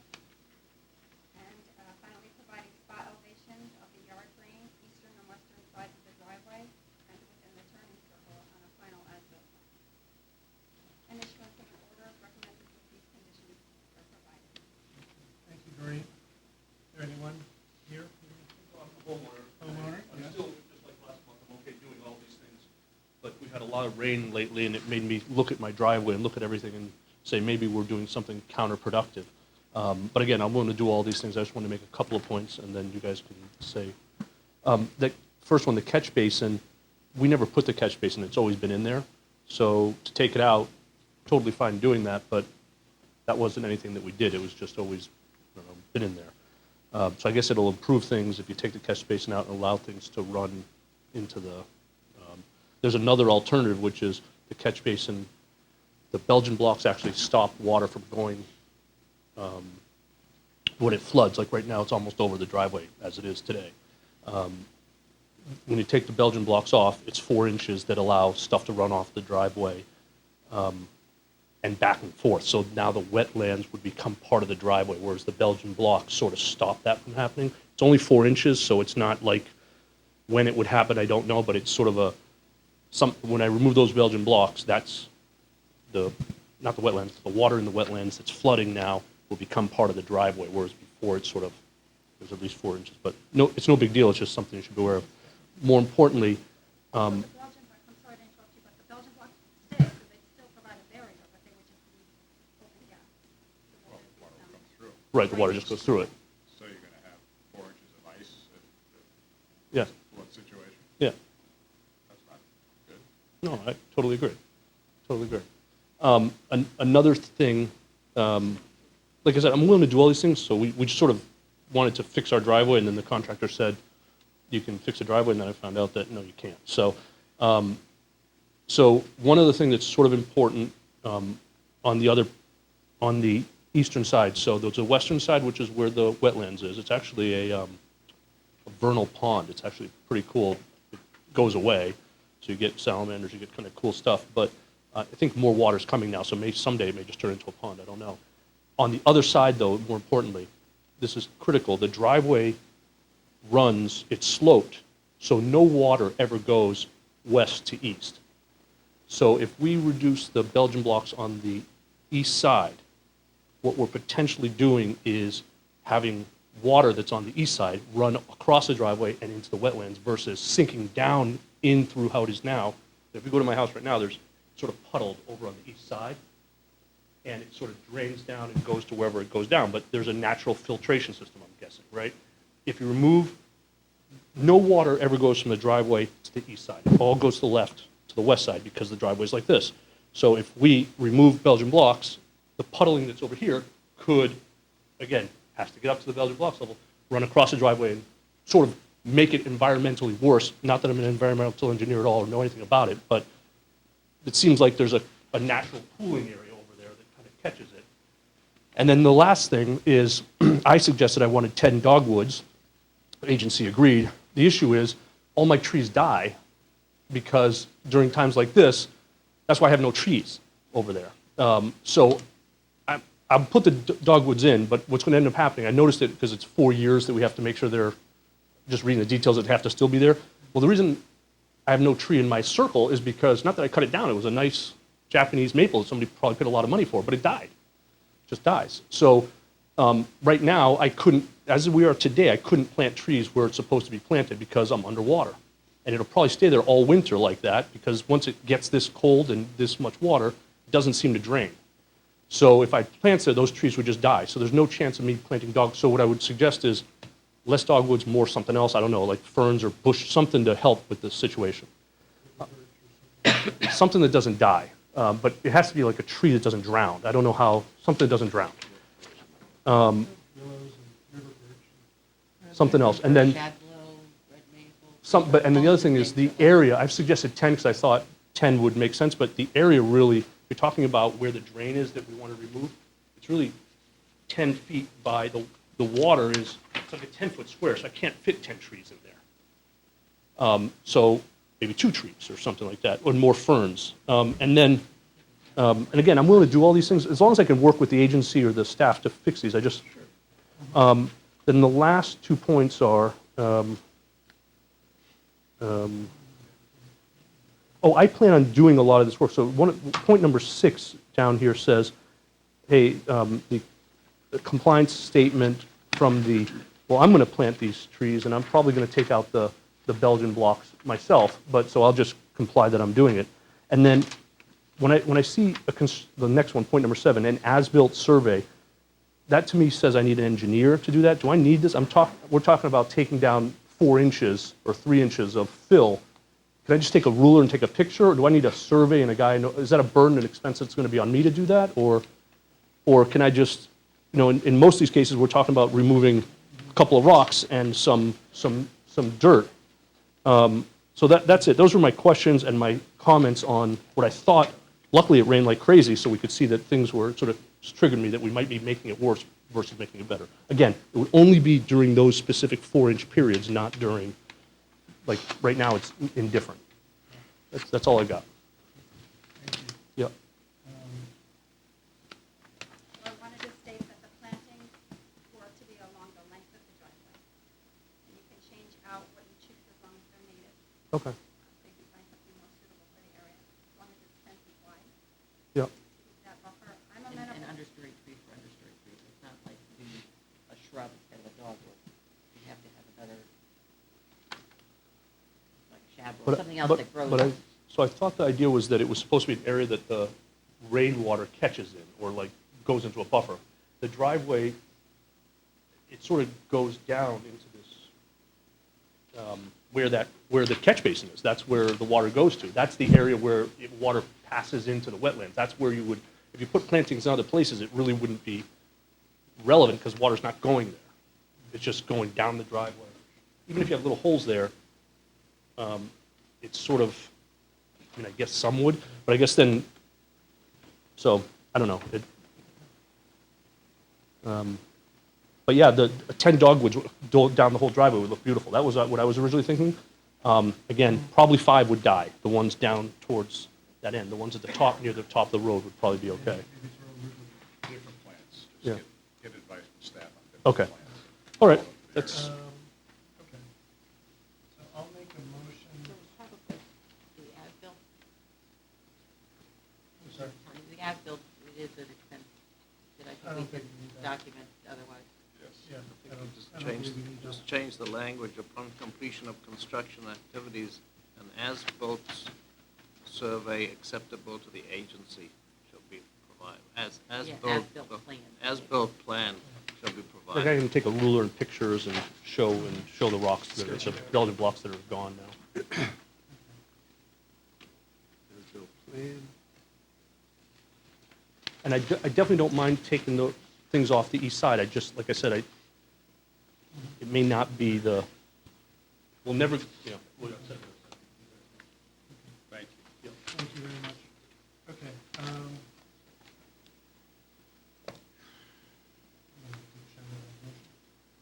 Sure, I'd like to make a motion to approve with a modification to 1A, stating that the plan shall include species-specific native plantings consisting of understory trees, ferns, and flowers. Plan shall be subject to approval by the agency or its staff. Good. And in, where'd it go?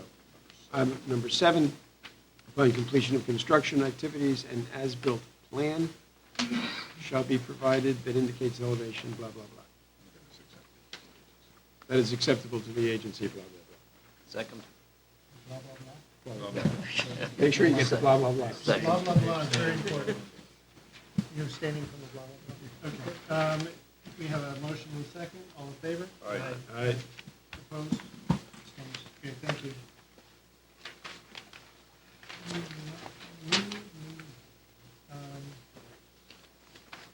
Okay, I'd like to make a general comment, Pat. Having missed last week's meeting, I also missed the application specifics of anything presented, distributed at last month's meeting, I'm sorry. Right, so when one misses a meeting, they should be given the prior month's material. The packet for that. Yeah, You get the packets now, we don't send you the staff reports, is that what you're asking for? I'd like to see both, well, the problem is, for items that were considered at a given month's meeting and continued, I'd like to see detail and the staff report. Because Only if they're continuing. only if they're continued, I mean, if they're approved and off the docket, I don't care. So you're saying, I think, like, resolved, every month, whether you expect to be attending that meeting or not, you want a packet delivered. Well, that's one way to do it. That saves you the issue of having to go through the packet. Yeah, but then you wouldn't get any materials that were handed out after. So at the meetings, we get the packet for the upcoming meeting, Right. which is all that's part of our applications to be received. And you may get supplemental material on posted meeting.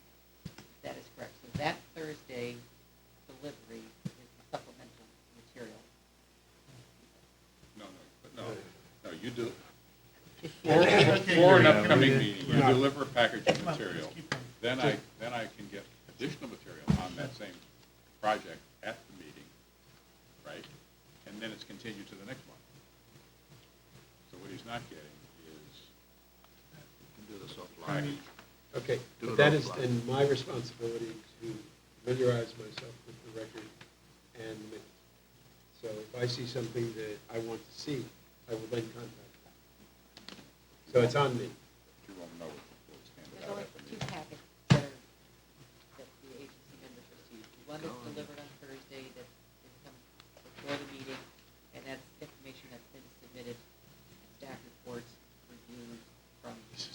is Yeah. all Would the be a fly. first time to consider. Can we take this offline for, Oh, yes. have a discussion tomorrow about it? or Tomorrow? email, or whatever, or- We'll get to tomorrow in All 45 right, minutes. next one. 2019-144, 48 Round Hill Road, S.E. Minor and Company, Inc., for KL Greenwich Ltd. for corrective action for removal of plantings 15 feet from a wetland. Doreen, please. In September, about 3,400 square feet of upland review area was cleared of scrub vegetation, approximately 20 feet from the outside of the building wetland. The applicant is proposing to restore the area with 2 shade trees, 3 understory trees, 25 shrubs, and meadow mix, to provide 100-foot wide vegetated buffer to the off-site wetland. The planting size is about 4 foot.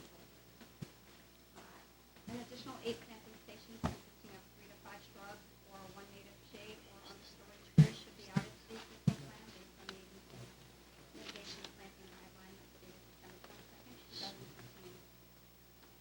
Also, a demarcation feature such as boulders or posts should be installed along the limits of upland review area. It's recommended that the agency issue an order with the conditions outlined in the staff report. Thank you, Doreen. Is there anyone? Oh, yes. Hi, the applicant has asked me to state that clearly it was not his intention to do anything that wasn't supposed to. The applicant, this all started with him trying to get a well. And then he cleared the area of briar and winged euonymus, and there was some trash in there. And then he theoretically turned himself in to not only to the director, but to Caroline Baisley. I mean, this applicant actually even spoke to the first selectman. So what he is asked to say is that he is not, it wasn't intended to reduce any of the upland review area at all whatsoever. It was intended that he was just thinking that he was cleaning it up. We have no objections to what is doing unless the agency would find it in there, according to him, that you don't have to increase the planting units to meet that other standard. Since everything that came out, there was no tree removal at all whatsoever, and that he's willing to do plantings and the demarcation feature. It's just a number of trees and so on and so forth. But that's entirely up to you. Thank you.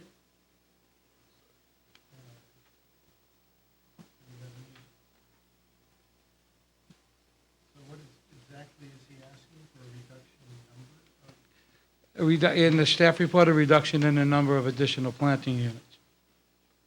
So you want to split it in half? I'm not here to bargain, that's for sure. You know, Yes, you are. But that's your opening bid. but that's what I have to do, right? So based on our desire to be consistent, Doreen's report articulates what would be consistent with the planting density. You know, part of the problem is when you clear something ahead of time, it's tough to go back and say what was there and what would be justified to put in that. And I did speak to the property owner, and he's been very cooperative, and explained, even though winged euonymus is an undesirable plant, when you take it out, you have to put something back. I'm going to make a motion to approve. There you go. Thank you. I'll second. Second. All in favor? Aye. Aye.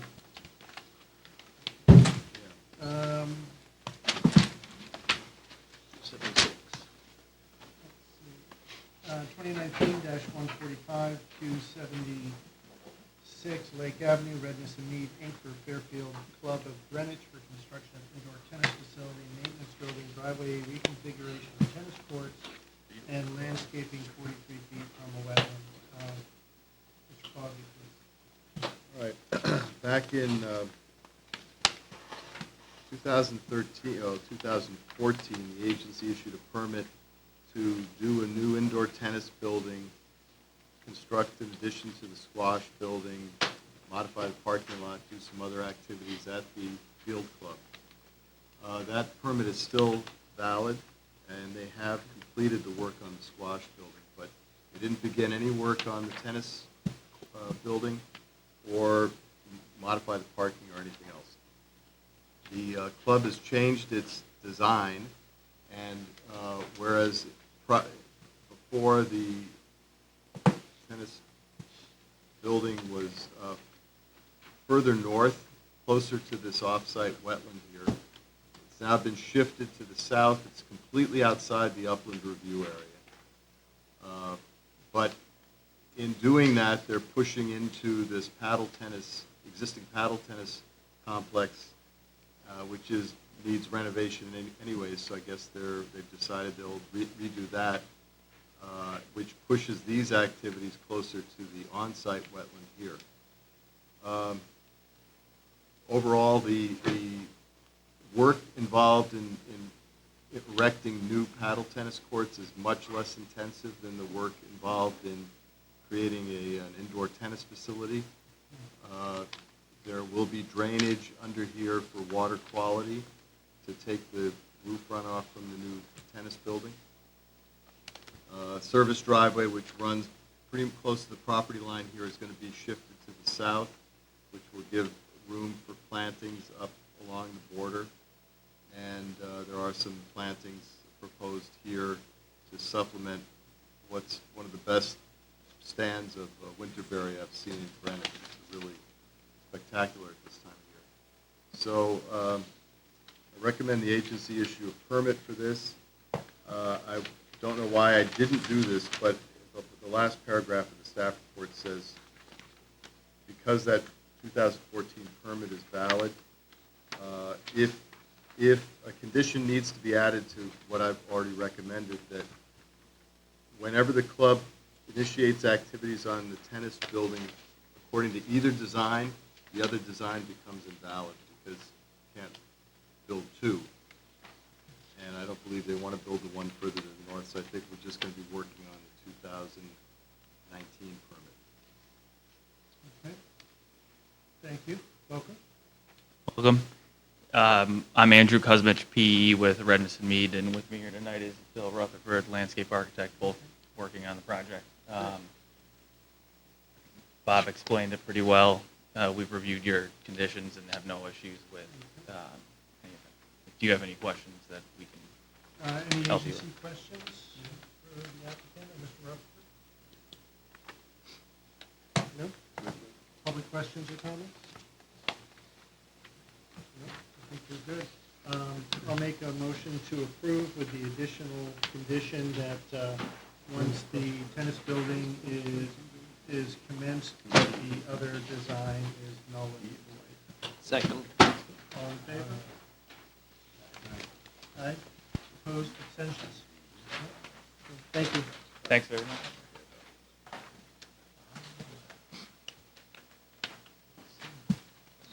Okay.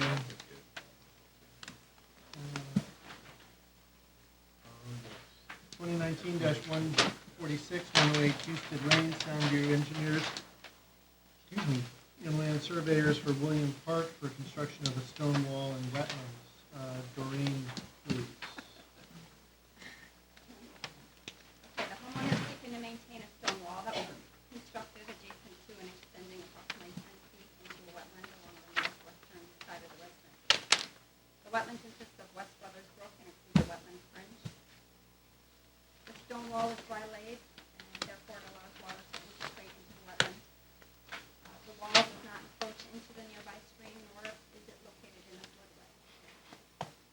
There are multiple boulders in the corner behind the wall that should be removed in a way that minimizes impact to wetlands.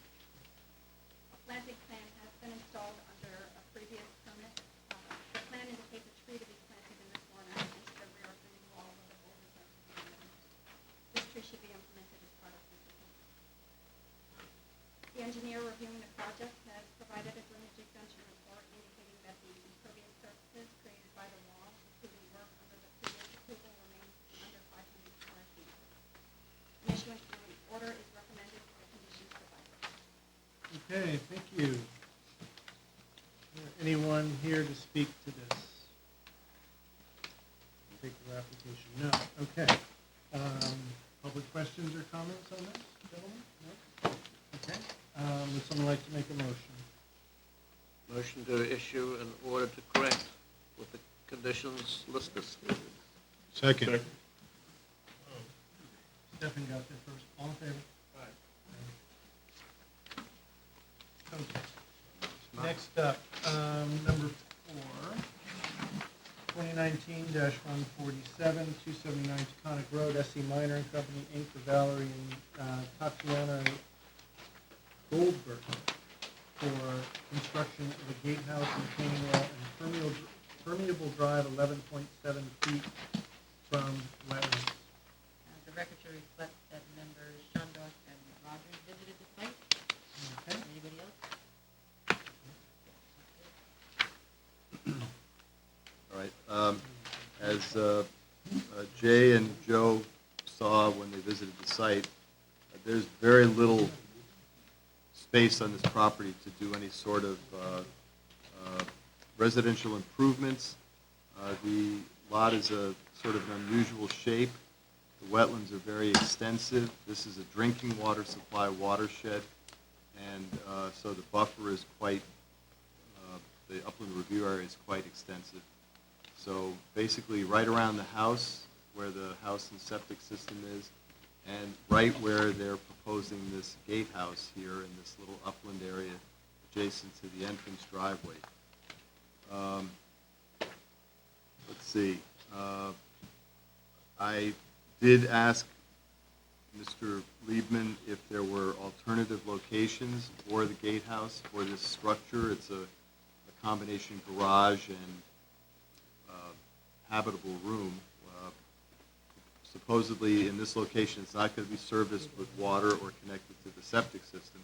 We'll have electricity, but if there was another place up around the house where they might be able to get the same structural use, I'd like to know if there is an alternative, because this is pretty close to the wetland at 10 feet. Let's see. In the staff report, I said that DPW Public Works was looking at the drainage design. I had their comments came in, but I hadn't seen them when I wrote the report. And the comments say that they have some issues with the design, and I'd like Mr. Liebman to address that. I can. Yes, thank you. Okay, so, and the final thing I'd say is the planting plan that was provided with the application stated that 6 trees were going to be removed, and they proposed some shrubs and other trees as mitigation.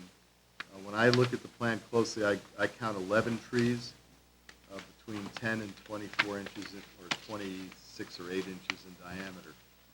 So rather than the planting plan provided by the applicant, I would say double the number of trees, meaning 22 trees, some of which could be understory trees, would be a more appropriate mitigation for the trees that are being removed, and these trees could be planted in the mitigation area previously proposed around the south side of the gatehouse and driveway, and also along the access drive. There's some openings there that would benefit from planting. So, what do you have to say? Thank you. We have the applicants are here as well tonight with me, and we have no objection in increasing or doubling the number of trees, and we'll put it in the appropriate areas. When we start talking about alternative locations, this started out. I'm going to borrow your pointer. Mine in the car. When we started out, we first looked about doing an addition onto the garage, but if we did if we would have made an addition to increase the garage space, because that's what this is for, because the owner has a couple of classic cars that he'd like to get undercover, then the reserve septic system is in the way, and there's no alternative location. There really is. It's very, very difficult. If we would go and try to do anything, would be a greater impact. The original design when they first came to me was they wanted to know if they could actually go and put a steel storage shed up and the town doesn't allow that. You're not allowed to do, that they would be able to put the cars in and do everything. You're not allowed to have that in a residential zone. So we looked at that area to do over here. That would, the zoning office would consider that, not only is it not allowed, but it would be considered a structure, and it would need to meet all of the necessary setbacks. I also looked to see if we can get, since it is a gatehouse, so to speak, if we could get it into this area in here, and it's just too difficult to make that happen. If you notice, there's an eyebrow that was created when the property was created. It's the perfect place for us to get in there and to put the two vehicles there and make the structure work. Again, we have no objections to any increase in the plantings. And as far as I have an itemization of revisions to the drainage summary report that is ready to be resubmitted.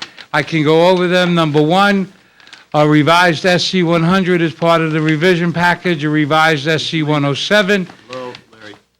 I would say we don't need that recitation tonight because there is a condition in here that DPW approval is required. Thank you very much. So then I will Working on the stop. comments. I will stop. We have already looked at it, and we can answer all of the questions. It was leveling out the course of the permeable pavement, which that's what this is. That's all permeable pavement, and again, there's no facilities in there. Did you consider just coming straight off the driveway from the north into the structure? Yes, but then then as far as elevations and everything else and getting the cars out would be even more difficult. This way it sweeps in and they can back out, turn around, back out, go up the driveway, turn around and do it. We did look at that. Pardon? The garage is under, yes, the garage is at a lower level. So That's why can't the garage be at the level of the driveway? Because you mean just building it up from there? Then it would be really, really tall, and it can only be 25 feet. So if its primary duty is to house two cars, this structure seems to be doing way more than that. Yes, the structure is, and the structure is doing more than that, is putting the garage under, and they will use the upper level of that area for storage, and that's all. It's a pretty big footprint, right? It's about 30 by... 20 by 30, yeah. Looks like, my measurement is more like 30 by probably 35. Maybe check me. It looks like about an inch. What's an inch is 30 feet? Is inch is 30 feet? That seems pretty substantial for two cars. This is just being serviced by electricity, no plumbing? No, exactly, no plumbing, just, Car washing going on? no, there's no drainage, none of that at all whatsoever. Is there any chance it could ever flood? Don't go there. No, sir. I just want to hear no. No, sir. I asked if it could flood. And my other question is, given that this is drinking water supply, do you have to get approval from Aquarian? Do we have to get approval? We sent the package to Aquarian. We sent the package to Aquarian. As a matter of fact, the applicant has been working with Aquarian for the fix that's going on down over here. They have been very, very helpful dealing with Aquarian and when Aquarian's doing different things. It seems to me that there's alternatives to this that accomplish the primary goal of storing two cars. 30 by 40. 30 by 40. It's big for two cars. Okay? Big cars. The applicants are here. I understand that. Would you like, you want to, it's two cars on the lower level, and then the upper level is just for storage. It's not going to have it's not going to have anything except the storage space. That's 1,200 square feet. Okay? That's larger than most New York City apartments. Okay? I didn't, I'm only doing what the applicant has requested. So this is an area that is wooded adjacent to a wetland. It bears preservation. It seems to me that the primary goal is to store 2 cars. If the garage should be proposed with entrance off the driveway, and the garage should actually be pushed into that whole area to reduce the amount that is disturbing new ground. The turning radius of, I looked at that, and as a matter of fact, that's what the client originally wanted, to go in and bring it in there and pull it back. And so you're saying then don't do the driveway coming down, that's the closest activity, that's the closest activity right there where it goes down into it. We can clearly look into that, but I think that, getting cars in and out of there is going to be difficult. And Lots of turning radius and establish what you need. Are the cars extant? They already own the cars. yes, So you know the size of the cars. You know the exact turning radius of the cars. Mhm. All the information you need to make a much smaller garage and have it enter directly from the road. It seems like that's a prudent alternative that should be examined. I think that okay, so we'll eliminate this. We would still have to do some sort of drainage for the actual structure, whatever size the structure is. Still have to do some kind of drainage, and I thought that it was appropriate for me to make the driveway the drainage, and this way that's got I can even take additional driveway water. Counterproductive to take down trees to put in drainage. Yes. Okay. I guess we heard you. I mean, let me ask you a question, Mr. Lehman. If the driveway was eliminated, how would one get down to the ground level where this structure is going to come out of? Would you have to come down, basically come down a ramp? 'Cause this is a dip right here, so it plays into the grading going into a lower level garage. Mm-hmm. So I'm asking you, how do you do the construction? Well, Go ahead. Cars on- Yeah, put the cars on top and storage. Right. I didn't say, how do you arrange the building? I said, how do you build the building? This way it builds the building, this way with the driveway getting in and it handles everything, it builds the building appropriately. If we're going to go and there'll be more asphalt involved to make that actually work. There would have to be more asphalt involved. Right now, all of this is permeable, and we were thinking that the cars would come in and then back out and be able to go. If you're saying to move this forward and only give, and have, you have to be able to swing in and then swing in, and I guess we'll look at it. That's the only thing that we can do. I think is it possible? Yes. Is it reasonable? I think that it defeats what the applicant wanted because. Maybe so, but is it prudent and feasible? It's a very difficult lot. And they're aware of, they're definitely aware of the limitations of the lot with the red maple swamp that's there. Right. Okay? It's a 30 by 40 building with a driveway parking underneath. I guess we're back to the drawing board. Thank you. Yep. Your Q5 is about 80 square feet. Sitting there. So you don't need 1,200 square feet for 2 Q5s. I understand. Okay. Motion to delay. Is there a second? Second. All in favor? Aye. Thank you. Okay. Aye. Next up is applications to be received. I'll make a motion to receive applications 1 through 10 on Second. tonight's agenda. There's a second. Is second? All in favor? All right.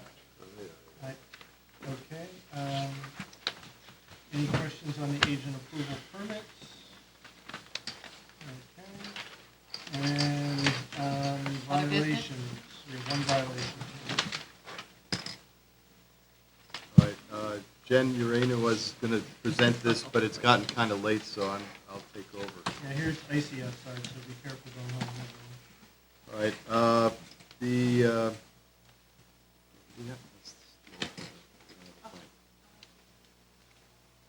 um, 7 Dublin Hill Drive. They had a permit to dredge the pond, an application made in 2016. That dredging was done, everything was fine, but in the process of doing the dredging, the contractor decided, or was asked by the owner, I'm not sure how that worked, to renovate the dam. This is a little spillway at the south side of the pond, and that was not part of the approved regulated activities. So when this was stumbled upon by staff based on a phone report, they checked it out. They saw, obviously, it had been adjusted or changed based on old photos we had of the spillway. We got the state involved. This was the same time we were working on 306 Round Hill Road, so we had the state civil engineer from dam safety down looking at this one. She determined that the dam is a AA classification, hazard classification, which means the state does not regulate it, we can regulate it. So that's why we're bringing this before you tonight. And we've spoken with contractors, we've explained to them what the deal is. We've spoken with their engineer, Tom Oneman, and they're prepared to make an application. They understand that we need them to basically show us that what they renovated reproduced the pre-existing conditions of the old dam as far as the flow characteristics, and if it doesn't, to do a hydrologic analysis of the watercourse to see if there are any impacts either upstream or downstream from the changes. So I recommend the agency maintain cease and correct order 2019-20 and require an application to be submitted by January 13th or else authorize filing a certificate of violation on the land records. So moved. Second. All in favor? Aye. Any And final the business? Last piece of other business, before you run out of here, we have our schedule. Oh, that that's has right. to be approved for 2020. Look, you'll love it. Same methodology? Okay.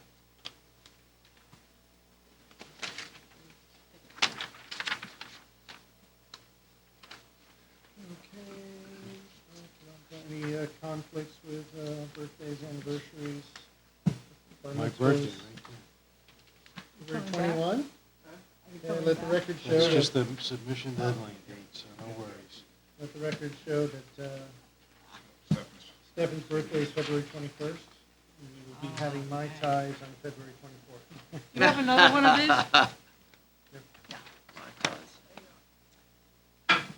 Okay, motion to approve the recommended schedule for 2020. So moved. Second? All in favor? Now, next item is the Elliott's point about proper packaging. Want to talk about that some? Not now, Not today? not right now. Paul, we'll I'll go give you a over call it. tomorrow. You delegate See me? where- Yeah. I will set up a task force. Subcommittee. We have a motion about setting up a test. Pat, you got a cold? Thank you. Snuffy over there. It's the season. I know. You could do it sooner or later. Yeah.